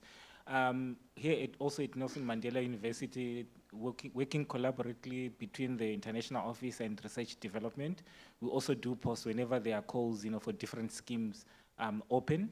And then we also do organize, information sessions. I know last week we actually had an information sharing session for the Fulbright Scholar Program. And yeah, we had one of the representatives from the consulate, taking through a few individuals that were interested in doing so.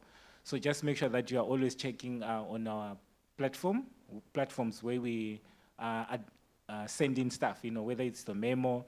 Some of the emails are very deliberate. They come through your specific departments and faculties.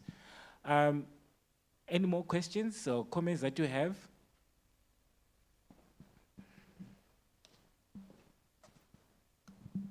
Thank you, John.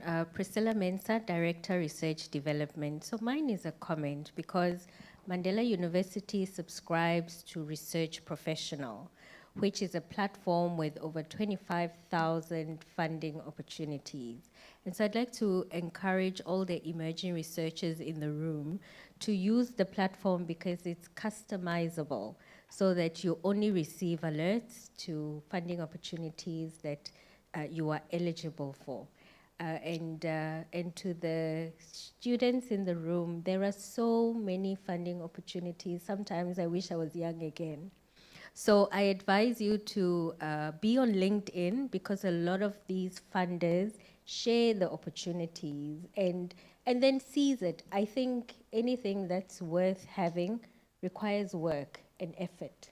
So the values that will come from international collaborations, from opportunities to work with external stakeholders are worth it.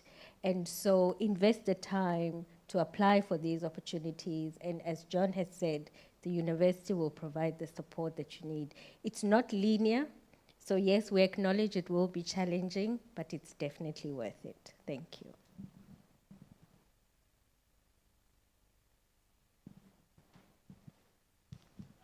Do you have comments, questions? Okay, so maybe what I can then, we'll start with the speakers that are online to give us their last concluding remarks before we come to the ones that we have here. Over to you, Emma. Thank you so much, John. I think from my side, embrace it, you know, have your own voice. We all have specific research interests, you know, find your niche and go for it. It's every opportunity that comes your way, take it. There are people that are there to help. The research departments of the university are there to help, and yeah, carve your, almost like, you know, make your own path in terms of research. And yeah, I guess maybe the sky is no longer the limit with all the resources that we have. Thank you. Thank you, Emma. Dr. King? Thank you once again, Dr. John, and again, thank you for having us so far. I love this virtual space because you fly, you find yourself in spaces that wouldn't normally be in. Thank you so much. I just wanted to finalize by talking about or encouraging our students or our lecturers or anybody who's in there to continue utilizing the international opportunities for global perspective, for networking, which never ends when you go there, for collaboration, knowledge sharing is very, very important, career advancement, personal growth, which is always forever going. There is always access to resources, like you have said, all over the place. When you enter the website of anywhere where you want to go, you always get something that you normally wouldn't get if you were not curious to know. There's a lot of finding yourself on competitive edge when you find yourself being with the best of the best in the world. You will never know until you tap in that space of global impact. So I just wanted to encourage our youngsters here or researchers here to say, somebody is busy looking for you. Allow yourself to be available in that space. Somebody is actually digging for you. You won't find out. It's like you are looking for that person and that person or that institution is looking for you. We talk a lot here about a right fit. There is a right fit institution that is looking for you. Don't sleep. Just ensure that you find the person who's also looking for you. That's my last word. Thank you so much. Thank you, Dr. King. Olutu?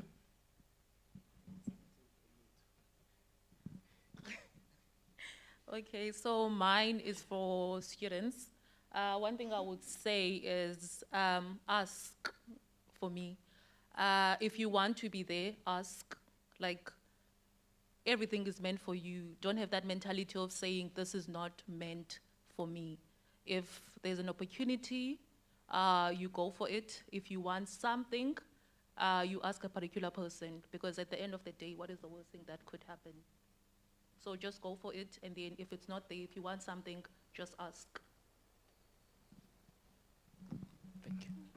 Okay, I think for me, to everyone, in fact, I think it would be that we mustn't take it for granted when we meet people that want to collaborate with us, and we mustn't wait for people to approach us to ask for collaborations. We need to also learn to take the initial step and say, we actually want to work with you. If you see somebody is making an impact in your field, approaching that person could actually be your next big thing. Because at the end of the day, as academics, as researchers, we want visibility. If I conduct research, I want that research to be well recognized, not just locally, but also internationally. So it could be a big break if you say, let me collaborate with somebody that is well known in the field. But also, I think it's just so beautiful to build networks with people, because beyond the professions, beyond our careers and disciplines, you learn to grow in other ways. The speaker, sorry, I forgot, is it Dr. King? Dr. King made an example about teaching their students about others using spoons and others using hands. That's a cultural thing. You get to open up as you interact with people from different settings, from different cultures as well. So mine would be, let's take collaborations seriously. If we see that somebody is within our discipline, comes from a different setting and has a different maybe line of thinking or approach than ours, let's get closer to that person and let's work together. Thank you. Okay, thank you. Maybe I just want to give a few comments. I think this period, there's a lot of funding in comparison to, for example, when I completed my doctoral studies in 2019, going back, funding was very thin. It was a battle. But when I look at it now, since then, funding, it's all over the place. There's one example that I used in the last session. I think it was organized by the research development, where I said you need to have an attitude of a honey badger. You know the honey badger, right? It's black and then it has got white stripes on top. That animal, you must go and Google it. It can take on anything. A lion cannot even touch it.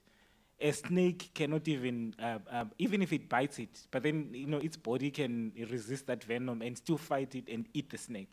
It's brutal. However, even when it wants honey, it will get stung, but it will still eat that honey. So when it comes to funding and opportunities, you've got to be resilient. You've got to be aggressive. You should not give up. Whining and just keeping quiet in your own corner, you actually limit yourself. Right now, when you finish your postgraduate studies, you should exit the system once you've already built your own network. If you don't have your network, you will have your qualification, you've done these amazing studies, but you've got no networks. Sometimes, yes, you can ride on your supervisor's networks, but also in your own right as an individual, you've got to build your own network. It's either you want to go into industry or you want to become an academic. I mean, not everyone is going to be an academic at Mandela. You've got to look elsewhere, and not only in South Africa. You look onto the continent, you look elsewhere. So you've got to open up your eyes so that you see things beyond where you are located. And if you do that, then you are able then to tap onto all these opportunities that are all over the place. Networking is important. LinkedIn is important. What the International Office, Research Development, post, take time to look through the memos. Opportunities are there. And also making time to visit the responsible offices, resource offices, just to come and understand how things work. So that whenever an opportunity comes through, then you exactly know what are the steps to be followed.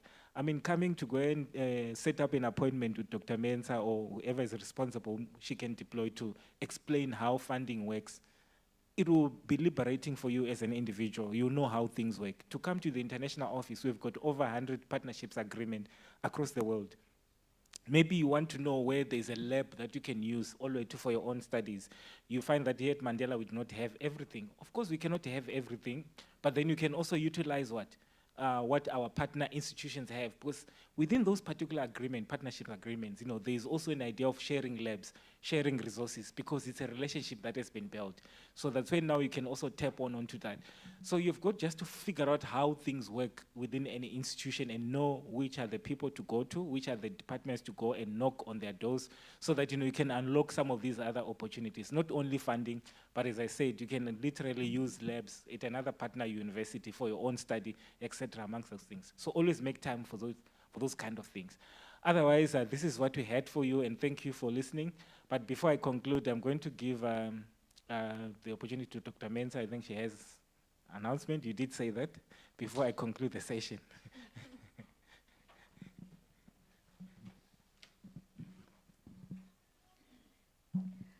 Okay, so I'd like to remind all the stakeholders that our venues open up at 8 a.m. tomorrow, and that at the Science Center, we have arranged for a barrister to meet you at 8 o'clock and give you a lovely cup of coffee, and for you to view the student posters from 8 to 8:30. We're running a student competition for best poster, but really the students will be there to talk you through their posters. So please don't miss out on that great opportunity. This year we have honors, masters, and PhD students presenting their posters. Thank you.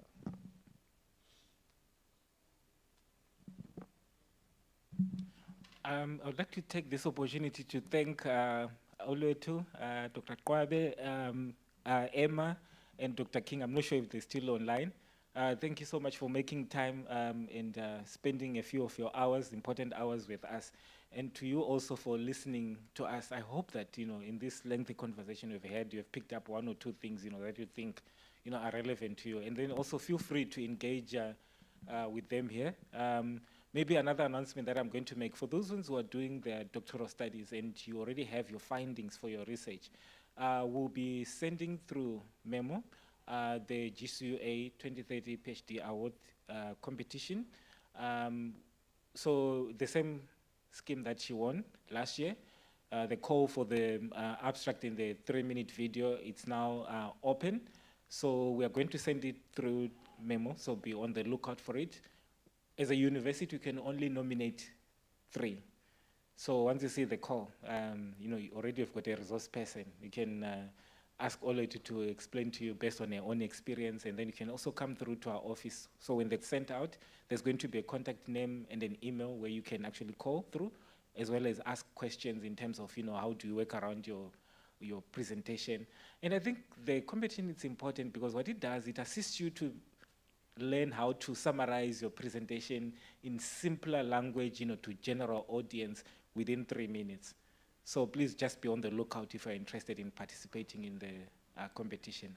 Otherwise, that's what we had for you, and thank you for listening. Good afternoon.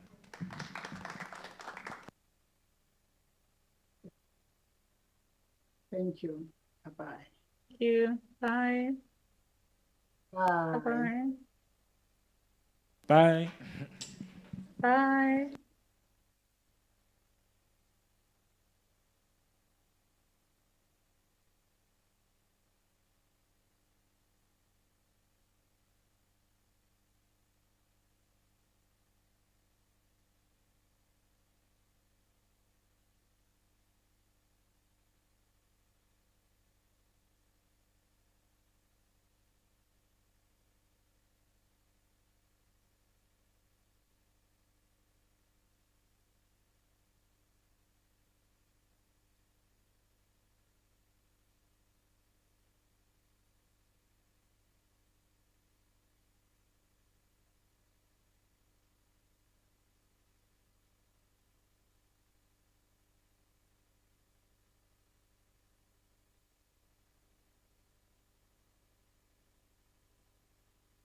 Recording stopped.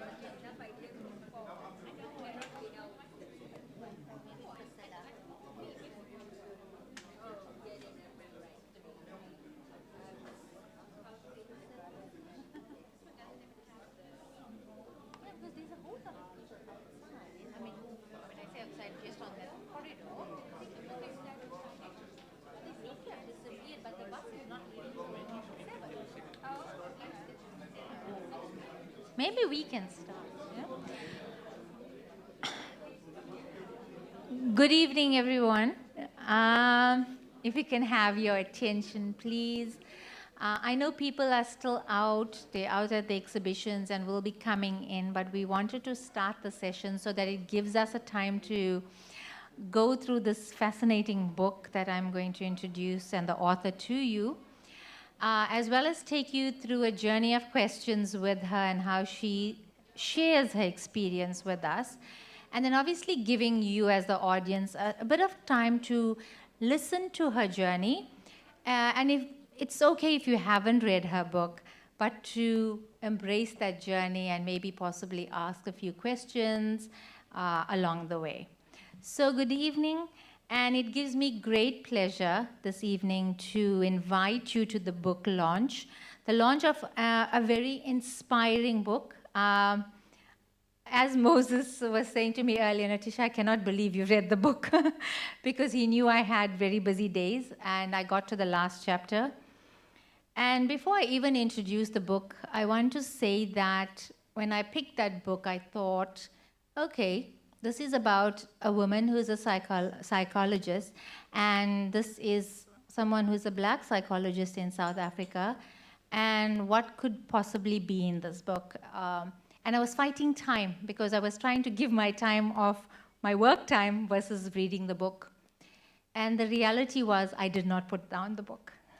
I carried on reading, being inspired by this book, being triggered at times by the book, feeling heavy emotions by the book, and trying to relate in some ways, because you can never fully relate to someone's experience, but trying to find that space to relate to someone who's written and shared very deep feelings, putting a lot of effort, time, and experiences that are not always good into a book. And so I didn't put that book down, and of course I lost work time, but when I look at it in the bigger scheme of things, it was so worth it. And I hope that when you get a chance to read the book, you're able to go on to that journey that I have experienced, and, you know, in some way kind of relate to that experience, and you're going to hear what the author has to say, if, as I said, if you haven't read that. So it gives me great pleasure to invite you to the launch of the book called Rocklands on Becoming the First Generation of Black Psychologists in Post-Apartheid South Africa. And I have the privilege of inviting the author who's on stage with me, Liesl Jean Jacobs. Welcome.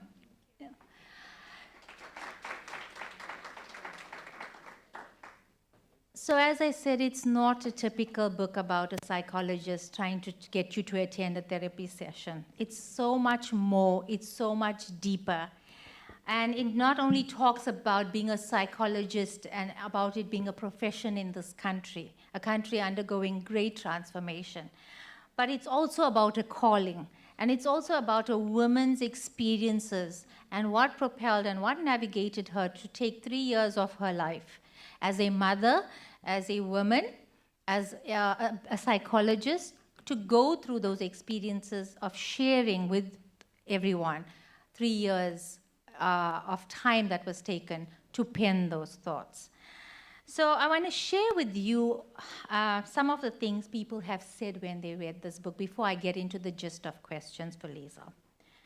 When I first read the manuscript, I was excited and disturbed in equal measure. This was by Prof. Jonathan Jansen from Stellenbosch University. Liesl Jacobs offers us a courageous and captivating read. This book is both inspired and inspiring. Professor Norman Duncan from Korea. And one of the others is Prof. Cheryl Potkita from Durban University of Technology. I read the manuscript 4 times, and I was triggered, troubled, traumatized, and totally impressed with scholarly work. I am not aware of any other South African scholarly work which recognizes how a country's political climate, families, communities, and then inserts the personal and, dare I say, the intimate to produce an academic text of this stature? So Liesl and I were emailing back and forth, and I sent her according to her, a lot of questions. I'm going to take you on a little journey because I know probably through most of your minds, why did you write this book? What is your book about? So, Liesl, if you would give me this pleasure of asking you a few questions and then also engaging the audience, I would like to ask you the first question that relates to your personal journey. What inspired you to document the experiences of first generation of Black psychologists in post-apartheid South Africa? And how did your personal journey shape the narrative of this book? Thank you, Natasha. Thank you for the warm welcome, everybody. So this book is about me, a girl from Rocklands Mitchell's Plain in Cape Town, and my journey from Rocklands Mitchell's Plain in Cape Town to Rhodes University, where I currently head the Department of Psychology. I wrote this book throughout the term of being the first Black woman in 120 years to head up the psychology department, so it wasn't easy. And I think I wrote this book with my students in mind, because whenever I teach, I sort of try and locate my teaching within the profession and how I became a critical psychologist, which is an applied psychologist, so not a psychologist that is registered with the Health Professionals Council of South Africa. We criticize people who are registered with the Health Professional Council of South Africa because we have the public in mind. We think about how the public still in post-apartheid South Africa doesn't have access to psychological services, and we ask why and how can we improve as a discipline. So the reason I wrote the book was because whenever I introduce myself and my pedagogy to my students, they ask me about my journey in becoming a critical psychologist. And it's always, very inspiring to hear students say, oh, so I don't have to be a clinical or counseling psychologist. I can be a critical psychologist as well. But then I have to tell them what the pitfalls are of becoming a critical psychologist. They're not registered with the professional board. So yes, in short, that was the reason why I wrote the book, because my students need that. Not everybody can get into honors. You need to have exceptionally high marks in psychology third year to get into honors. And so I just wanted the students to get an alternative if they weren't able to get into honors. And my life is really that alternative. And as you started the book, can you share, but, take any part of the book, but how did that, shape the way the book came about? Because, if I had to share some bits of the book with people, I would say one of my favorites was chapter 4, that spoke to a lot of emotion. How did you go about, penning down those very deep, intimate thoughts and experiences more? I have to check what chapter 4 is.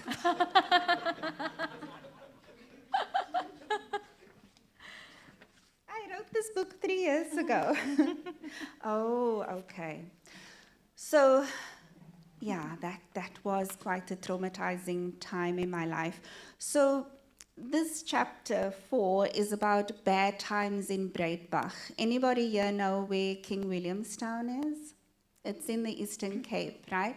So, living in Rocklands Mitchell's Plain, my father was a construction worker and wasn't able to get a job during apartheid. This was basically how his work life was. He would work at a company and then a white person would join the company. My father would have to train this person, and then this person takes his job and then he gets fired. So Most of my formative years, I didn't spend with my father because he was always traveling to Joburg, to Zimbabwe, to all these remote places to find work.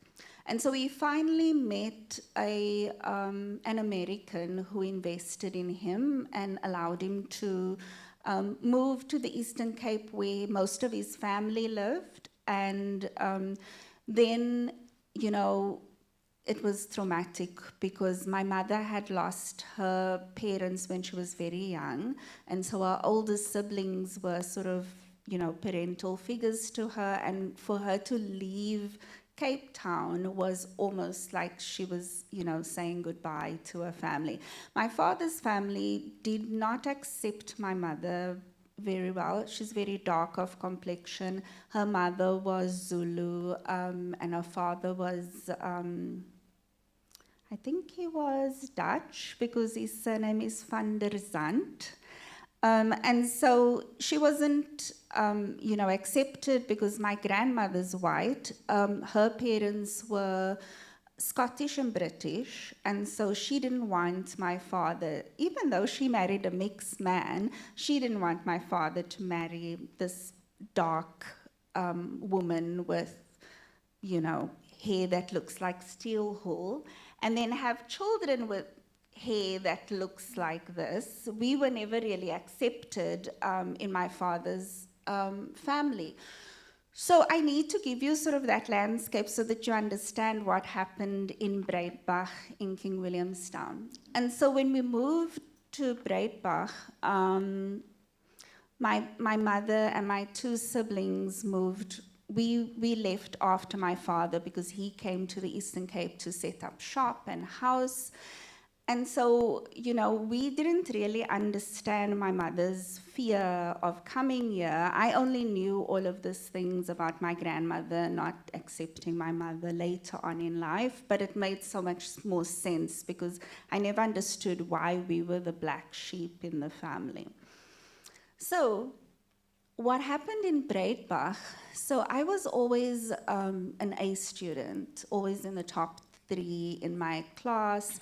And I'll never forget, and I think I write about it in the beginning of the chapter, my uncle, who is a professor in psychology as well, he, when we came there, the first thing he asked, and my father's family are extremely, you know, pretentious people, like your grades and your wealth and all of those things are very important to them, whereas my mother's side of the family, it was more about loving and, you know, family and eating a lot of food and stuff, but with them it was a lot about status. And so I always got, like back then I was in I want to say sub 3, which was grade 3. And my uncle wanted my report card. My cousin and I are born in the same month and we in the same grade. And so he told her to get her report card. And I knew this was going to be a whole comparison about, you know, how much grades, you know, how our grades compare. I got out of 330, and I tell you, this is many years ago. I'm almost 50, and for me to still remember this should tell you how this impacted my development. So I got 327 for my grand total out of 330, which means almost all my subjects, I got 100% in them. And she got 328 out of 330, 1 mark more than me. And my uncle said, "You are disgusting. We don't accept failure in this family. Next term, I want you to get, you know, full marks. Why couldn't you get full marks?" And my cousin, who got 1 mark more than me, was smiling from ear to ear because, you know, he didn't say anything to her. Again, this cousin, very fair of complexion, green eyes, blonde hair, and here I am. So I think that's the only reason. There might be another reason, I don't know why I was picked on, but that was sort of my introduction into Breitbach. And so everybody knew my father's family. They were very prominent people, judges, lawyers, doctors in the Eastern Cape. So, you know, there was always the spotlight on us, and it was always very uncomfortable. But just to sort of end off this chapter, that I'm surprised that chapter stood out for you, but I was bullied a lot in Breitbach because, you know, English was my first language. I was in an English class in Cape Town at Rocklands Primary, and then had to learn to speak Afrikaans because, you know, back in the day, people who looked like me only spoke Afrikaans in the Eastern Cape, and that was our instruction, was in Afrikaans.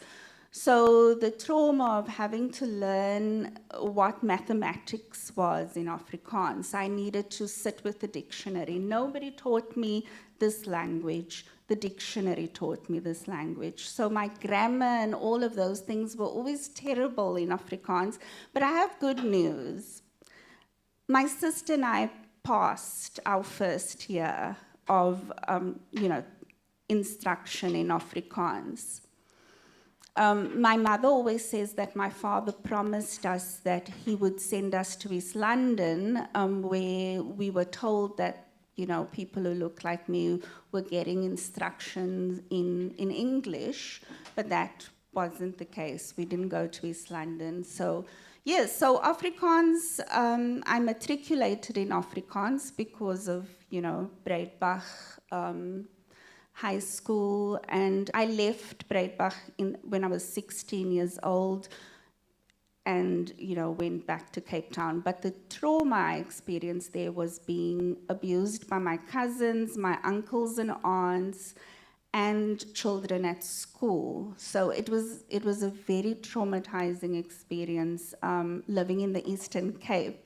And then eventually coming back as an adult, I felt very empowered because, you know, now I'm coming back to the Eastern Cape with more experience, but also just knowing that I wouldn't allow anybody to bully me again. Hence, enter Rhodes University, bullied by students. Yeah, so at Rhodes University, it's been a very interesting experience in the first couple of years teaching. You know, white students would say to me, we didn't come to Rhodes University to be taught by black lecturers. We came here for the white experience. And this is a previously white university, and you still get those kind of things. And then also, I was just telling Natasha that something terrible happened at Rhodes University as well, where black students came to me and told me that white students on a WhatsApp group was planning to stone me to death because I wouldn't allow them to travel in the same taxi to tour Fort England Hospital. I mean, something as simple as that. So that's also written in the book. Thanks so much for that, Liesl. And I think when I read that chapter and I made notes for each of those chapters, I think the reason I asked that question was because it kind of, you know, takes me to my current students. A lot of students I would say in the near past as such, have gone through some kind of bullying or some kind of trauma that you had faced. I know to a small extent, I cannot say to the extent that you faced, but to a much smaller extent, I faced that as well, having, you know, a maternal and a paternal side of the family.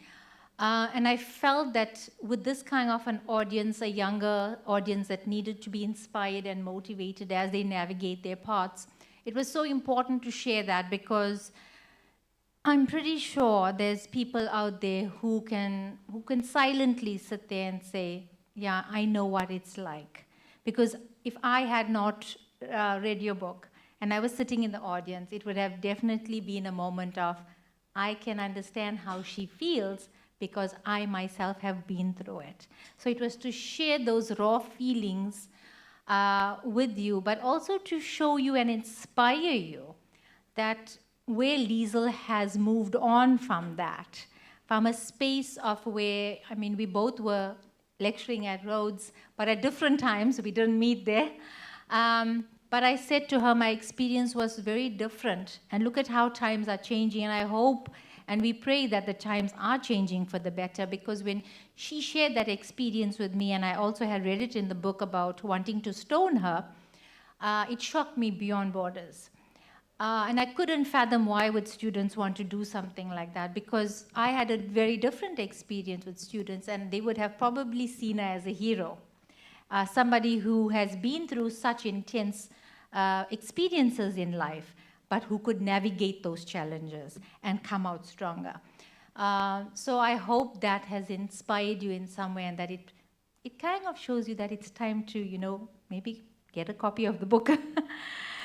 But let me go to the next question. And Liesl said to me, Natisha, why are you asking me this question? And the next question I want to ask, I gave a little subheading, so she had a snippet of what I was going to ask before the question. And I want to ask her a question around Brenner's ecological systems theory.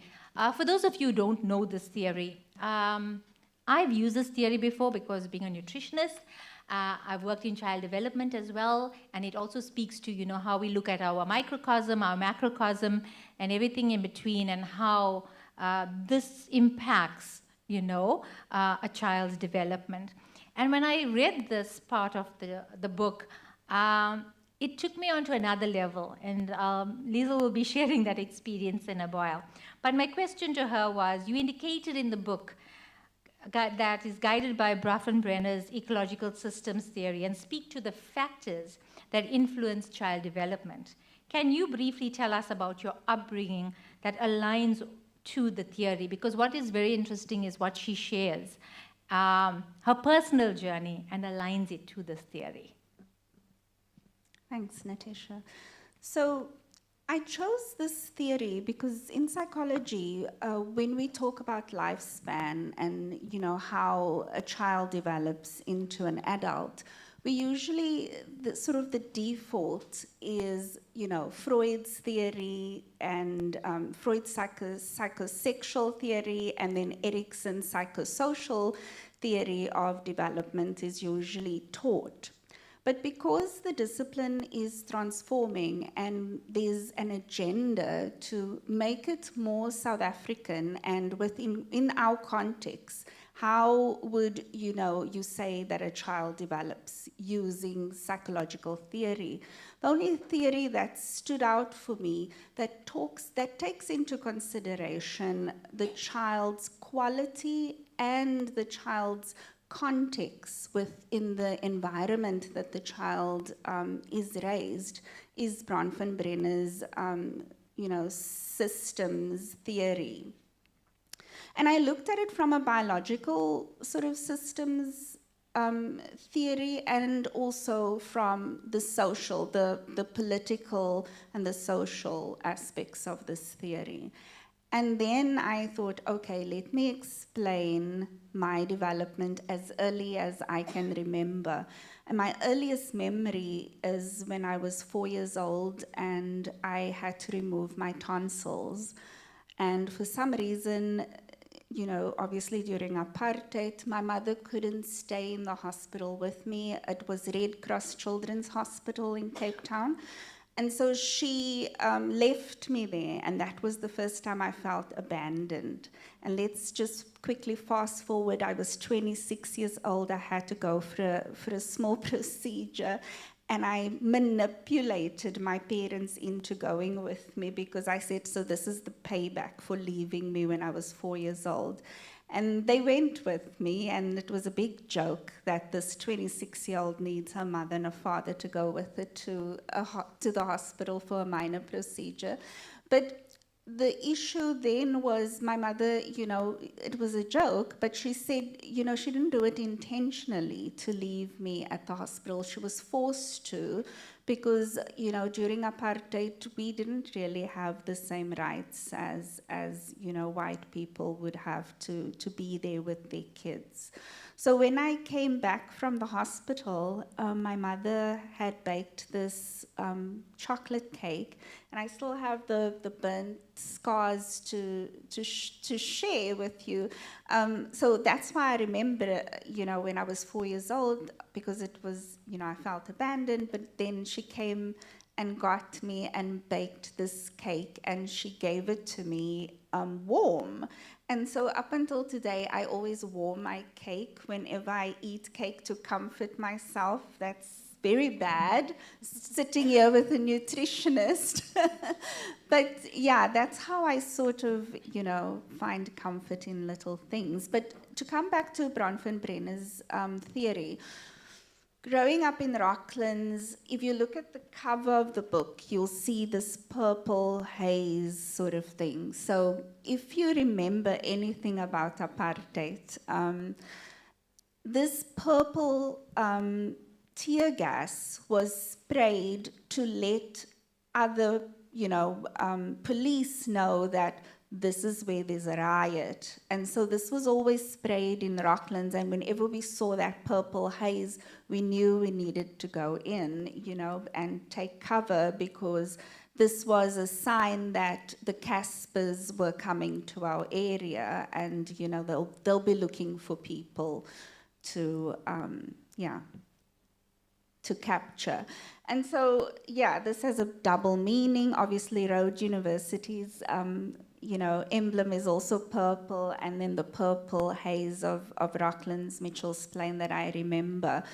And so what I did with this theory is use it from the age of 4 and try to explain how, you know, the microsystem that Bronfenbrenner talks about is your immediate family. So your mother, your father, your siblings. And so I describe how that, you know, system has affected my development.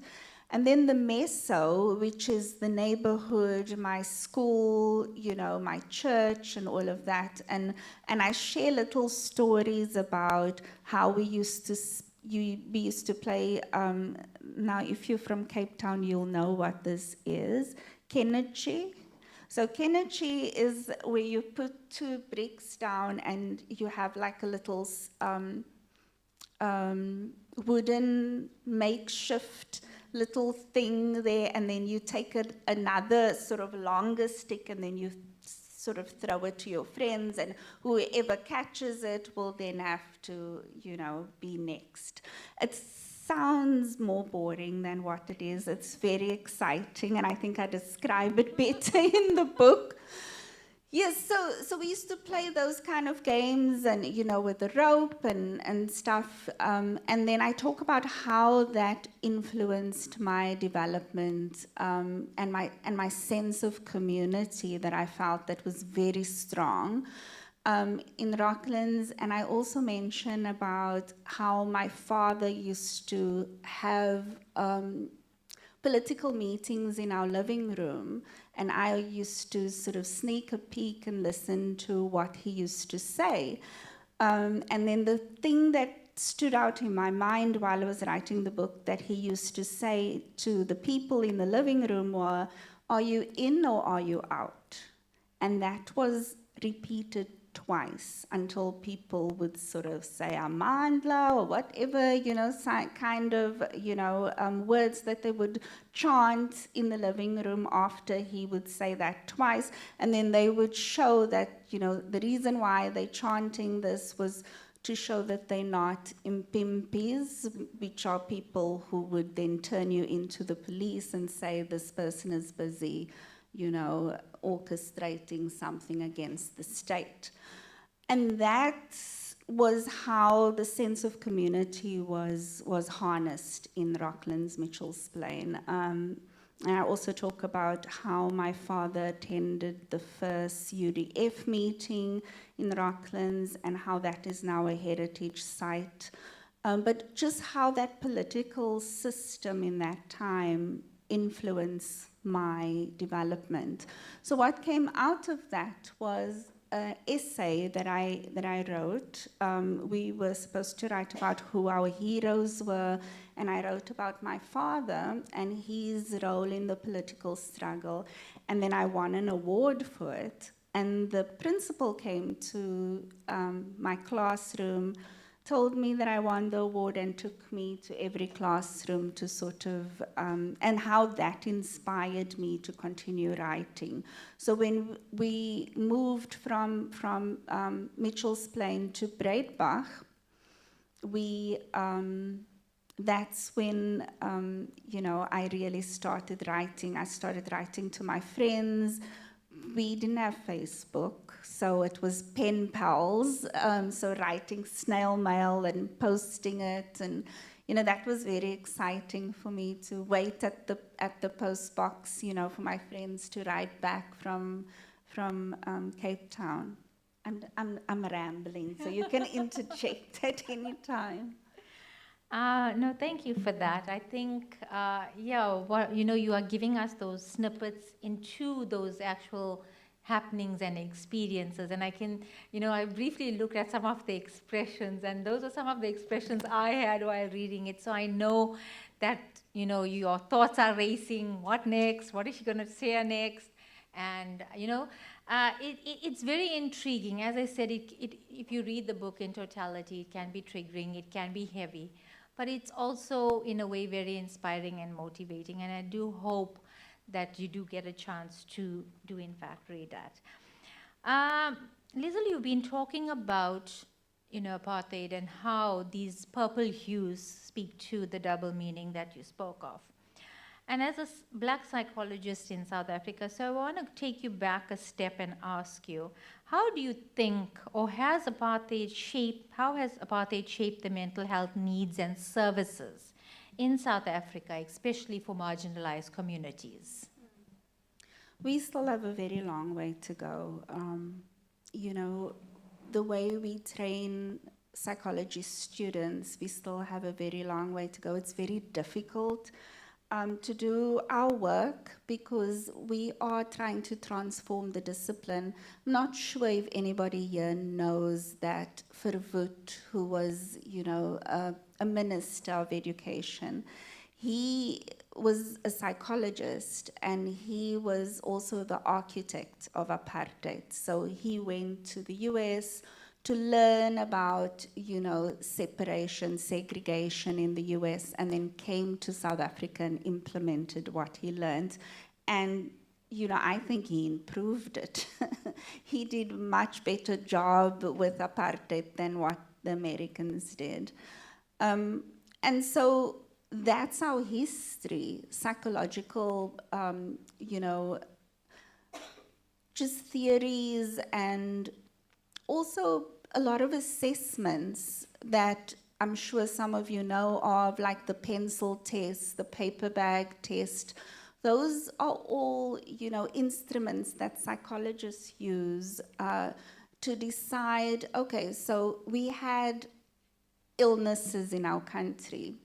Black people were trained in a way to deal with illnesses that are contagious, only up until it doesn't affect the white person. So you couldn't train as a doctor, you couldn't train as a psychologist unless you got permission from the minister, and then you would get almost like a pass to come to a university when you were a black person. And so Jabani Mangani is, you know, someone that I looked at when I wrote this autopsychography, because he did one on his life as a black clinical psychologist, one of the first black clinical psychologists in our country. And if you read his book, you'll see that his life was horrible, as my life.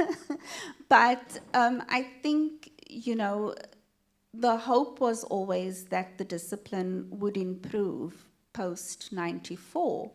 And so writing this book as a first-year student in 95, as a psychology major, that's where the whole subtitle comes in on being the first generation of Black psychologists training in post-apartheid South Africa. Am I answering your question? Okay, so thank you for that. So let's take a step away from the time of apartheid and move to, as we ventured through a post-apartheid era, and obviously with that came trials and tribulations. My question is, what were some of the key challenges faced by Black psychologists entering the field of psychology during the early post-apartheid era, and how do they navigate these obstacles? So it takes about 6 years to become a psychologist. And remember, I took the road less traveled. I chose not to be affiliated with the Health Professionals Council because I think I'm very political in my thinking and very analytical. So I can only speak from my experience, which is what's written in the book. I don't think that it was easy studying at UWC, which is a previously historically Black university. Getting a job was very difficult because people used to ask me in an interview how much I paid for my degree, So it was always very difficult. And then there was a strategic choice to do my PhD with Stellenbosch University because I bet you nobody's going to ask me how much I paid for that degree. But it was always shocking when people see that I had a PhD from Stellenbosch University, sort of expecting me not to be able to do the work. And I can give you an example. I did 4 postdocs, which I write about in the book. And the reason was because I always felt like an imposter wherever I went. So I didn't do a master's by coursework, I did it by thesis. But I did sort of an internship with people who did a master's by coursework, and they knew as little as me. At UWC, we didn't have access to SPSS or any kind of, Atlas TI, any kind of software to analyze data. We had to do it manually. And I think that was, very good because at least we can do it both ways now where most people can't. Yeah, so imagine having a master's degree and not knowing how to analyze analyze your data using software. It was very difficult to not only to get a job, but once you get a job, to be able to hold your own when other people know more than you who graduated from UCT or Stellenbosch. So you're always competing with these people in interviews, and it makes it very hard to get a job. So I consciously decided that I will go to the US, where I worked at Howard University, Georgetown University, and then later at Stanford University, because I'm always trying to find different methodologies that I can apply my work to, but also to be creative in the way I approach research. And so, having that background, then, doing a master's and then a PhD, I did my internship at the Medical Research Council because I felt like, I need more than what Stellenbosch University was offering. After that postdoc, I obviously returned from the US, where I worked for almost 10 years, and then did my PhD. I did my PhD in 2.5 years because that was all I did. I wasn't employed by the MRC. I was employed by their research office to do an internship. And the professor that I worked with didn't want to invest in me. And then, I just completed my internship in 2.5 years, which was just data collection. She gave me a computer. I didn't have internet, so I used the MRC's internet. I didn't have, you know, petrol money, so I used the MRC's car. And I had 2 small kids. I was divorced. It was very hard. And I remember thinking that, you know, for my children's sake and for my sake, I need to finish this degree. So as soon as I started at the MRC, I knew I needed to leave. But then midway, the researchers there used to give me the worst jobs to do because they felt like you can't just sit here and work on your PhD. You need to help us.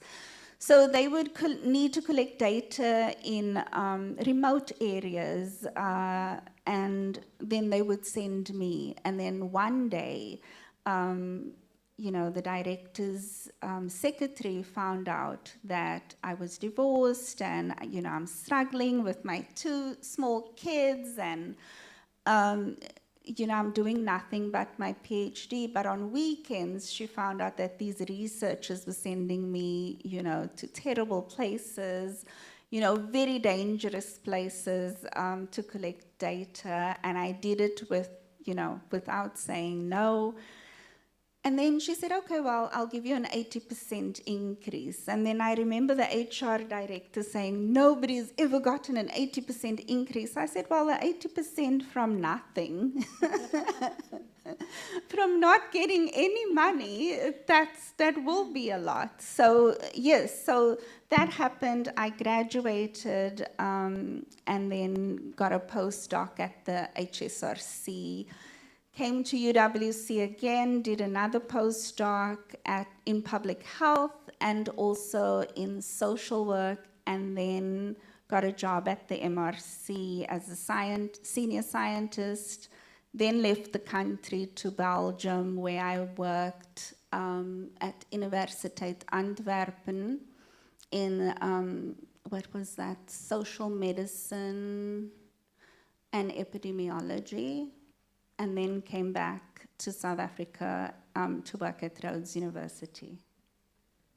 Wow, what a journey. Thank you. You know, yeah, it's obviously a lot to unpack with those challenges, but sometimes with challenges, we see that seed of hope. And today, throughout the day, since the sessions this morning, as well as the student sessions this afternoon, I'm sure lots of you heard the word transformation, right? It has been said a lot. And yes, we do have a long way to go, as Liesl has said. We have a lot to do. It's going to take not just 3 or 4 generations, but future generations to come as we unpack everything that has happened and how that transformation process and that wheel spins through. But I think another part of what I want to ask Liesl is, in what ways has the field of psychology in South Africa evolved since the end of apartheid, particularly with the inclusion of Black psychologists? You know, we have allies in our white counterparts within our field. We have people who work really hard to change the way we teach our students, which are the future generations that you are talking about. You know, so we have some very good news and good stories that I like to talk about at Rhodes University. We try and incorporate, which is one of the pillars of higher education, we try and incorporate community engagement. And, you know, we take our students out to townships that wouldn't necessarily have access to psychological services, and we show our students that this is what you should do. So even, you know, though they have to do the community service after they do the internship, we're trying to teach them from first year onwards that you have to invest in people who don't have access to psychological services. And I think incorporating community engagement as a pillar in higher education teaches our students how to be civic servants and, you know, how to think about this healing and helping profession. You know, the most exciting thing that happened this year is that our organizational psychology students have also now had access to community engagement. We have this wonderful office called the Rhodes University Community Engagement Office, is also known as RUS. RUS has, you know, been very well funded, and so shares that funding with any lecturer or student who wants to do community engagement. And our lecturers, you know, in the department have applied for funding for a tool, a psychological instrument that they're teaching to their students, and then the students take that instrument to high schools and administer these instruments. I think it's career decision making, which is very important for high school students. And that is very powerful, that our students can see that you need to give back to the community that you find yourself in.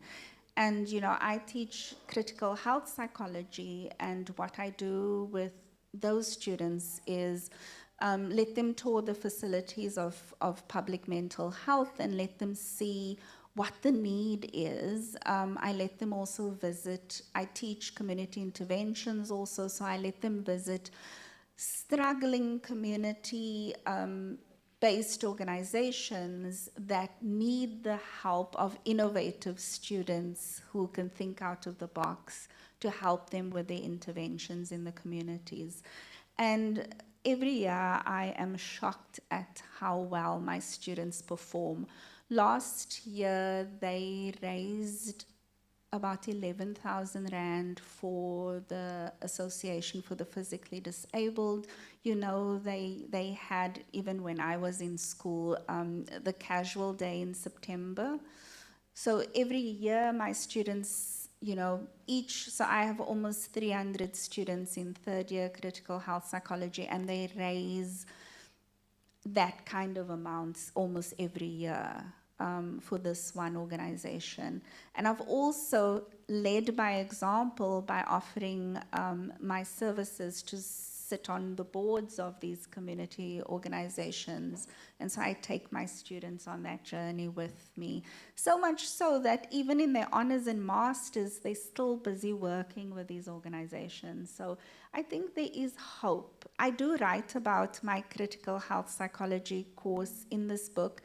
And I was so touched. I did a launch at Stellenbosch University. I was touched because there was an honors student in the audience who said, you know, we have critical health psychology, but we don't get this kind of practical training that, you know, that your students do at Rhodes University.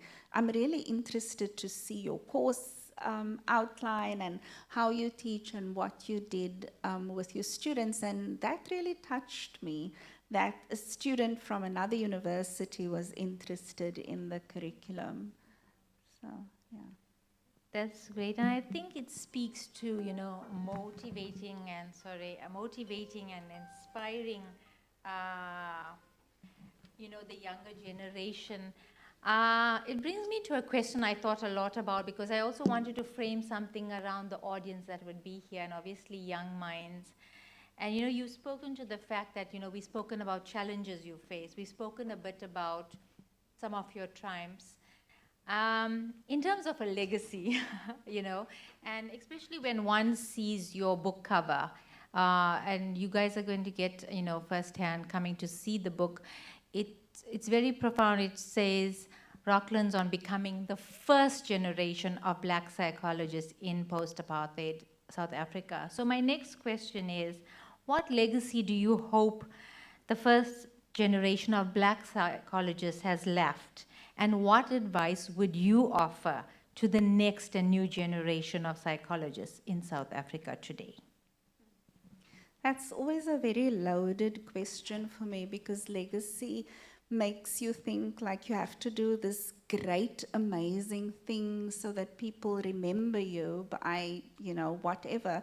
But I think I do the same that my lecturers did for me at UWC. And I always say that the kind of psychology that we were taught at UWC, you won't find it anywhere else in the world. And I can say that because I've worked at different universities in different countries. And I've never quite had the experience that the lecturers at UWC gave us. And the reason why I say that is what we do now at Rhodes University, we do it because we're mandated by the university to do it. We are forced to incorporate community engagement in our curriculum. Otherwise, we don't get promoted.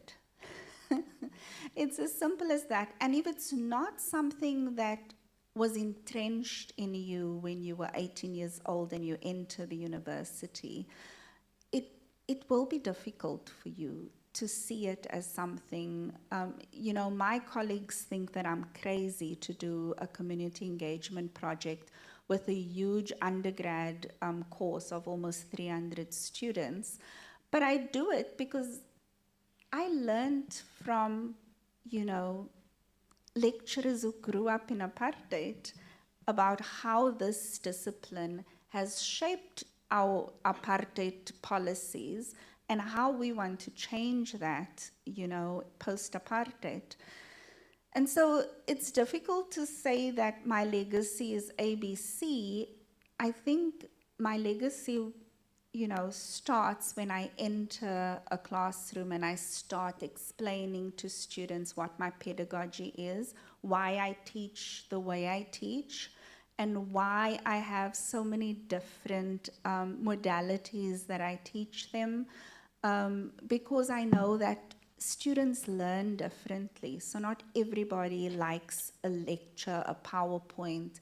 So I give my students social media assignments where I tell them, you know, for this week, we taught you about public mental health and the role of the psychologist in public mental health. So do a video, 1 minute, summarize this week's lecture in 1 minute. What stood out for you? What was the most important thing? If you go to my Instagram page, it's at Dr. Lizille. That's where I showcase my students' assignments. So the deal is that they follow me, but then after the course, they unfollow me. So they follow me, and then I tag them, and then they tag their friends. It's about, you know, I think health promotion. So yes, it's quite interesting to see the kind of videos they produce, and I feel like that's almost, you know, something like a legacy. There's a lot of things that I write about in the book which helps these students to understand, you know, the role of the psychologist in public mental health. And so, yes, tomorrow I'm launching my book with my students because I wrote this book for them, and this book, they will be the first cohort of students to use this book as a coursework book, a prescribed coursework book. And you won't believe what my emails look like. Oh, Professor Jacobs, we can't get into write to my lecturer so I can skip my practical and come to your book launch. So it's quite interesting to see. I went to the class last week. I'm not teaching them yet. I'm only starting to teach them next week, to invite them to the book launch for tomorrow. And I put up the invite that the university generated, and they started to clap hands for me. And I was like, okay, so you understand how major this is, because normally we don't think our students realize how important it is to produce publications about how they learn and why we teach them the way we do. So I'm happy to say that I think those are some of the things that my students will remember. That's great. And, you know, in your book, I saw that you had said that you had taught critical health psychology for the past 5 years, and that most of your students would come out to ask you, you know, that they would, your advice, they would want to study clinical or counseling psychology. What advice would you give them and why? So I usually tell them that, you know, it's very hard to become a clinical or counseling psychologist, and, you know, not to be demotivated, just to work hard at getting very good results, because, you know, a lot of them already know by June, July, if they were accepted into an honors program, which is hard for them, because a lot of them then now hold me hostage because I teach the last course for the year. Then they hold me hostage to get higher marks so that they can get into honors. So I usually try and tell them about the reality of how hard it is to become a psychologist. And then I give them the kind of practical assignments that I spoke about. I give them these practical assignments, and then I do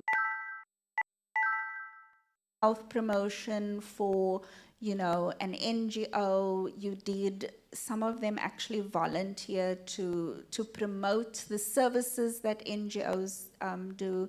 And so I try and tell them what are sort of tangible skills that my course teaches them that they can put on their CV. So how to do a health promotion campaign. So, you know, the planning, the implementation, the monitoring and evaluation, those kind of tangible things I teach them, and they are able to put that on their CV and go out into the world and work if they're not able to get into an honors course. Thank you. So my next question for you has nothing to do with the questions I prepared for you. So this is totally new. As I round off, you have people sitting in the audience. I chaired a session with some of them today, this afternoon, very inspiring, you know, very out-of-the-box projects that they're working on. It was really an amazing session with 6 presenters. And so my question for you is, you know, despite those struggles and the challenges you have faced, but at the same time navigating through that and, you know, having moments of triumph and coming through, what advice would you give to this next generation of leaders or science leaders as they navigate their paths, and how do they tackle or balance, and I don't know if balance is the right word in this instance, how do they tackle the challenges of personal life, a professional life, and also trying to navigate their paths, as some of them are at a master's level, a PhD, or a postdoc level, and the challenges that equally come with that? Well, I think if you want to take a page out of my book, pardon the pun, I didn't allow, a lot of people, you know, would describe me as a very resilient person. The double meaning of Rocklands, you can't grow up in Rocklands and not be hard as a rock when you get out of there. So these challenges I had growing up, all the trauma that I've experienced, and I still continue to experience, it makes me think about people who sacrificed their lives for us, the Mandelas, the Mbekis. It makes me think about them and the fact that they never stopped fighting for me to be able to work at a previously white university, for my children to be born free. I think about that a lot. I think about this month being, you know, the anniversary of Steve Biko's passing. I think about being born in the month Steve Biko passed in 1976, the same year I was born. And I think about how all these struggles have laid the foundation for me to become whatever I wanted to be. even though, you know, I wasn't born free, there's a lot of things that happened, you know, in this country that made me say, no, I'm not vomit, as F.W. de Klerk's wife said on a radio in the 80s when I was listening to her talk about the colored vote. She said, well, colored people are just, you know, the ones that remain. They're not, we can't really think of them as being anything. You know, and I wondered as a 10-year-old what that meant. And, you know, growing up and then studying psychology, majoring in psychology and philosophy, and learning about African psychology and feminist psychology, and that just made me think, you know, I can be whoever I want to be, and nobody's going to tell me I'm vomit. I'm not that remains after you chewed your food up and you had enough. I'm more than that, and I hope that the people sitting here realizes what it took for us to be at this institution at the moment, which is also previously, you know, white institution, what it means for people like us to sit here and listen to a book written about what happened in apartheid and looking forward to post-apartheid. I hope that you remember, because I think sometimes we forget where this country is coming from. I hope that you remember that you can be anything you put your mind to. Thank you so much. And I think now it's time to open the floor for a few questions so that we get a gist of, from what you've heard Liesl talk about, is there anything that you would like to know further? Is there anything that we haven't covered that you feel you would like to ask? Or is there anything that you want to share? Anything from personal thoughts or experiences? The floor is now open for a few questions. Oh, wow, we have hands up. That's great. If I see correctly, we have 1, 2, 3, 4 hands up, 5, 6.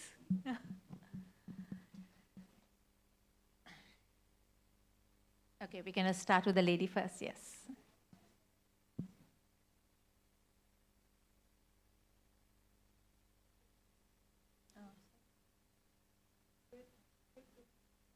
Evening, everyone.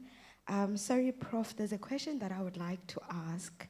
So last year when I was still working in a CHC, most of the time we would refer our patients to a bigger hospital, which is Port Shepstone Hospital, because I worked in KZN. I'm a pharmacist in terms of profession. And something that I noticed was that most patients were unattended to. Now, I mean patients that were referred who needed psychological help. And only to find out, because I was interning there, that there were only 3 psychologists in Port Shepstone. But there's 8 clinics plus a CHC plus Murchison Hospital, that is like now 10 facilities that refer their patients to that hospital. So patients would have to queue for a year or more. And so I wanted to ask, is it a matter of the government doesn't create posts, or is it a matter of there's few psychologists that are being produced? Thank you for your question. I think the short answer is both. We don't have enough. So let me give you an example. At Rhodes University, a very small university, we have 900 students in our first year, and in our master's program, we have 4 students. Because not everybody has, you know, not only the academics, but also, you know, when we recruit and select students to be part of our master's program, there is a series of activities that they need to do that makes us comfortable to know that they will do a good job as a clinician or as a counselor. So there's group activities, there are panel interviews, and there are like role plays and stuff that they have to do. And through all of that, we then decide, okay, you will be a good clinical psychologist, we can train you. But even during the program, people will fall out because either they're not strong academically, so they can't remember all the disorders and stuff, they fail to do that, or just, you know, doing clinical rounds, they aren't able to cope with certain things. We also have a language barrier, which is very important. So this year, our Vice Chancellor put together a special group with Fort England Hospital, which is our psychiatric hospital in Makanda, to try and find out how pharmacists, you know, psychologists, medical doctors, what was the other profession? I'm trying to think now. Oh, there were lawyers as well. There were just a whole bunch of, you know, professionals that work at Fort England, but that we also train. So those head of departments were all in this special meeting with the Vice Chancellor. Oh, languages were there as well.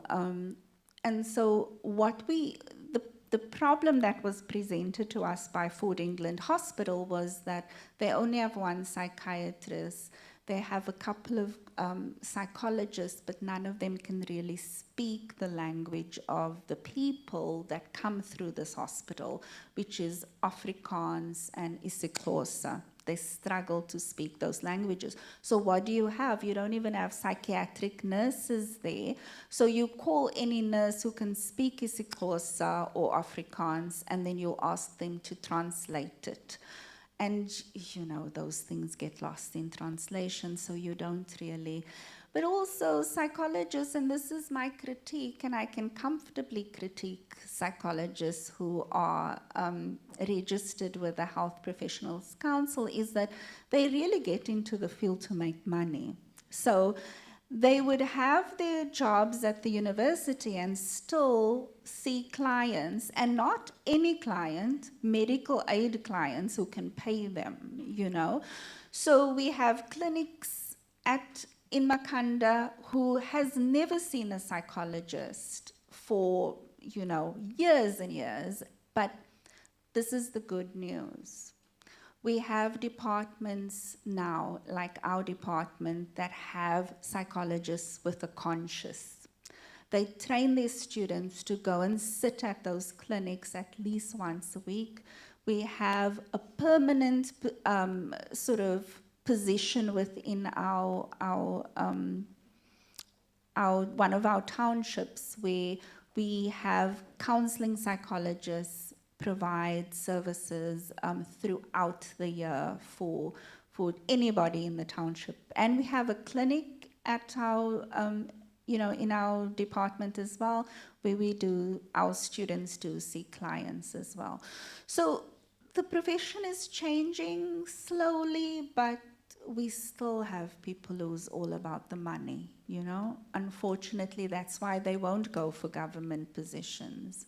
The university allows them to work, you know, as professionals, to get clients. How they conduct themselves, we don't know, but they are able to do that because there's a need. We can't not let them do that because there's a need for these services. And a lot of people in Makanda either work for the government or the universities, so they do have benefits to access treatment. I hope that answers your question. Okay. Thank you. Go ahead. Okay. Thank you very much, ma'am. So my question is going to be very briefly. So concerning other disciplines, I'm coming from the built information engineering. Concerning critical thinking and philosophy, what is the conversation about, like, these professionals getting to know that prospect of the field, which is critical thinking and philosophy within the engineering faculty? Within the faculty. Okay, let me try and answer your question. I don't get what you are asking, but maybe this will help. So we don't teach critical thinking at in psychology, we expect that, the philosophy or English or languages would teach students critical thinking. So that's one of our inherent flaws, I feel, because, critical thinking should be part of your pedagogy. But it's not. We expect students to already be critical thinkers. So what I do in critical health psychology is I teach my students to dissect Euro-American theories. So I give them practical examples. Even when I teach social psych, I haven't taught that in a while. But what I do when I teach that is I would say to them, okay, here's a theory. Go out. This is what the theory states. Go out and go and test this theory. So what they'll do then is they'll take a video clip or whatever and they will post it on social media, and there will be a gang fight of hundreds of comments, students engaging, asking questions. I then bring that to the classroom and we sort of, analyze why people agreed, why they disagreed with certain theories. That's the best we can do with, these Euro-American theories, because it's like forcing a circle into a square box with our theories, because they are not, created on this continent. So that's the problem. I hope I attempted to answer your question.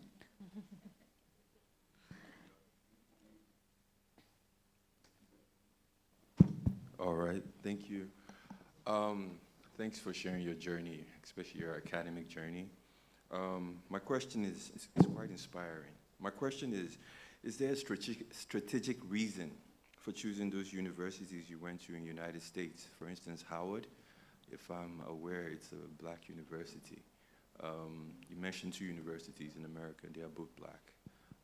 Is there a specific reason you chose them? And how has that affected your studies and your journey currently? Thank you. Thank you for that question. It makes me smile because Howard University is dubbed as the Black Harvard. I don't know if you know, but it's a lot. You see a lot of actors that went to not only actors, I think there's a lot of hip-hop icons that went to Howard University. And working in the psychology department, and teaching there in my 20s, I was blown away because it was like UWC elevated, like with all the different technologies and, the access to all this, amazing things. It was like walking on the square at Howard University. Going to the coffee shop, you would hear people analyze, hip-hop lyrics, from black hip-hop artists to, black poetry and books. Angela Davis, all these characters were constantly visiting the university. So having access to that blew my mind completely. That's where I started to realize that my life's mission was to do research on identity. So I do, the different intersections, gender, sex, age, socioeconomics, but mostly gender and race, of course. So that's part of a bigger interest of mine, which is substance use disorder, which is a major problem in black communities. And that's where I honed this, interest of wanting to, because I worked at the Center for Drug Abuse Research, and at Georgetown is a white university, it's not black. So Georgetown, they are popular for law, for international studies, So yes, working with them was also very exciting because then I got even more access to a whole lot of different things. I mean, just the conferences that I used to attend working at Georgetown was amazing. But then Stanford University, I took a sabbatical last year and I worked at Stanford to create this Center for Excellence in Addiction, because we don't have one. We have a SACHI in addiction, but substance use disorder, but we don't have one in addiction. So another interest of mine, I used to teach, before I became head of department, I used to teach at honors level cyber psychology. And so, you know, how identity is shaped within social networks was also something that I was very interested in. And I kid you not, my inbox is constantly full of master's students who want to do studies on social media. Just before I came here, I had another student write to me who wants to do a study on social media. So a lot of my publications are around either social media, addiction, or substance use disorder and gender. I do focus a lot on queer access to substance use disorder and how mental health practitioners treat people who are queer and othered within the mental health space. I hope that answers your question. Thank you very much, ma'am. Good evening, everyone, and I appreciate the book. It speaks a lot on social issues that, you know, are pertinent in the current. My question is on the chapter on liberation struggle, right? Yeah, you spoke about your father being within the UTF space and meetings in particular, right? So my question is that, one, which struggle icons perhaps are mentioned in the books, you know, that famous struggle icons that perhaps we could find in the book. Number two, does your father speak about why the UTF distanced itself from Winnie Mandela, all right? And then number three, my third question speaks on the legacy part, right? What is it that you are doing on the Roads Must Fall? Because as we speak, this is Steve Biko month, right? I'm of the view that it would be best to name Rhodes University, Steve Biko University. So what are you doing, you know, in your capacity about, you know, the roads must fall? I don't know whether I'm making sense. Thank you very much. Thank you for your question. So I need to give a disclaimer just before you have high expectations for my response to your last question. I am from the psychology department, not political science. We have an amazing political science department. I mean, every week we are touching on very topical issues. Psychology isn't doing enough. Let me just say that. We have a lot of issues within our discipline. We have a lot of issues about who has access to the discipline. And so that makes it difficult for people like me to get support to do something about the roads must fall. But I'm going to say something that might make you happy. Our VC wrote us an email last week saying, and I think he was quoted on social media platforms as well, saying that he welcomes anybody who wants to change the name of the university. So I think there are some, you know, there's movement there. But that would really help, you know, the cause that we you know, as Black people within mental health, within the mental health profession is struggling with. So I'm sorry if I'm not giving you an earth-shattering response to the Rhodes Must Fall movement. The movement is still there, but I'm not sure who's in the movement. Yes, I need to do my homework on that. Thanks for highlighting that. So you wanted to know about the UDF and why Winnie Mandela, you know, UDF separated. I think I should ask you to answer that question. You seem to, because that seems to be a leading question. You already know what the answer is. You just want to hear my take on it.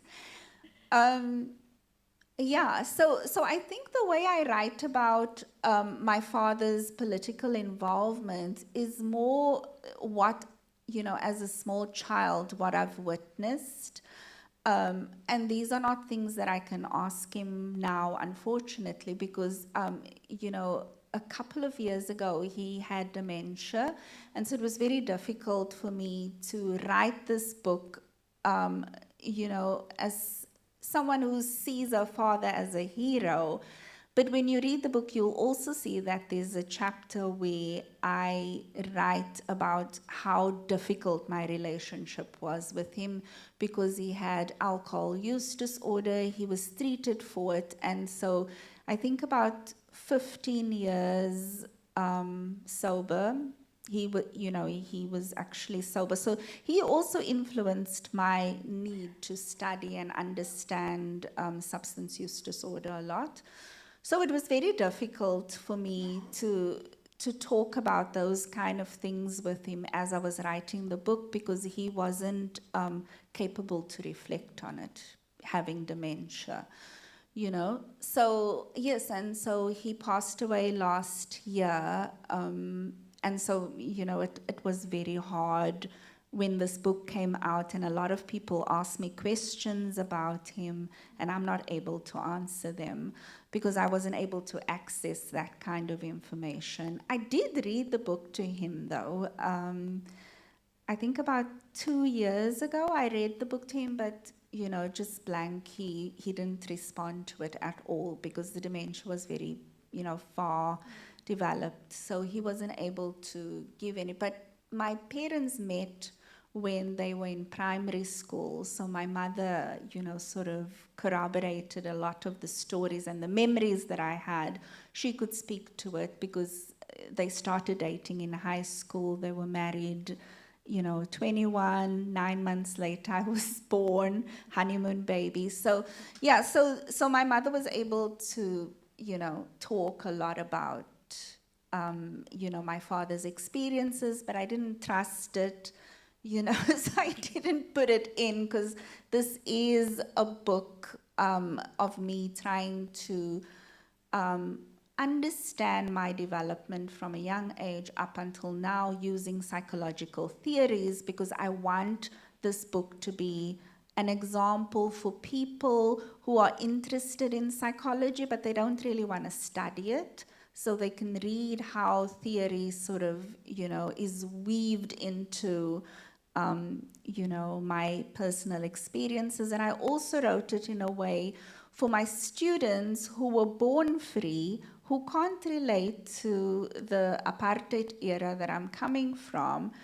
And so they can see how our political climate influenced me to become a psychologist, and not just any psychologist, a critical psychologist that looks at the discipline in a way to keep psychologists on their toes, to make sure that they know what their civic responsibility is to this country, which, you know, sort of lies on the back end of, you know, the person who was the architect of apartheid, and what are we doing to improve this discipline that we created?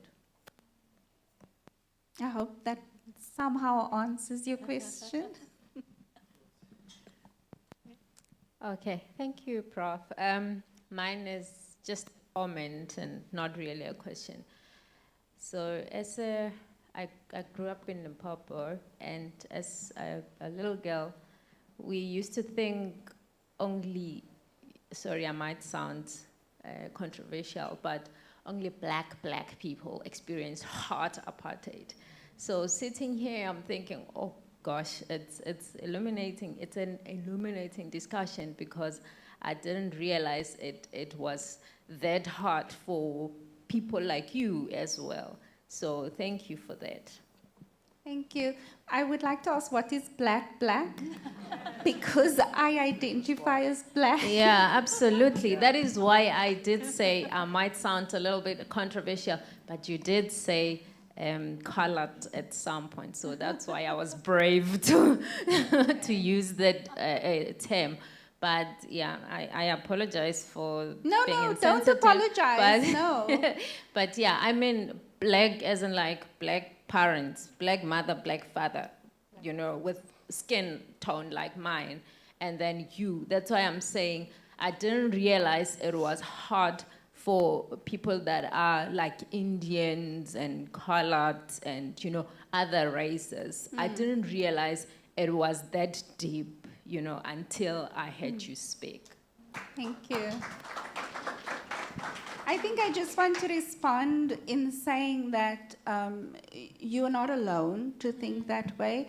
There are people like my family who, you know, from my father's side, who, you know, come from mixed parents, who think that they are better, they are not black, they're colored, because they look different to me and to you. And this is, I don't think it's unique to Cape Town, but I always say, you know, those NP Cape Town coloreds, because, you know, post-apartheid or during the elections, there were a lot of colored people who still voted for the National Party, even though the ANC was like, you know. So I do think that this book will break down those kind of boundaries where people use colorism, like in the US, they have what we call yellow bone, they call light-skinned, you know, black people. But we, you know, going back to the question I was asked earlier, how it was at Howard, it was exactly how you explained it, that some people thought they were, you know, black, and other people thought they were colored, and then other people still thought they were African American. And one day, depending how my hair looks, I was standing at a bus stop in Washington, D.C., and I was speaking on my cell phone, and someone said to me, "Where are you from?"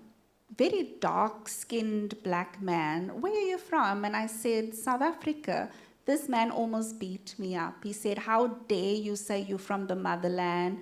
My hair was blown out straight, and he heard my accent, and he said, "No, you're from the UK. You can't be from the motherland." So you're not alone, you know. Thank you. I think we're going to take a last question and be done. I think there's a lot to unpack there. We have the book. You can always connect with Liesl. But I think we're going to do one very, very last short question. One. Otherwise, Priscilla's going to kill me. Yeah. So I think let's do one question only. Strictly one. Short question. No, one. Strictly one question. And then we're going to say thanks to Liesl. We're going to then allow people to come to the front and have a look at her book who haven't seen them, and close off the session. Okay. I'd like to propose one thing. I see 4 hands which are burning. Listen, we can give them 15 seconds each. One. 15, straight.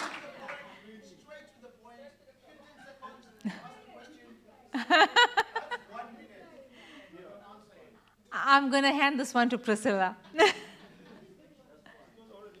One question. One. The first hand that went up, because we're going to have to leave it to, if you want to ask anything, you can always ask afterwards. But one question, guys. As the bus is also going to leave us, and I don't want to walk back to the hotel. It's cold. Hi, Prof. Congratulations on your book. My name is Zinzi, and I'm from Makanda. So I have a very simple question. I know you mentioned some of the Black intellectuals within the psychology in terms of the academy. You mentioned Manganyi's work. I just want to know who are some of the Black women that actually contribute to the academy in psychology, Black women that contribute. So can I just rephrase it? Are you asking what Black psychologists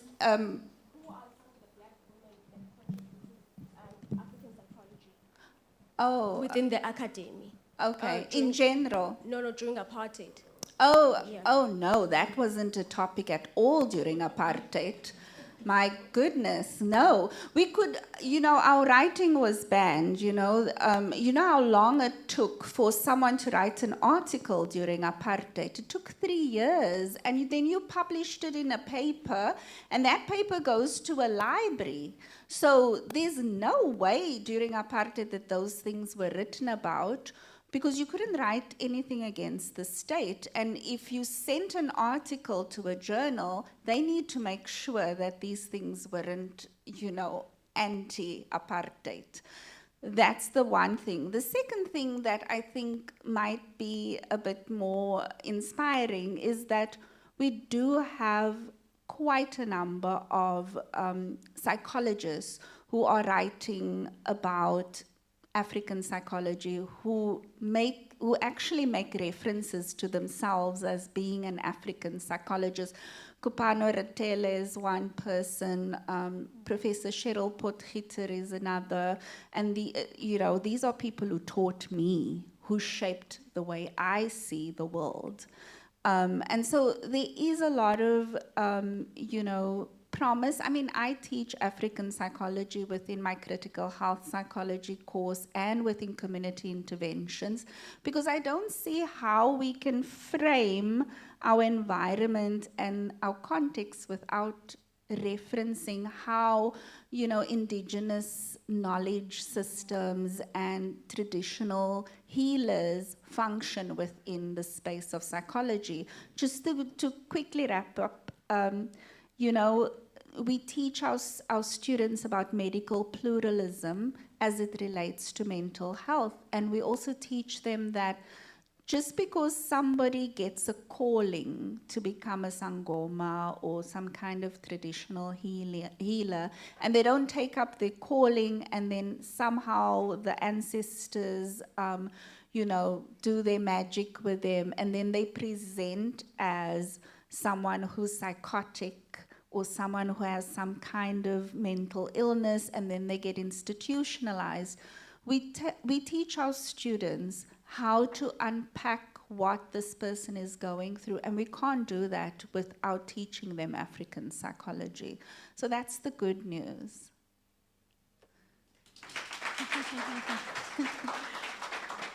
Liesl, thank you so much. I think, you've taken us on a journey. There was highs, there was lows, there were question marks. And I think it takes a lot, to also sit here and to re-bring up and have some of those triggers and traumas resurface every time you have to speak about it. But I think what is important is that you have now shared this journey. It's public, it's out there. And it can only serve as a way to move forward and inspire people, that if you're going through something, that there is light at the end of the tunnel, and that everything is a journey. It's not just a full stop at the end. And I hope this has inspired the young scientists here. And maybe somebody might come up to me tomorrow and say, I want to write a book. But then I'm going to give you Liesl's number. But thank you once again. It's been really amazing, and we had the privilege of having to launch your book here at the Research Week as well as the Young Scientist Conference, and we wish you all the very best, especially as you go tomorrow into another journey of sharing the book, which is about your students, with your students. So all the very best, and we hope in the future we will be able to read another Rocklands. Thank you, everybody.